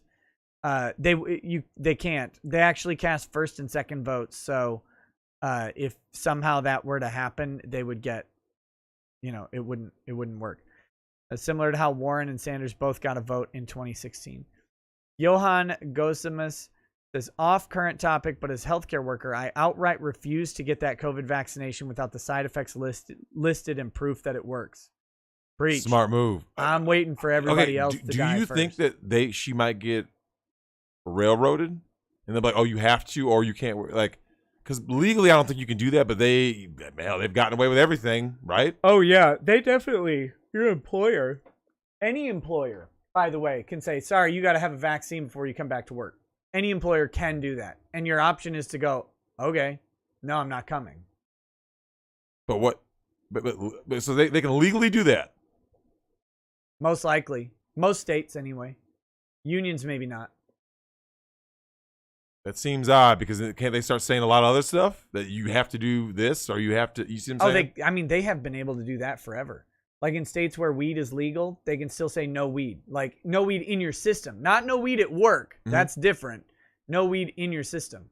If you fail a drug test for weed in a legal state, they can still fire you for it. Stuff like that. So yeah. Well, like I said, that's similar to alcohol, though, right? I mean, alcohol is legal in every state. But if you got something at work, you had alcohol in your system, they could. Yeah, typically that's if you're drunk on the job. But with Correct. weed, it stays in your system. Yeah. Yeah, 30 days. 30 days. So. Huh. Yeah. I just question that. Like I question the legality because Nick, if a company says it doesn't actually break HIPAA because your employer is not bound by HIPAA. HIPAA is very, very specifically restricted to healthcare providers and a few other people who are privy to protected health information. Your employer. Okay, but what happens if something happens to you? Like if they say, if they say you have to have it and you say no, and they say, well, if you don't do it, then you can't work here. So they basically strong arm you, right? Yeah. And you get it and something happens, who's liable? You could try. But they forced you to. Yep. Because you mean, I remember someone could go like this, well, you could have just quit. Okay, and how are you going to feed yourself, right? Yeah. So that's where it's not just because it's illegal federally with weed. Like if they said, like if your workplace put in its handbook that you can't eat ham sandwiches when you're off work, and they find out you eat a ham sandwich in an at-will state in a non-union job, yeah, you're gone. Like they have a right to say that. Like, sorry, motherfucker, we're Jenny O Turkey. Can't catch you eating ham, only turkey. Like they can do that. I mean, it's ridiculous, and most places won't, but they can. George H says, some people didn't fall from the stupid tree. They were dragged through the entire dumbass forest. Angry Baneling says, where have all the redheads gone? Bad Vibe says, Testarossa equals redhead, just FYI. Yes, it does. Alice Lovely says, I saw a girl with fresh makeup and long nails at the gym. Never got on a machine. Guys ignored her since they were there to work out. Yeah. Joshua Vidreen says, you two remind me of this anime scene where the main guy saves his homie from a thought by pretending to be gay with him. But who's main guy and who's the homie? Oh, damn it. No comment. Bryce Kant, thank you for the donation. Nothing Raven says, Drex, heard of model Mary Magdalene at XO Mary M. Thoughts? I never. Mary. That's the way. Mary Magdalene, all one word, just like it's spelled in the Bible. The Bible. And an XO. Well, her handle on Twitter or whatever is the @ XO Mary M. Oh, geez, are killing me. XO Mary. It's coming back. Oh, Jesus Christ. Oh, I wish I... Oh. Nope, it's going to be gone again. Really? How do you know that? It just comes back and... I can see. Oh, shit. Okay, I think we're back on now. I think we're actually... God damn, every time I say it. All right, I'll hit refresh to see if it actually refreshes. Okay, well, it's up on my end. I think, yeah, I'm watching YouTube, like, kick in and out. That's all. I'm looking at Mary M. This might be the most grotesque thing I've seen maybe ever. That chick is Oh my nasty. God! Like that is literally, Nick. It's disturbing, right? Like, oh yeah, it's horrifying, horrifying. So we're on now. Let's keep going. This is why we need strong fathers in the home. Eskimo No Phono says ex married with 2 kids hit me up out of the blue, so I kept it casual, short, and stopped replying. Thanks, Drex, for the 12 days of thoughtness. Oh, I appreciate that. Skeet Neat says, Drex, would you rather have butter for fingers that don't melt, or would you have steel for heels? Huh? Fingers made of butter that doesn't melt, or steel for heels? I take steel for heels. Okay. CJ... Smash some faces. CJ says, bets on which city catches up to Chirac 187's first? Oh, Chirac? Pessimism with salt for flavor says Sony just pulled Cyberpunk 2077 from the PlayStation Store. Can't even search for it. They're also issuing full refunds now. Yikes. That's not good for CDPR. Nope. Tony Neves says you need to Google the Belgian health minister is trying to ban hanky panky because CV show Drex what she looks like. Land whale happy birthday. No. Someone said that's the former health minister, that's the right? former one. Yeah, she did look atrocious, and she's just mad because other people are getting it in. No one important says, Drex, ask about last night. It was actually 2 nights ago. Nick had this one woman come out swinging at him on the show, and then Nick went full simp, polite afterwards. You told me about that one, right? So who was that? That was Melinda. The one who filed the lawsuit. Yeah. Yeah. That's why you need to go smash, because she's a massive feminist. Okay, so here's my issue with that kind of feminist. I asked her who was worse than lawyers. She said, well, misogynists.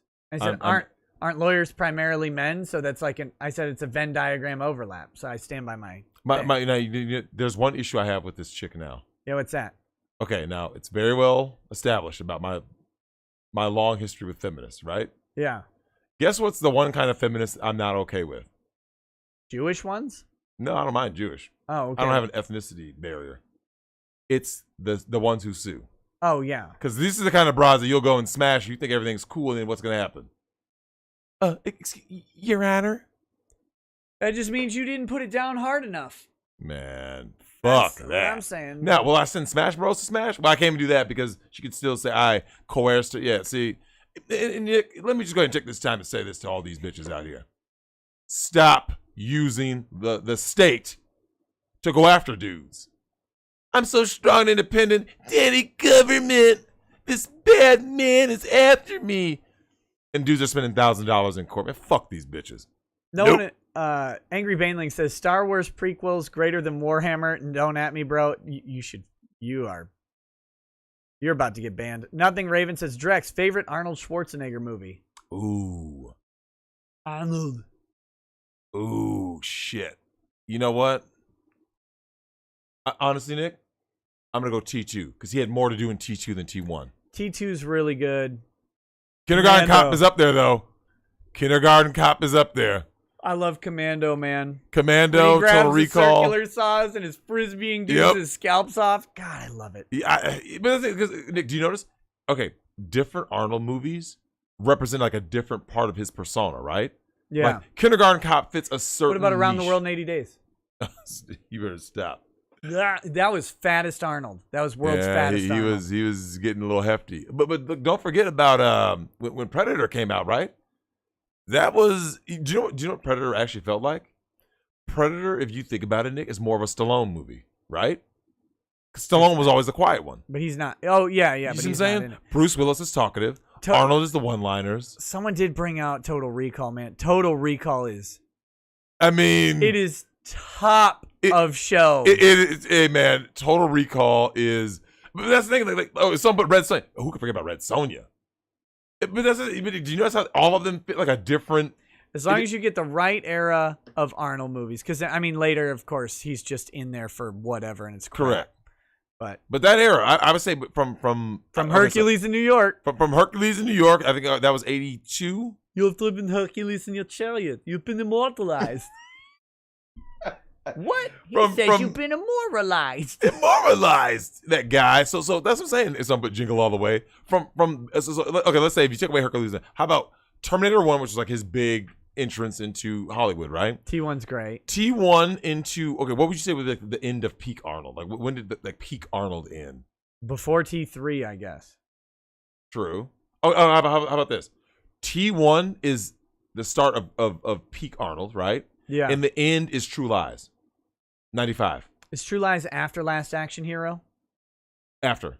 Yep. Last Action Hero was 94. Probably. True Lies 95. I don't know what would be. I don't know what Eraser would be. was 96. I saw it with my mom in theaters. Eraser he was like, you're like, Arnold. And then from that point forward, right? You were kind of like, Arnold. Yeah. Yeah. Okay. Yeah, someone put that too. Yeah, Vladimir. Yeah, I'm telling you, Nick, I kid you not. We can literally, think about it, Nick, that's actually a really good run, right? Yeah. An 11-year run as an action star. Remember, he's not a true actor. Yeah, you got it. He had this spot where okay, look, Stallone. Watch this. Hey, Nick. So let's say we count Stallone as Rocky 1 as his coming out party, right? Yeah. 1978, right? 78 is Rocky. 78 or 76. Because you ignore the masterpiece that is what, Rhinestone Cowboy or whatever. You better stop. So Stallone, Rocky was 70. Was it 76? Does that sound right? Something 76. like that. So 1976 Stallone, right? Yeah. Okay, what is the end of peak Stallone? Because we get into Rambo, it comes after that. He's in lots of movies. But Cobra, Tango and Cash. So when does Tango and Cash is so good. When does 76? That's right. Yeah, 76. So when does peak Stallone end? Right? Starts in 76 with Rambo Rocky 3. Which is I mean, it's fun, but it's not great. Not great, but did he make something great after Rambo 3? Demolition Man. Oh, yeah, that's right. Yeah, Demolition Man 94. But Stallone, actually, here's what's ironic, Nick. He's the weak link in the movie. Think about it. Sandra Bullock gets it right. Wesley Snipes definitely gets it right. Like, to make the movie more satire. Rotten Tomatoes did an article about that. Copland, though. I was about to say Copland, 97. I think I saw that in theaters with lame-ass Michael Rappaport because he starts to annoy me after a while. Because he's always Michael Rappaport. Stupid fucking So put The Specialist with Sharon Stone. Oh, man. But I can't count. We can't really count Rambo 4 because there's too big of a gap. Yeah, that's a resurging. That's a resurgent. It'd be like Liam Neeson rebooted his career with Taken, right? Yeah. And you could argue, in Batman Begins, he plays Ra's because he's always been the mentor character, right? Sure. So we can't count a resurgence. So it has to be like a streak. Yeah. Because I say Copland is the end of Rambo and Rambo Last Blood were awesome, but they're not included in his run. Yeah, because now he's geriatric Stallone, right? Yeah. Yeah. Joshua Vidrine says both of you are wrong.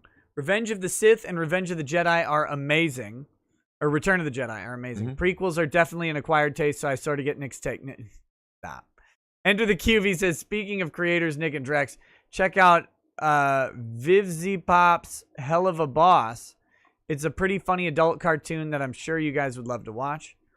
CJ says, like when your mom searches your computer.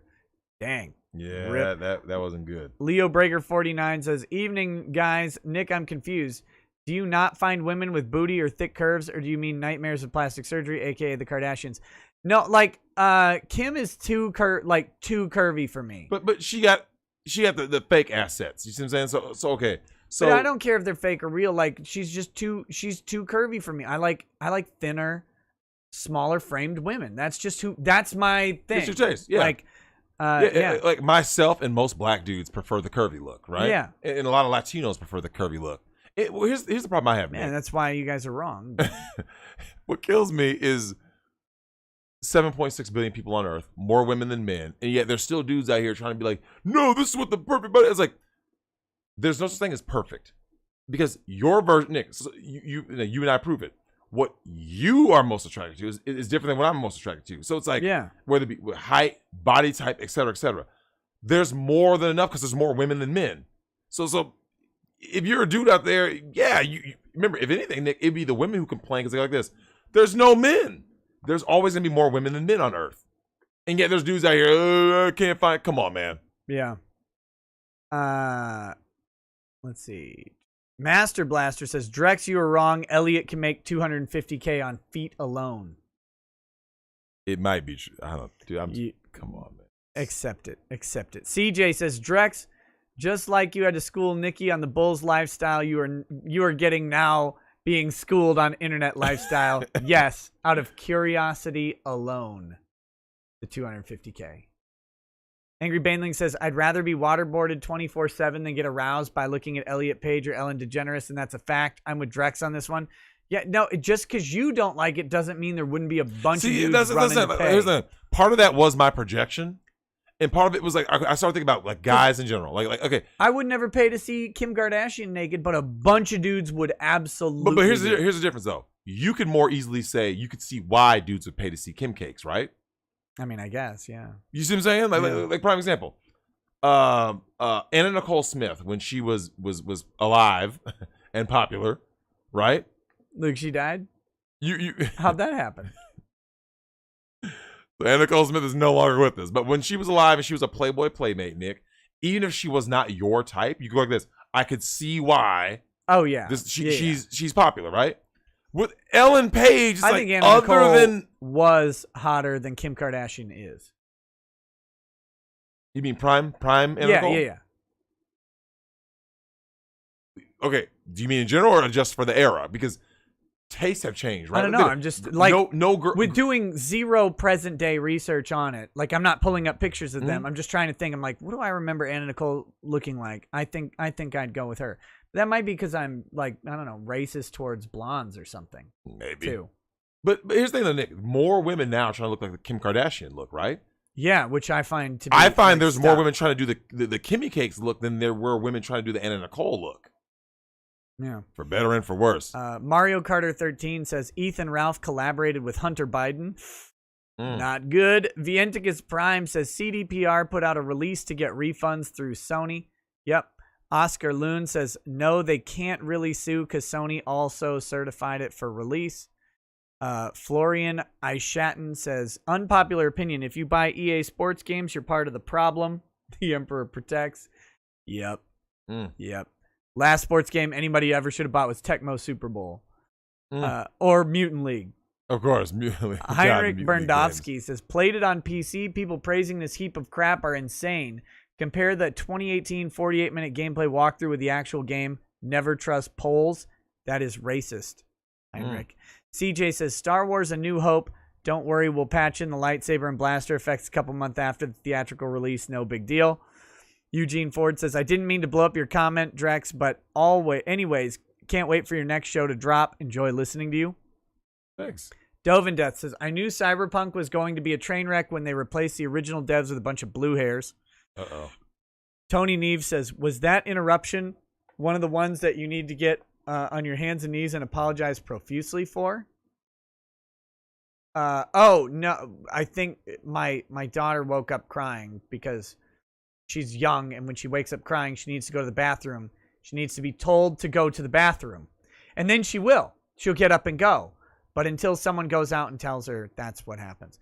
Jay Warden says, girls like yaoi for the same reason guys like lesbian stuff. I don't think so. I don't think so. I don't think so at all. So, I actually had to check this chick out in Austin earlier today, I should say. She was, I said never conflate, right? Because, okay, if we're saying most women, at some point I need a better mic. Yeah. We're working on all the tunes and pitches and all that shit. I got a Blue Yeti, right? I think you got to turn the gain up on it because it's way too low. Is it? Yeah. So yeah. So you're probably, if I had to guess, your producer's having to boost you on the back end, which is distorting the audio. Got it. Yeah, I'll try that when I set it up tomorrow. Then I'll try that. But I looked at some comment. I just missed it. I forgot what I was gonna say. Now I just lost my train of thought. What was it about? I don't know. I literally, right as I said it, I looked at that and I saw something. I lost my train of thought. Damn, that sucks. It was something. Yeah, if anybody remembers what he was talking about, just go ahead and let us know. Let's see. He had it high and blew out your track. He has it all the way down right now. Anyway. Oh yeah, we were talking about girls liking yaoi for the same reason the guys That's like lesbian right. Yeah, stuff. yeah. So the chick out in Texas, right? And I said never conflate men and women for anything because we're opposites. Yeah. And when it came to that topic, I said, look, a guy, if a woman walks in on a dude doing gay acts with another man, she's not. We're saying most women, Nick, are not turned on. Flip it. The opposite is true with men. Like most dudes, they walk in, damn, okay. Their girl with another girl, that's hot. Most women aren't saying that. Their dude is doing some gay shit with another dude. Yeah. I think if you ask most women, they would say that. When dudes watch, like, lesbians, because they're always hot when dudes are watching, like, it's like Showtime lesbians or whatever. Guys see two women and they go, I can get in that. I can get in between that. Correct. I can cause some trouble here. I don't think women are like, look at that guy pounding that other guy out, and they're like, yeah, I want to get in that. That's what I want to be in. No, they're gonna like, I'll sit back and watch and be repulsed, or Nick, I'll sit and watch and be intrigued, right? Like the vibe is different. And like I said, Nick, you don't see dudes going apeshit if their girl comes up to them saying that they have some kind of interest in women or they want to try something.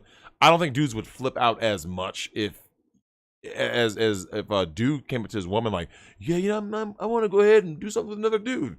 I don't think she's gonna be like, yeah, that sounds great. No, come on, man, get real. Okay, let's see. Nothing Raven says, girl says she wants your bugly wuggly ooh woo. What do? Or no, your bulgy wolgy. Damn it, your bulgy wolgy ooh woo. What do? Oh goodness. So girl walks up to you. Hey, I want your bulgy wolgy. Ooh. Almond John 1 second account says, I don't play Cyberpunk, but I heard it's more broke than BLM member that had the statue fall on him. Oh, that's savage. How is that person doing, by the way? Because I don't know. That video, Nick, bro, did not look good, man. Yeah. E. Malachi says, Drex, are you getting a camera for your channel? Yeah. So we're that's why we're experimenting with the audio, just making sure that we get once the audio is right and everyone, and Mama Vic was like, you're too damn low. So now I keep hearing people say that it must be something with, and Nick says it must be something with the gain. So I'm gonna go ahead and deal with that tomorrow and try to figure out what the hell is going on with that. Once we get the audio right, I'm going to put on the video and start doing all this stuff that is been on the back burner. Like, Nick, these talks I'm going to have with cheating wives that are out there doing stuff in the streets. Your producer's in here like freaking out because he's wrong about the audio and everybody else is right. That's the problem with that. Yep, you're wrong. The audience is always right. Yep. Bad Vibe says, the fact that Drex has to think about which woman he hasn't been with is priceless. He also says, the pandemic is about businesses and more citizens to beg for socialism. What the Republicans do in Congress on the electoral vote will tell us how quickly it happens. Guys, do not expect the Republicans to overturn the electoral vote. No. I've been getting so much shit from both sides about like the election stuff. Still? Yeah, but in reality, like I've been trying to tell people from the start, like these just aren't, they're just not going anywhere. And they're consistently, that's what's going on. Yeah. Not that I don't think they should. It's just, they're just not going to do it. And I hate it's not going to happen. Your president will be Kamala Harris. I don't know why this is so hard for guys to understand. Queen Nida says, black communities coming for everyone. Me of Hispanic heritage thinking of crowdfunding a cargo ship and calling it La Amistad. That's great. Amateur Ant says, just came from the Jack show. Anna is still leading Kelsey on like he's going to get some. I feel sorry for him. I don't know about that drama. Eugene Ford says, Drex, could a simp be unsimped? Yes. But it's you know what reminds me? Do you know what simping reminds me of, Nick? It reminds me of someone who has gone through counseling like a 12-step program, right? Yeah. You've been around someone who's an alcoholic, right? So or who had like a drug addiction, right? Or gambling, probably whatever, right? Even when they are cured, there's always a chance they could go back or they could relapse. Yeah, like you have to delete Twitch from their brains. Yeah, they can never go. It's like, oh, I'm just gonna sit down and watch this e-girl on stream. Someone has to come tackle them. Yeah. Like stop them because it's always Nick. I've been around people who have had issues with addiction, whatever that may be. Like, who is Amaranth? Click and no. Like the wallet is already out with the credit cards. Like no, and she's different, right? Yeah, she's my girl. Invader V, Belle Delphine. Like so, Nick, for you guys out there, man.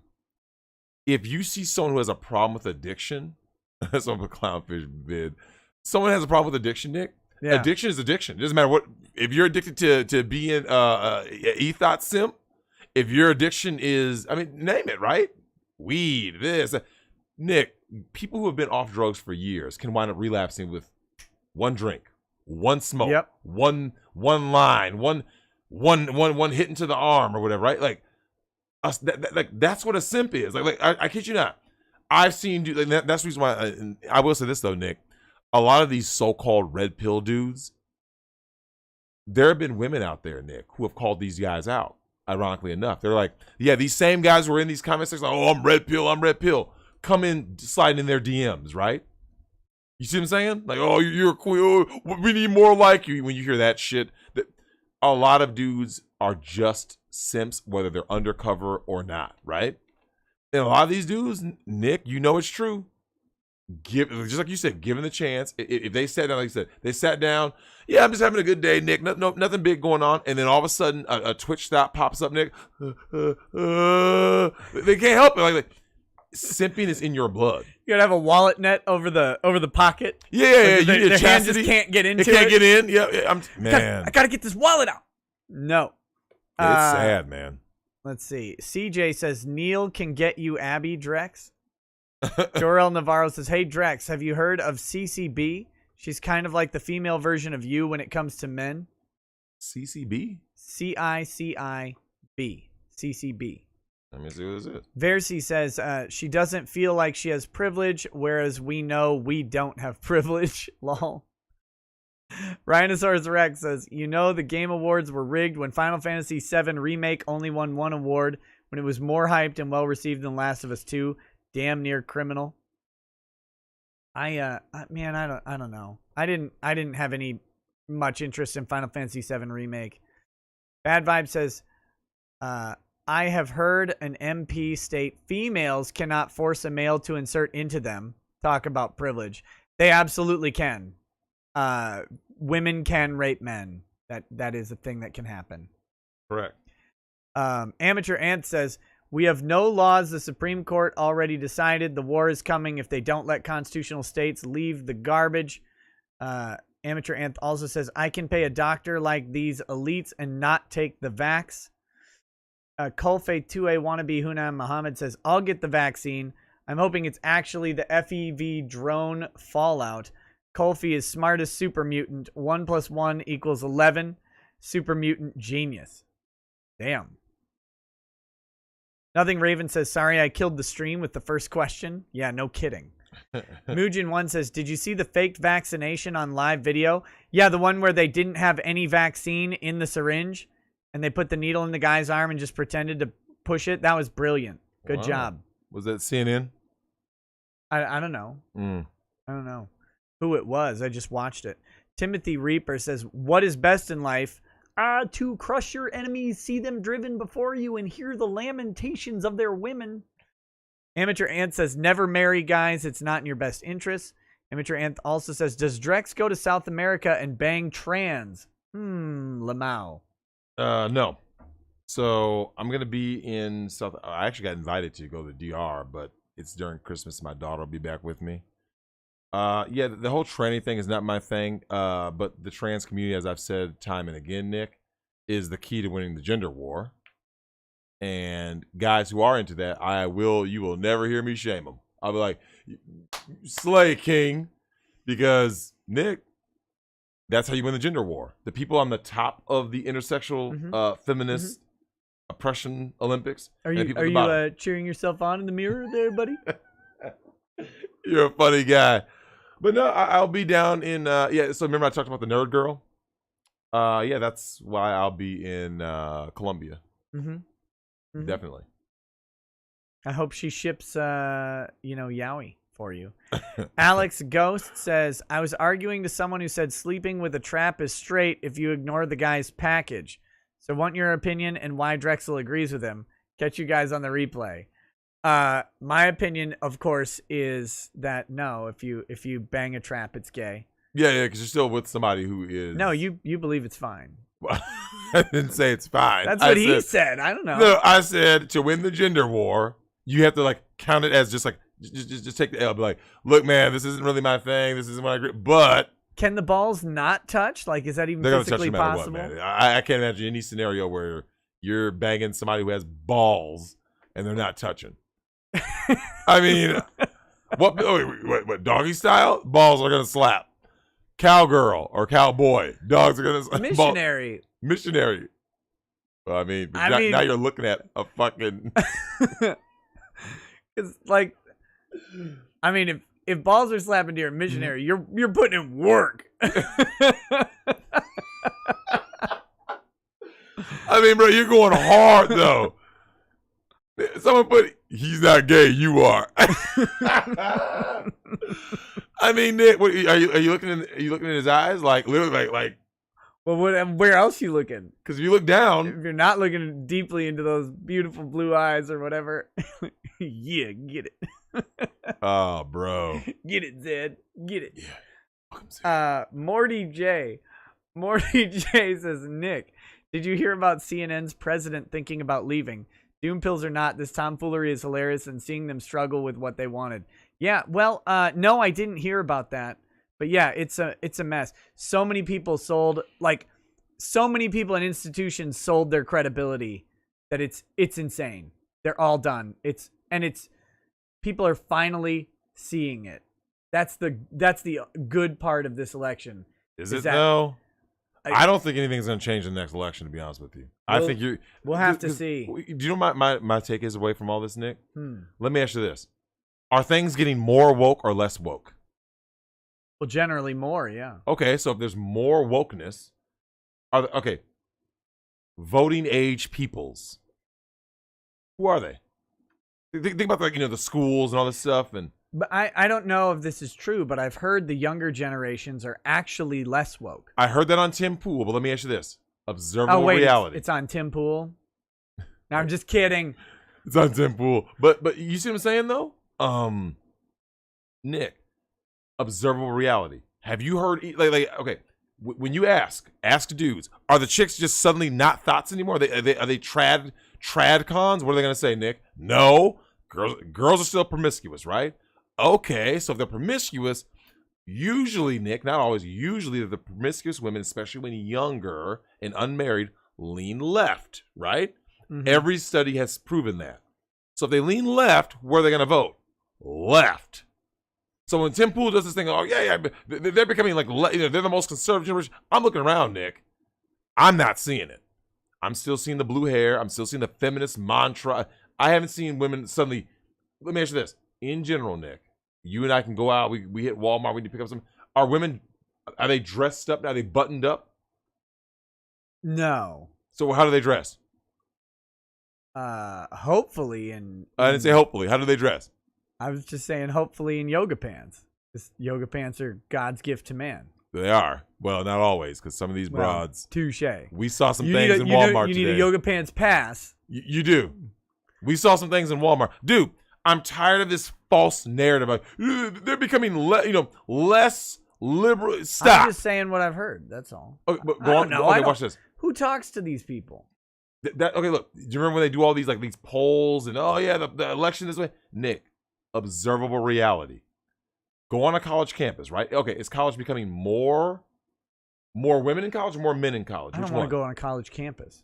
I know, but where's it going? It's going more women. So is it you get more women, more of them are woke, more of them are left leaning. Okay, more of them are the voters. What do they do to the men, right?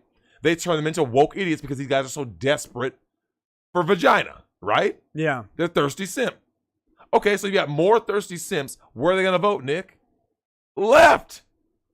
Look, watch this. How close was Texas going to being blue? Why are you arguing with me on this? Texas was actually not close to being blue. Explain Arizona. Explain Nevada. Nick, it's getting worse. Like it's getting more woke. You guys saw the election map? United States is showing you, Nick, it's getting more woke. It's going more blue. It's not going more red, it's going more blue. We'll see. Man. I'm not arguing with you. I'm saying we'll see because we'll literally see. Give it 4 more years. Just watch. Almond John 1 says, what is the worst Biden and Harris can do in 4 years? A fucking lot. A lot. A lot. Your guns gone, your speech rights curtailed, and us in several wars. It's pretty easy. Pretty bad. Austin Heartless says Bell is a 6 without makeup, 7.5 with makeup, in my opinion. CJ says the fact that he's trying to imagine a situation where balls aren't slapping is kind of suspicious, though. Pop gives you 2 homo suspicion points. Alvin John 1 says, never been a conspiracy guy, but as of last week, I'm with you, Drex. I think the China COVID sweet and sour sniffles virus was planned. It was a pandemic. All right, we have just a couple more to go. Crusader Saracen says, True Lies is another great Arnold film. Back when Jamie Lee Curtis could get it. Raw Deal is another one.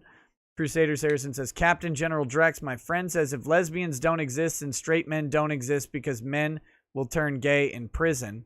What say you to this? Yeah, so men turn gay in prison because men's sexual desires doesn't leave.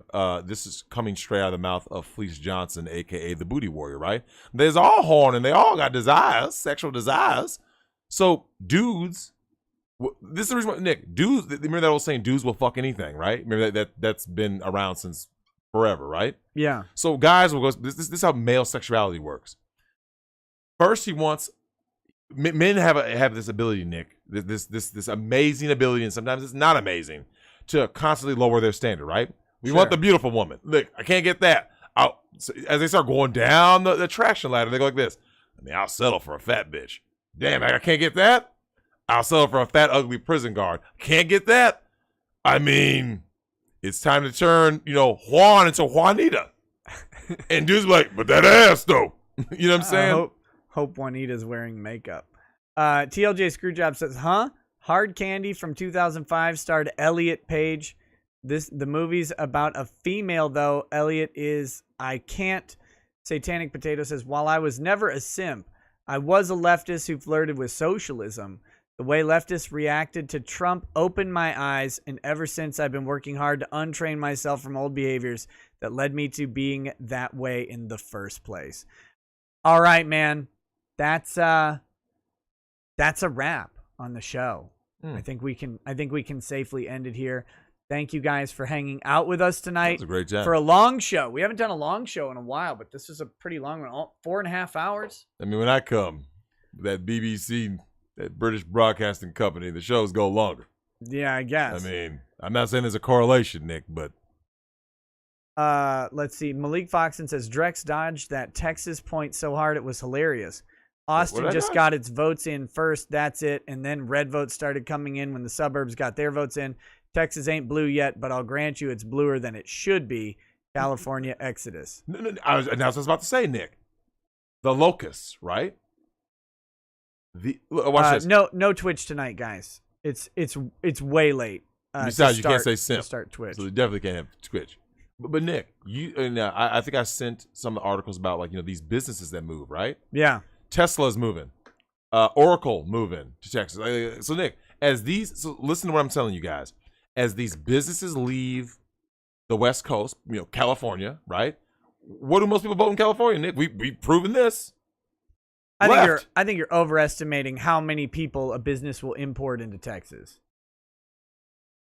How many employees does Tesla even have? Let's see. If I had to guess, 80,000. Yeah, that's not anywhere even close to Oracle employs X if they amount. uniformly were left. What does Apple employ? You know, I'm not saying Facebook would leave, but I was just saying for the sake of argument. Yeah. Okay, let's just say another. How about 3 major Fortune 500 companies leave California for Texas? Just sake of argument, right? Hold on. That's 500,000 people, and then their kids that they're going to indoctrinate and blah blah. I don't know, man. Yeah, Trump won by 600,000 votes this time. So we'll have to see. That's a lot. That's a lot of people because they also, they have to be uniformly one way to flip it. I get you, but I'm saying, Nick, I keep seeing what's happening. Like, I'm seeing more wokeness. Like, remember, black women will stay with the Democratic Party till it fucking goes down. So black women are a lost cause. White women, Nick, you can't really rely on white women, can you? In terms of their voting? Okay, watch this. So, Nick, every time there's an election, you can rely on black women to vote Democrat at least 90%, right? Oh, yeah. Every time.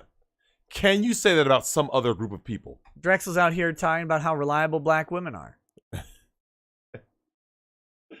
Yeah, because it tears down black men. Let's wrap that's up. the reliability. Anything that involves the tearing down of black men, black women are all in for.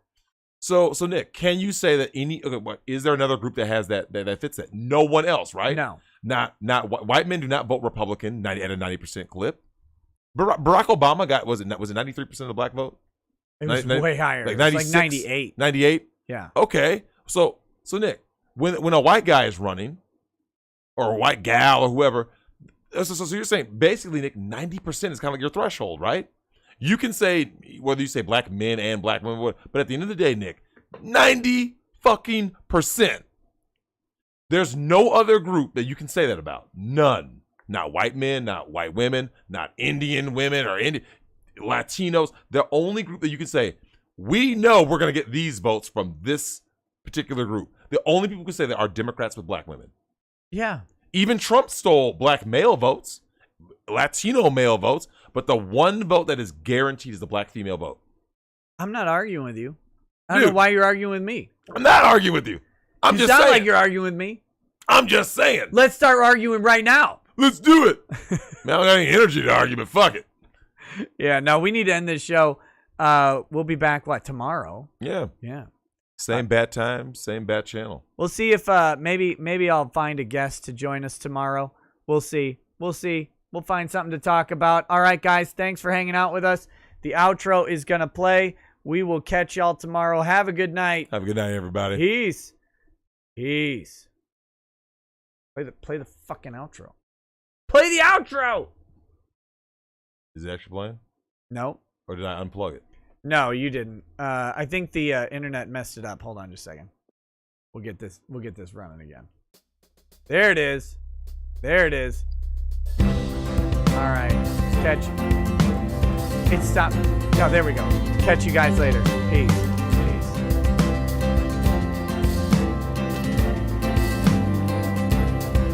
Oh, he drinks a fair bit, but you realize that it just helps get his noggin jogging along. With his glass by his side and his kids asleep tight, we'll hear some lost-plaining tonight.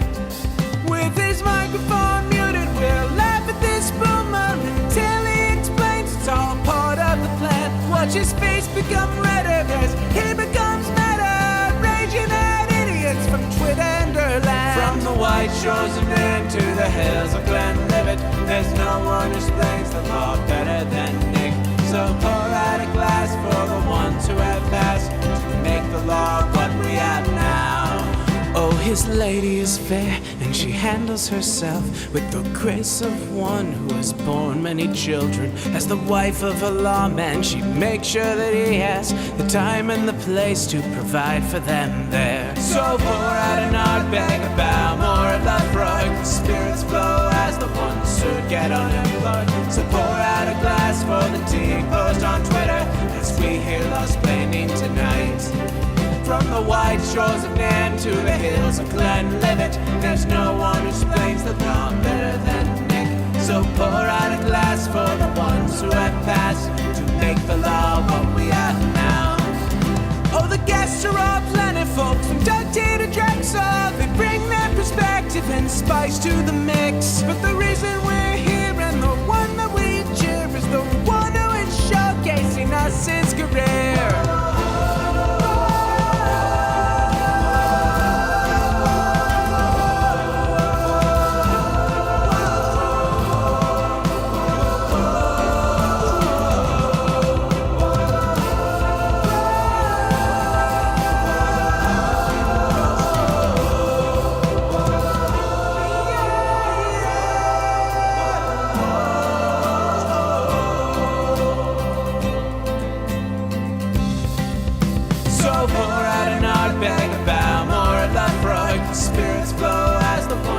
Get unemployed. So pour out a glass for the tea post on Twitter as we hear lost planning tonight. From the wide shores of Nan to the hills of Glenlivet, there's no one who explains the law better than Nick. So pour out a glass for the ones who have passed to make the law